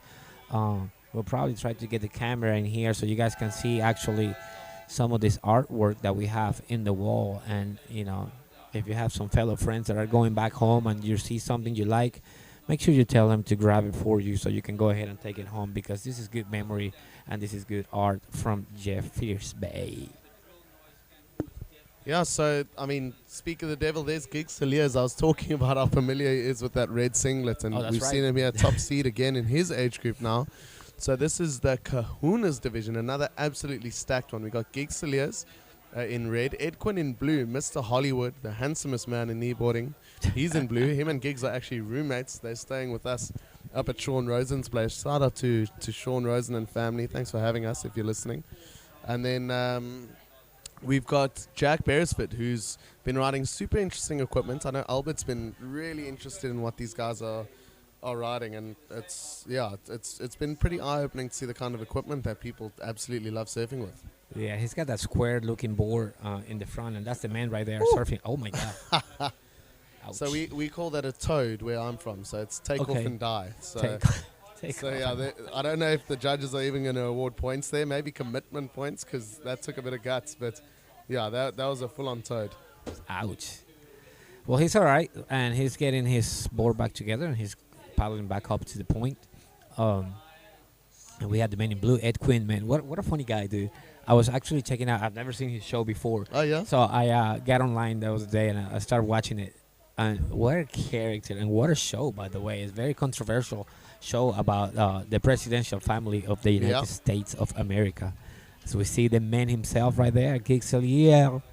Big shout out to Gigs. I mean, there's no way we'd all be here without his tireless work and dedication. Just slipping off the back of that wave, he's still got plenty of time. He's a really good competitor, so he won't be stressed. But Gigs, interesting enough, do you know what his real name is? I think somebody mentioned it the other day. I forgot. So his real name's Clinton. Clinton. So you might be wondering, how the hell does the viewer at home get from Clinton to Gigs? I did hear that. You know that story. So I know this story. His old man is a fantastic cartoonist. He's a really good artist, cartoonist, storyteller. And he had this column called Giggles and Gags. And when Gigs started surfing, all the guys who knew his old man said, they called him Giggles and Gags. And then it got shortened to just Giggles and then to Gigs. So for anyone wondering at home, it's a very rare nickname. I've never heard anyone else called Gigs. So there you go. Now you know the story behind Gigs Heliers. As you see, Ed Quinn quickly that was just the in and out. That one, you can see how it's faded out. It's still rolling through the inside of our screen. Jack Beresford seems to be the furthest out at the moment. That one barreling quite nicely. I'm surprised he didn't go for that one. Yeah. I would have jumped on that big time. It's funny because, you know, Gigs, and you might have think, I was like, well, is the guy laughing all the time? No, absolutely not. He's a very serious gentleman, serious surfer, as you can see. But every once in a while, you see him crack and smile, you know, especially if he's around Ed Quinn. You know, Ed Quinn will make anybody laugh. Yeah, Ed Quinn's a legend, and poor Simon Farah busted his ribs up at Super Tubes during the course of last week. And when we'd all end up talking a bit of nonsense together, Ed Quinn obviously leading the charge, and poor Simon used to have to excuse himself to go upstairs because any time he was laughing, it was just hurting his ribs way too much. So, yeah, Ed Quinn's a good comedian. He's spent a good amount of time in the commentary booth. So you guys are all lucky to have him. Again, he's doing this. This would normally be a paid gig. Oh, yeah. He gets paid a lot to do this kind of thing, and he's just doing it with love and passion for kneeboarding. Yeah, he gets paid a whole lot more than we do in our regular jobs. Yeah, exactly. Just to do this. So he's a paid working actor. If you haven't checked out his show, go onto YouTube and type The Oval. I think it's on Netflix at the moment. Yeah, streaming on Netflix. Also on Netflix. I'm sorry. That's what I meant to say. Yeah. Netflix. And you'll find the this fantastic show. I think he's in his 5th season right now, and man, it's a very, very interesting, entertaining show, and you will see how good of an actor Mr. Ed Quinn is. Just as good of a surfer to be on the semifinals of the Kahuna division at the Kneeboard World Titles, J-Bay 2024. Yeah, and once again, this is a really, truly stacked division. Giggs just getting a 1.83 there, Ed with a 2.33, Jack with a 3.33. So it's super close still. It's anyone's heat. The priority order will be established out there. So Giggs is a very wily competitor. He somehow always seems to be taking off on the best wave of the set. He reads the ocean while he's a true waterman. You got to remember that this guy goes hunting for 100-foot waves up the east coast off the back of a jet ski. So he's not just your normal kneeboarder who enjoys getting down to the beach on the weekend and putting a couple of turns in. This guy is well and truly a waterman, as we see Jack Beresford again of the USA. He's doing nice on this wave, man. It looks like this wave is trying to run away from him, but he's trying to get caught up. One of the most open faces we've seen so far. And as the tide is going down, you can see that little white water in front of it. That's where the rocks are. So if you see him kick out, it's not because he wanted to or not finish the wave. It's because he was very close to the rocks. Yeah, we saw Albert during his interview. We couldn't hear it. Here we see Giggs Saliers again. He's going to come around here with a good bit of power and speed, a nice carve. He's just going to hang tight in his pocket. Giggs knows what to look for in a wave, and again, he sees, okay, this isn't the one for me. I need to kick off here and get to the back line before Jack in yellow so that I can get priority and make sure I'm on the best set wave. Oh, yeah. Well, it's just a little score for him to get back into the action. I'm pretty sure that he heard the scores already, so he said, well, no big scores just yet, so let me get into it and put something else next to my original score. Yeah, Giggs is no stranger to 8 and 9 and even 10-point rides. So he knows what kind of wave he needs for those, and that one clearly wasn't it. Yeah, as you mentioned, the rocks. So Albert showed us there at the end of his interview in the last heat for winning the last heat. His board looked a bit dinged up, and I'm sure that was from the rocks, either climbing into the water or climbing out. But for a lot of guys who are used to surfing soft kind of beach breaks with a nice paddle out, this place it can be pretty hairy getting in and out of the water here. I'm telling you, man, I already have my my souvenir to take home. I had a pretty good slash on my left leg. I took my fins out before time, and as soon as I was walking out, I stepped on a rock and just right open. Not nice. Yeah, not nice at all. I had to clean it up properly, obviously, to prevent from getting infected. And I'll take that home and I'll, tell everybody about it when they ask, what is that? Well, Yep. That's J-Bay for you. For sure. As a couple of sets roll through, just want to refer to the YouTube chat. Margaret Byrne, go Pom. I think Pom was in the last heat, so well done, man. Ruben Gutierrez, go Giggs. Yeah, there's big Giggs fans all over the world here. And then Robert Grove, good luck to Mr. President and Count Jack. So he's clearly supporting the American delegation, but Giggs Saliers isn't going to let it go that easily as we see a couple more scores dropping. Jack coming off better than the exchange. He's sitting pretty happily in first with a score of 7.67. Giggs on 5.33. So Giggs has a little bit of work to do. You can see him putting his hand up there at the back line. That means he's asking, what is my score? Where am I sitting? So the commentator up top will say, Giggs Saliers, surf in red. You are currently second position. You need a score of 3 point something to progress into first place. So that's why we saw Giggs with his hand up out the back as we see Ed Quinn up and riding once again. That's a good looking wave right there that he had picked out. So let's see what Ed can do on this open face on the inside. That wave standing up nicely. Really good, man. Oh yeah. Let's see if he's not staying too far behind. There you go. Yeah, on top of that white water properly. So there he is. Ed's a real power surfer. I'm going to mix metric and imperial units, but he's around 6'5". Yep. As I said, very handsome and 105 kilograms. So he moves a lot of water when he surfs. He's on around a 6'5" board there, which, as Albert said, would be like a sup for him. He'd need a sup, a stand-up paddle if he wanted to move that thing around the lineup. But yeah, Ed pushes a lot of water and can put down a lot of power in his turn. Same as this man here. Giggs Saliers, a little bit shorter, but just as solid. Smash. This guy is built like an absolute tank, and you can see it in the surf. He's so strong over the board. just getting caught behind the section there. It's so hard to tell. When you see a man like Gixeliers getting a bit confused with wave selection, you know how tricky it is. Oh yeah, man, he knows this lineup better than most here, and he thought that wave might have panned out for him, but it turns out that it shot down right in front, so quite hard. But I'm pretty sure before the heat is over, the combination of waves that Giggs is gonna put together is gonna be quite nice. So that little ride that he just took came out to a 2.33 and bump him up to the second spot. So now Ed Quinn is looking for to improve a 2.33 to try to take that position from him. So, you know, they're all friends and nice and they're staying together, but right now it's competition on, man. Competition on, so everybody's got their game face, and I'm pretty sure that Giggs is not looking at Ed for a laugh, and Ed is not trying to make anybody laugh. He's just trying to collect on some good scores in whatever wave comes through him. So we still got 9 minutes left. 9 minutes and this heat is wide open. Gixeliers only needing a 4.18 to take the lead. And yeah, as we said, that's this guy's bread and butter. He can pick that up any day of the week. Ed Quinn only needing a 2.61 to overtake Giggs in second place. So anything could happen. Only 2 to go through, and it's tight, and I think it's going to go right down to the wire. Oh, yeah. Good all serve from the Kahuna division right here. Semifinal heat 1. And Jack Beresford, it's sitting comfortably in first place. He can still replace a 3-point ride to up his campaign, and there he is. Up and right in the man in yellow, the leader of the heat. Let's see what he can do here. Smack that lip pretty fine. So he's going to try to do a couple of cutbacks here and reset and try to find this open face and hit it one more time, as he does right there. And it looks like this wave is going to open up all the way to the inside. Let's see what it does for him as he's trying to reform.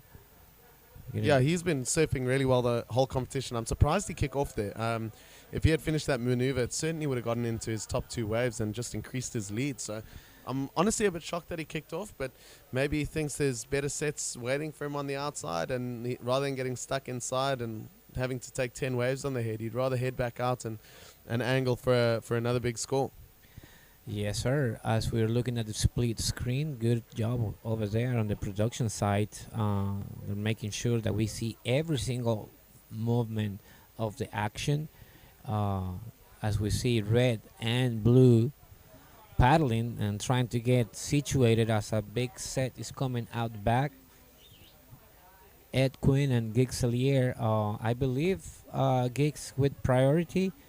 But look at that. There's some monsters coming out the back right there, and both of them are on the inside, so I'm pretty sure they're going to wear this in the head. Yeah, man, this is just shutting down the whole bay. It's pretty bananas. So as we see, we got Jack Beresford. He's now sitting with a total of 9.84. So his last ride coming in at a 5.17. That's the highest single wave of the heat so far. Gigsley is still in second. Giggs now needing a 6.34 for first place. Still very achievable. And Ed Quinn still needing that 2.61 for second. So Giggs is in a little bit of trouble here. You guys aren't seeing it, but Haken and I are taking a couple of selfies in the booth as these guys just get a little bit cleaned up on the inside. I'm going to have to step out once again. We got Mark Crawford in the house. So we're going to get a couple of new commentators on. My voice has just about vanished, but thanks so much for having me with you, Haken. You're a legend. Viewers at home, you guys have been lovely. Keep sending through those questions. And yeah, let's give Mark a hard time. All right. So there you have it, guys. Shane's going to step out for a little bit. I'm going to stick around here with Mark Crawford.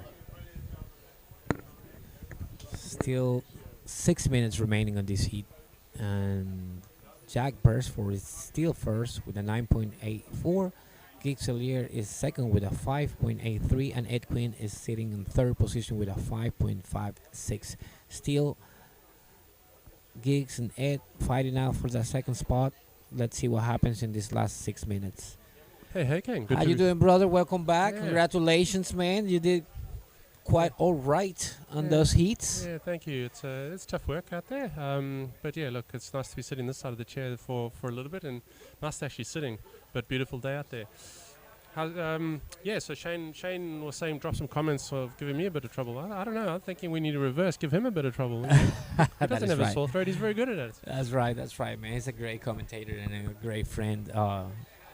So we've been having fun. We're just, messing around and giving everybody a good look of the whole entire area. We had the camera running around during a couple of heats, so people could actually see what is happening here at the Kneeboard World Titles, Jeffreys Bay 2024.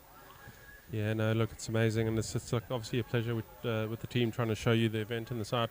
We're experiencing it. Hopefully, the cameras are giving you a bit of sense of flavour.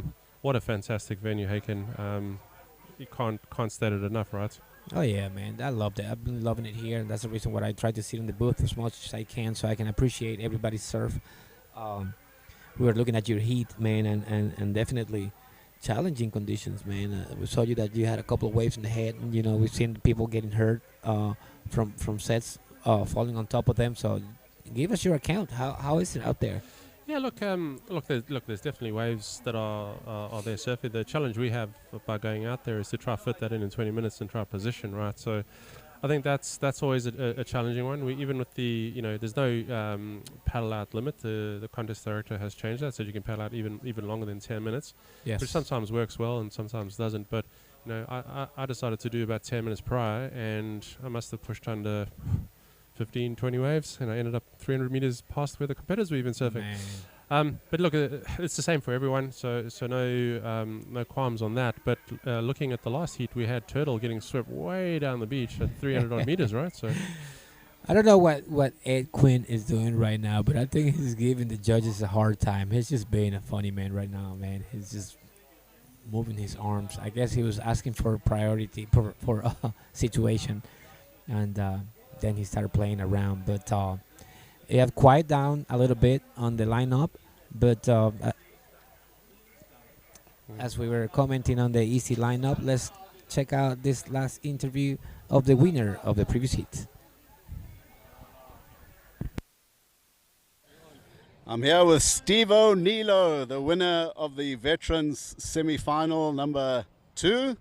Well done, Steve. How was your heat? No, Adam, that was hard. Yeah. That was like a washing machine out there. Not easy. No. So let's say this is how not to do it, and then this is how to do it. But let's start at the beginning. So I walked to the keyhole. You went 200 meters past me. Yeah, because there's a keyhole in front of Sean Rosen's house, which we normally use when it's big. And it's pretty easy. It sucks you out, and then it just drifts you down. I don't think I told Adam about it, and I feel so bad now. Maybe next time. It wouldn't have mattered if you told me. I saw you two madmen. I wasn't going close to that keyhole. But this is about you. How was your first wave, Steve? It was a little bit shaky, a lot of chop on it, and then I think when I hit that little closeout section, the wind got under the board and I fell off. And then, it wasn't easy. I think I caught 3 waves. 2 long waves and then 1 short little wave, but no. Yeah. But you obviously made it count, and well done, through to the finals of the Veterans, and hopefully it'll be offshore tomorrow. What does the Joburg local have to say? Yeah, I think definitely tomorrow is going to be really good conditions, and they must run the team event tomorrow, okay? Like seriously, local knowledge, rules, it's cuck out there. Steve O'Neill, well done, my man. Well, welcome back. Steve and Adam, absolute characters of sports. Massive laughs there, and the smiley faces is sensational. So really good to see you, Hagen. Yeah, man, 100%. Steve, I've had a chance to chat with him and discuss a little bit of his artwork. And what a fantastic guy that is, and phenomenal surfer for sure. As we see Yellow trying to click that top wave right there, and we see Giggs in a wide open face. Ooh. Yeah, sweeping away. So look, Giggs got a little maneuver out the back. Unfortunately, focusing on Jack. He's sticking with the inside. Yeah, nice carving. Look at that rail work. Look at a little soup ball in front. Unfortunately, not able to ride it. So look, Giggs is still sitting in second position there with Jack in first. I don't think that would change the situation drastically. Jack only had to increase a 4.67. I don't think he would have done that. Giggs, his low scores are 2.33, so one would assume that he takes it, and with 1 minute left to go. Yeah, Jack is coming in. He's saving some energy, with 50 seconds left in the clock. I guess he thought, I don't need to be paddling back out, try to fight these waves. So he's coming in. Giggs is probably looking to improve on the 2.33 as we see the man in oh my God, Ed just couldn't get through on that wave. So you're talking about Ed earlier there waving his hands and being a character. Maybe is it a bit too soon to say Ed's having the blues? He's having the blues, man. With that wave. Well, he was talking about always having the red, the white, and the blue, as a Mr. President, but today he's gonna be wearing the blues. Yeah. So unfortunately, it looked like the bit of wind got under that wave or something. Wasn't able to drop through. But look, he's in a good position there right now. Well, look, this wave looks like it's really wide open. So let's see if he can go ahead and get into it. Bear in mind, he needs as it currently stands at 251, and unfortunately dipping out. See that little gutter that was dipping in there? It's with the tide sort of changed and the big sets. It's hard to sort of position yourself. Yes, absolutely. So as the time winds down, I think that's the end of this heat. And we're going to see Jack and Giggs move up into the final of the Kahuna division. And now we're going to enter heat number 2 of the same division. And we see Simon Ferrer, Roger Hughes, and Pete Fairweather battle it out for the last 2 spots on that final. Yeah. I think all speaking, from a bit of excitement and joy, and similar for the competitors here, any of the competitors making it through tomorrow's final are smiling ear to ear. The conditions actually look primo for a good day of offshore winds, slightly dropping swell. So everybody's excited to get through to that, and then those heats are max 4 men as well, in some cases 2 men. So a lot of excitement to make this heat. Yeah, 100%. I heard a different buzzer out there. I wonder what that was. Is there something in particular happening right now that I'm not aware of? You sure it wasn't Macca making his weird, strange sounds? Well, one never knows. No, you never As know. we see the man from the USA, Roger Hughes. What a great surfer, man. This is something that I was discussing with my girlfriend the other day. As far as the stance of the surfers, Roger is a really upright surfer, and yet he smacks these waves like no other. Absolutely. Look, there were 2 critical maneuvers in that middle one. Hopefully on the replay we'll really get to see it and analyze it a bit more. But look, considering the conditions, well done to Roger. That should be one of his keepers. Oh yes, 100%. The difference in between Roger and someone like Steve O'Neill. Steve has got a really low center of gravity, and he will smack the lip in any kind of way, and you'll see him always completing his transactions. So 2 different styles of riding, and 2 spectacular surfers for sure. So no wonder we see him at this stage of the event. And another thing that I was noticing from the boys, and what we were talking about Carr leaving the heat early, Carr has probably paddled into 17 heats already. Not say such energy and commitment. So we have surfer. This is Simon. That's a legend. Oh, absolute 2 critical maneuvers there. Into his third. Look at the rail work on that. Oh man. Oh. Almost caught an edge right there, but he was able to regather and continue in this open face, man. Let's see what he can do on the inside. Oh my So God. 4 critical maneuvers. Okay, we're looking at an 8-point ride plus. Yeah, I'm not a betting man. Remember, these are I start saying things and then I get it right and then I get it wrong. Look, in my opinion, that was a fantastically surfed waves. Other than that, a little bit of rail catch through that, there was 4 sensational maneuvers. I'm seeing it in the 9s.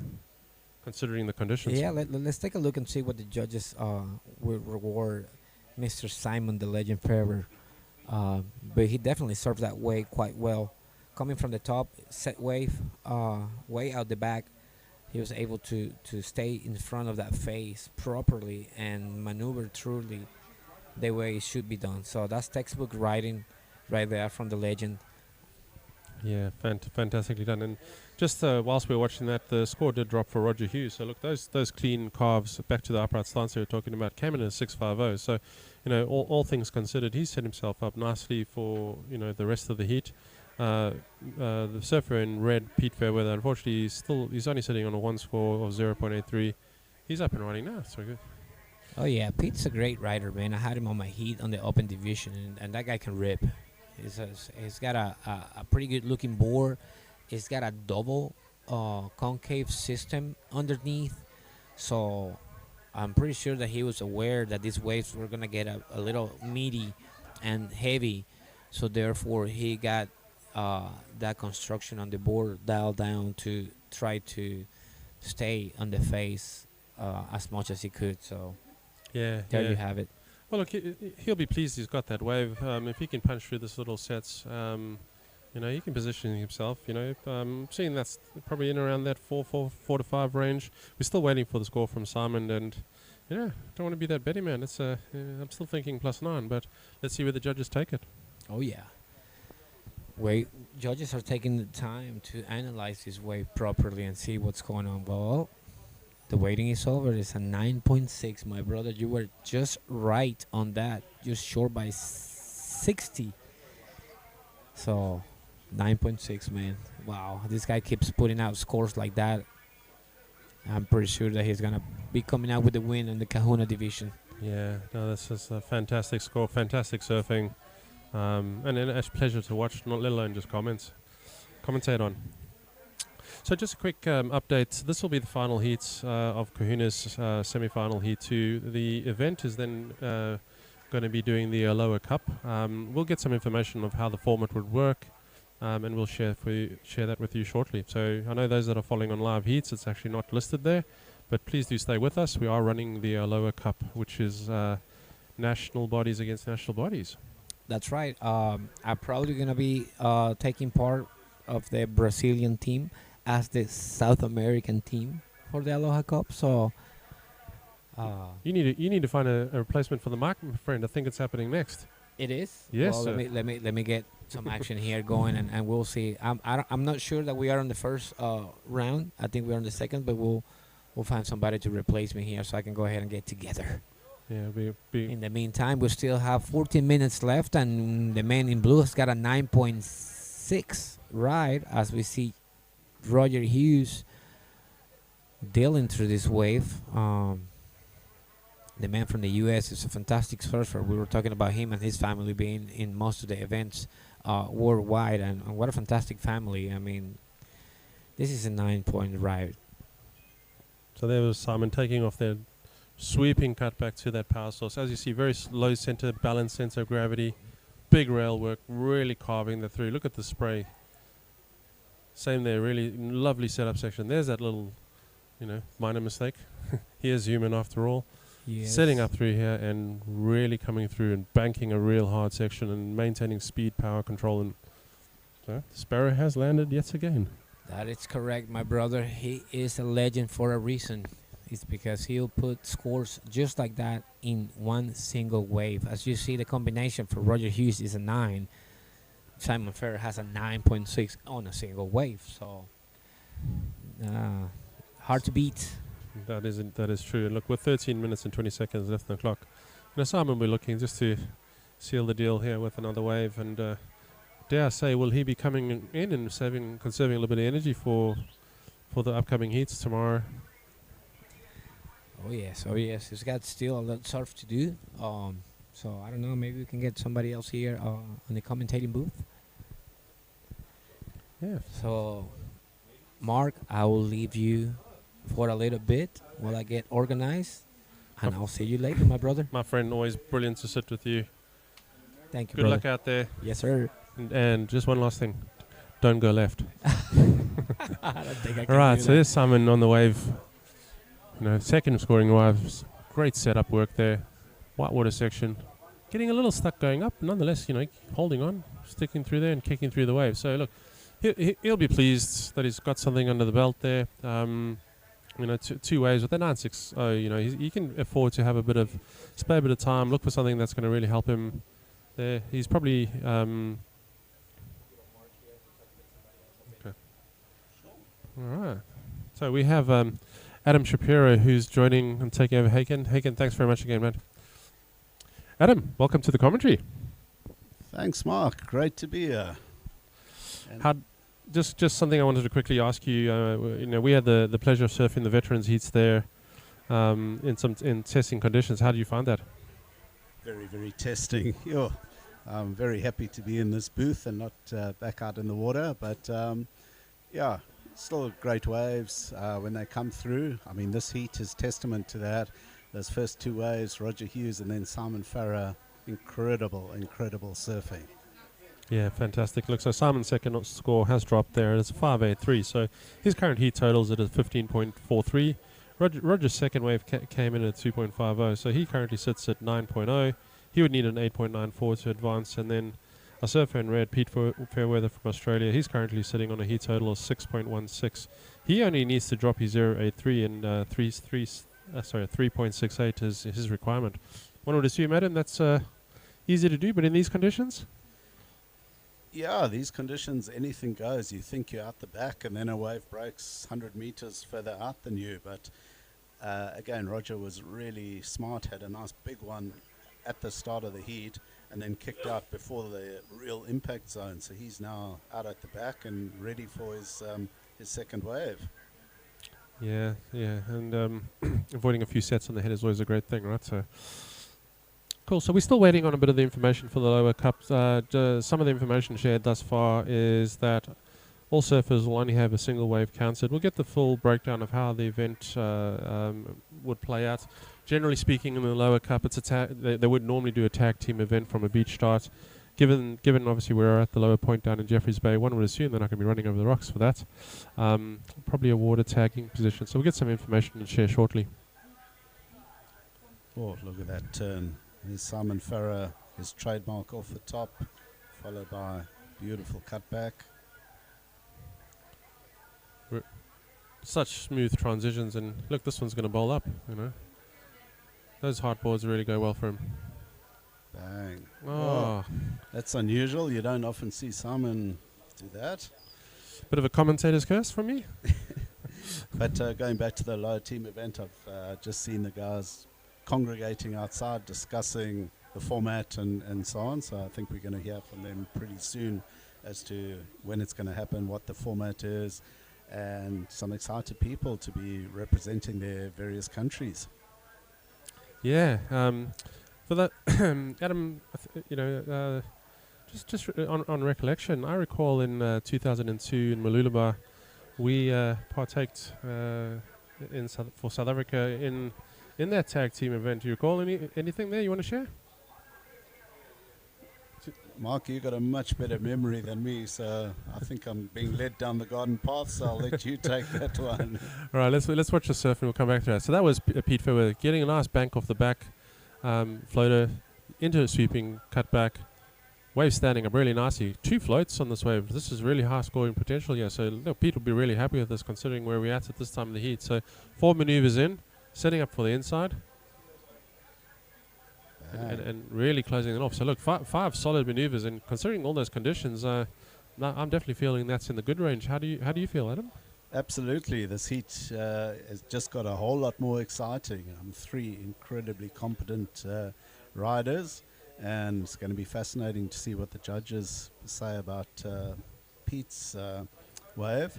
I see he's really close to the shore here, so he might be on for a small run back to the lineup, which is quite lengthy. I've just done one and I'm still sweating. So, but Pete has got time, and I'm sure he can bag another wave after he gets out again. Yeah, no, fair point. We got 7 minutes 50 left on the clock, and he only needed a small score of a 3.68. These are the ones you do want to bet on, because they are for intense purposes, that's probably somewhere around the 8s in my opinion. So yeah, back to the Malulaba 2002 World Titles held in the Sunshine Coast of Australia. We ran the tag event, Adam. I can't remember the order, but that was a beach started event. In the previous events, one power surfer would run out, catch his waves. They had to do the double whammy and claim. Come back, tag your team member. They go out, they get their waves, and on those at those times, Adam, it was 2 waves. Power surfer getting double scored and obviously getting back in a lot of time. Stand collected, I think it was around 40 minutes maybe. But that was a fun event. Definitely recall it and partaking with you, mate. So big kudos to that. Yeah, that tour was absolutely incredible. 92 South Africans went over to Australia, and yeah, it was fascinating. Our boards were very wide. Generally, we were riding full fins, and suddenly saw these Australians with these narrower 3-fin boards, and that changed the direction of surfing in South Africa. After that tour, we all moved to thinner boards, and a lot of people moved over to 3-fins, and now there's a lot more variation and some 3-fins and 4-fins around. Yeah, and look, and just on that, Adam, I mean, obviously, I know we've been doing a lot of board interviews through the day, seeing different sort of styles, different, boards, lengths, fin placements, etc. But overall, there's been a lot of advancements, not just in the materials in epoxy, the fins, the tension of the fins, etc. And all of that has advanced the sport dramatically. So yeah, it's really good to see. Yeah, 100%. To me, the biggest evolution was from 3-fin or 4-fin to 3-fin, and then those epoxy boards, they work really well. That's been a major change.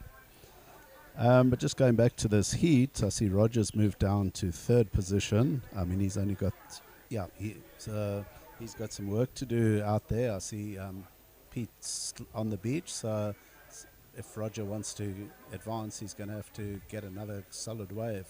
Yeah, most definitely. Look, so Pete saw it come in for that wave. See, this is why I'm not a betting man, Adam. Came in at a 7.33. I thought it was in slightly high, but no, nonetheless, great surfing. So that's taken his heats total to a 12.66 for Simon, still leading the heat at 15.43 and just under 5 minutes to go. Roger Hughes, our surfer in yellow, he requires a 6.17. Bearing in mind he got a 6.50 in his first wave, so it's very achievable. And there's a paddle. So this is surfer in red. There's Pete unfortunately getting stuck behind the little section there. So just 4.5 minutes left to go. What a beautiful day here, Adam. How you been finding the competitive environment, the camaraderie, the people, the setup? Any insights you want to share with our viewers? Oh, it's been absolutely amazing. Gee, the camaraderie, the weather, the waves, the organization of this event. I know it's been going on behind the scenes for a long time, and it's just culminated in certainly the best contest that I've ever competed in. So it really has been exceptional. Yeah, no, look, that's fantastic to hear, and we always hear keeping the spirits and the vibe is a great thing. As I'm staring out into the competitor zone, a few people are having some nice afternoon beverages and soaking up the sun, looking really good. So Adam, a little bit about yourself. So obviously you spend 6 months a year in South Africa and then 6 months in the US, is that correct? Yeah, that's it. So to be honest, I haven't really been riding nearly as much as I would like to. But yeah, I moved my son's in Seattle. He's 11, Jack's 11.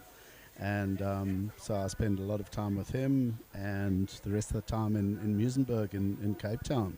But enough about me. Let's have a look at Roger's wave. Yeah, so Roger took off in the back there, sort of coming back through to the inside section. He's high trimmers. Bear in mind, he needs a 6.17, so he's going to go for broke on the inside here with only a few minutes left on the clock. So 3-4 cutties, a little off balance, but look, the wave's hopefully going to stand up for him here. Keeping real busy, bouncing through this section, gives it a jam, and is able to ride out. So yeah, and then Pete in the background, nice swooping cutback off the white water, banks it into a power source, setting up another little check fade turn, and it looks getting, as Albert Munoz was saying, hard. So yeah, look, Roger needed a 6.17 on that wave. My opinion, slightly, mid fives, maybe 4.55. How do you see that, Adam? Yeah, let me go a bit higher and say maybe a 6. Let's see. All right. Bearing in mind Pete's his second wave that he got there, he needed to improve. This is from the earlier part of the wave, early part of the heat. This was his 7.33. So. Oh, the waves look so good from this angle. Yeah, much better work. Much easier sitting here in the booth and talking through them rather than actually being out there, right? So like he rode this rail really well, just in the high good ranges there. So well done to Pete. He did have a wave after this. Maybe the studio can obviously cue that up. But if he did improve, he would need to drop a 5.33. It's unlikely. But why it's relevant is obviously to Roger's wave, whether that's a 6 or higher. We'll see it shortly.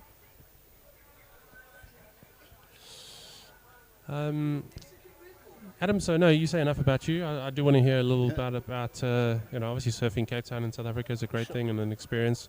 What about surfing, in the Seattle side there? Is there anything even around those parts? Do you get time in the water? Yeah, I do. It's obviously pretty cold in Seattle. I absolutely love it there, but for surfing, it's pretty tough. It's a 3-hour drive and cold, but surf with an ex-Springbok legend, Kevin Todd. He lives in Westport, which is our local surf spot, and he gives us good surf reports and so on.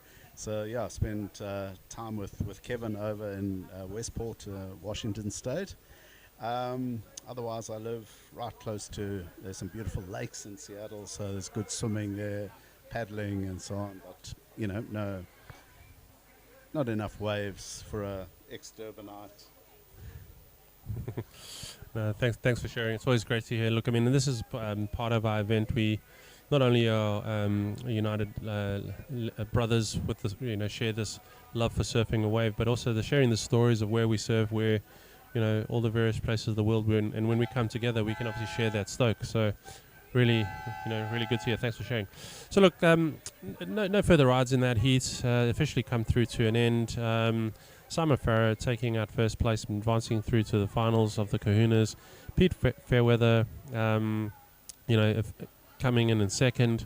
His last scoring wave was a 5.0 wave, so it didn't increase his situation. And Roger Hughes, unfortunately, on his last wave was 4.67. So official results: Simon Farrow first, Peter Fairweather second, and Roger Hughes third. As mentioned, we are moving him through to the lower cup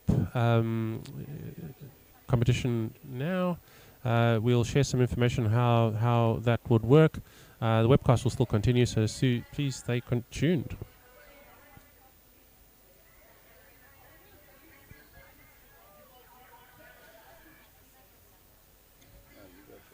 So whilst we're waiting on the information for the lower cup, we're going to go into an ad break.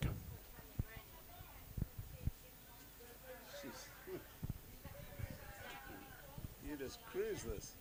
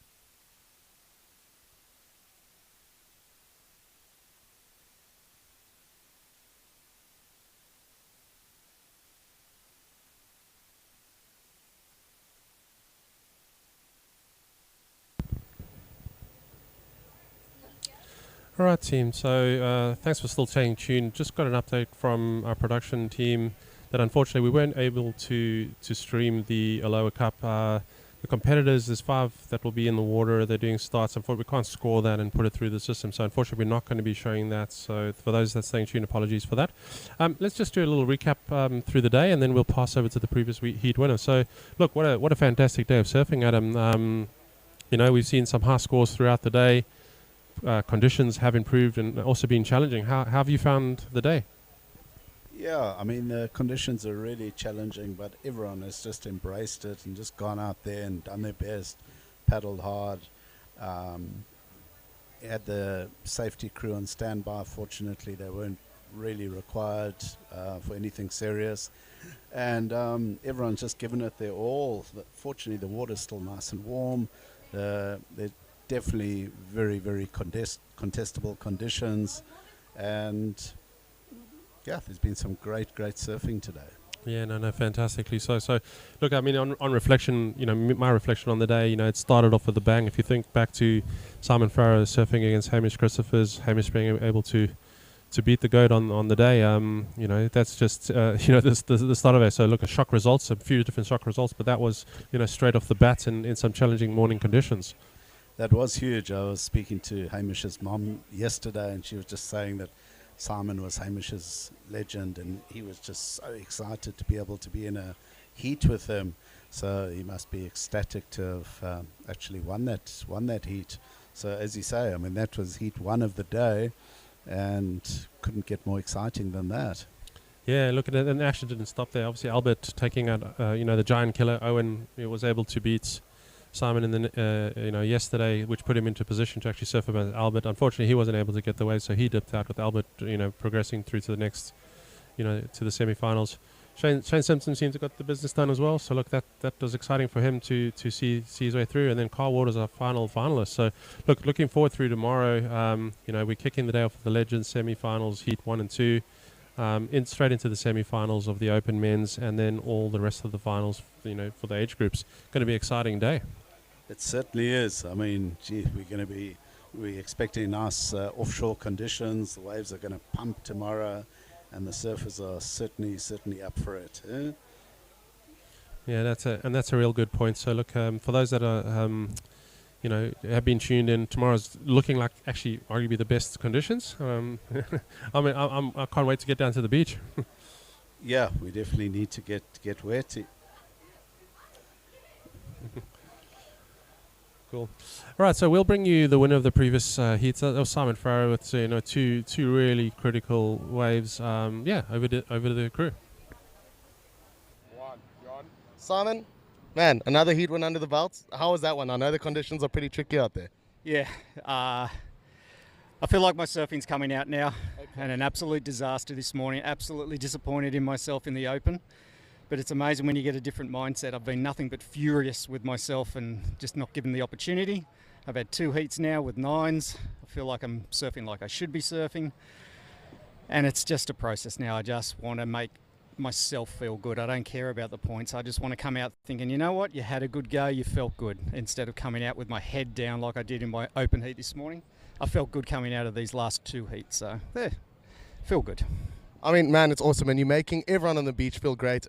Everyone came in. There were rumors building a couple of months ago, a year ago, that the GOAT was going to come out of retirement. He was going to come to J-Bay. I've been lucky enough to stay with you. They say don't meet your heroes, but as far as kneeboarding goes, you're certainly a hero. I still remember the first advice you gave me. That's a cool thing with social media. I said, like, what do I need to do to make sure I'm kneeboarding better? And you just said, mate, keep it simple. Keep your chin down. Keep your arms tight in front of you, and you're more than halfway there. Does that advice still hold true to any young Nilos that are watching the stream and want to improve in the sport? Yeah, I think you've got to have that internal drive and a bit of support. I have that internal drive, but I didn't have much support, so I just coached myself. But when I see people coming up, I just try to get them to understand, learn from every aspect of the surf. Push yourself. Don't look at one level and say that that's the standard. Push yourself to go beyond that standard. Never say that that is the line. Always push yourself, even if it means a year of falling off. Yep. Continue to push yourself until you figure out what you're doing wrong to get to that next stage. That's what I encourage all surfers to do, and that's why I've gone off on my own little rant by myself and don't compete anymore, and it was hard for me to come back and compete. I'm always trying to push myself in more severe, consequential type waves. So if I can encourage everyone in this contest, don't stand on the line, step over the line. So I couldn't ask for a better way to close it off. Simon, I know your family's back home and hopefully going to be coming up to visit us in J-Bay soon. A last word for them, and then we're going to end another great day of kneeboard surfing in South Africa. Yeah, hi guys back home. I know you're proud of me, but see you soon, and been looked after so well. Sean Rosen, you're a champion. Unreal to meet you, Shane. Everyone in South Africa has been absolutely brilliant, and I'm coming back 100%. Thank you. Mate, we can't wait to have you. Don't stand on the line, push over. Thank you guys. Back to you in the studio. Oh, Simon and Shane have a bit of fun out there, but look, it's fantastic to hear these, great stories, good questions, and insights to our lovely sport. So, as mentioned earlier, we are wrapping up today's production. It's been a fantastic event. I can't believe it's coming to a close, Adam. We got one more day of broadcasts. I could do this forever, but unfortunately, not going to be. But it'll come back stronger. Just to say thank you, Adam, for joining me here. Been a pleasure. Thank you, Mark. Again, been a wonderful day, and really good to connect with you here on the webcast. Let's go over to the Aloha Cup. Perfect, and thank you. We're going to close out through today. For those, please stay tuned. Join tomorrow. There'll be exciting action taking place with crowned champions across all age groups and the Open Men's Final. See you tomorrow.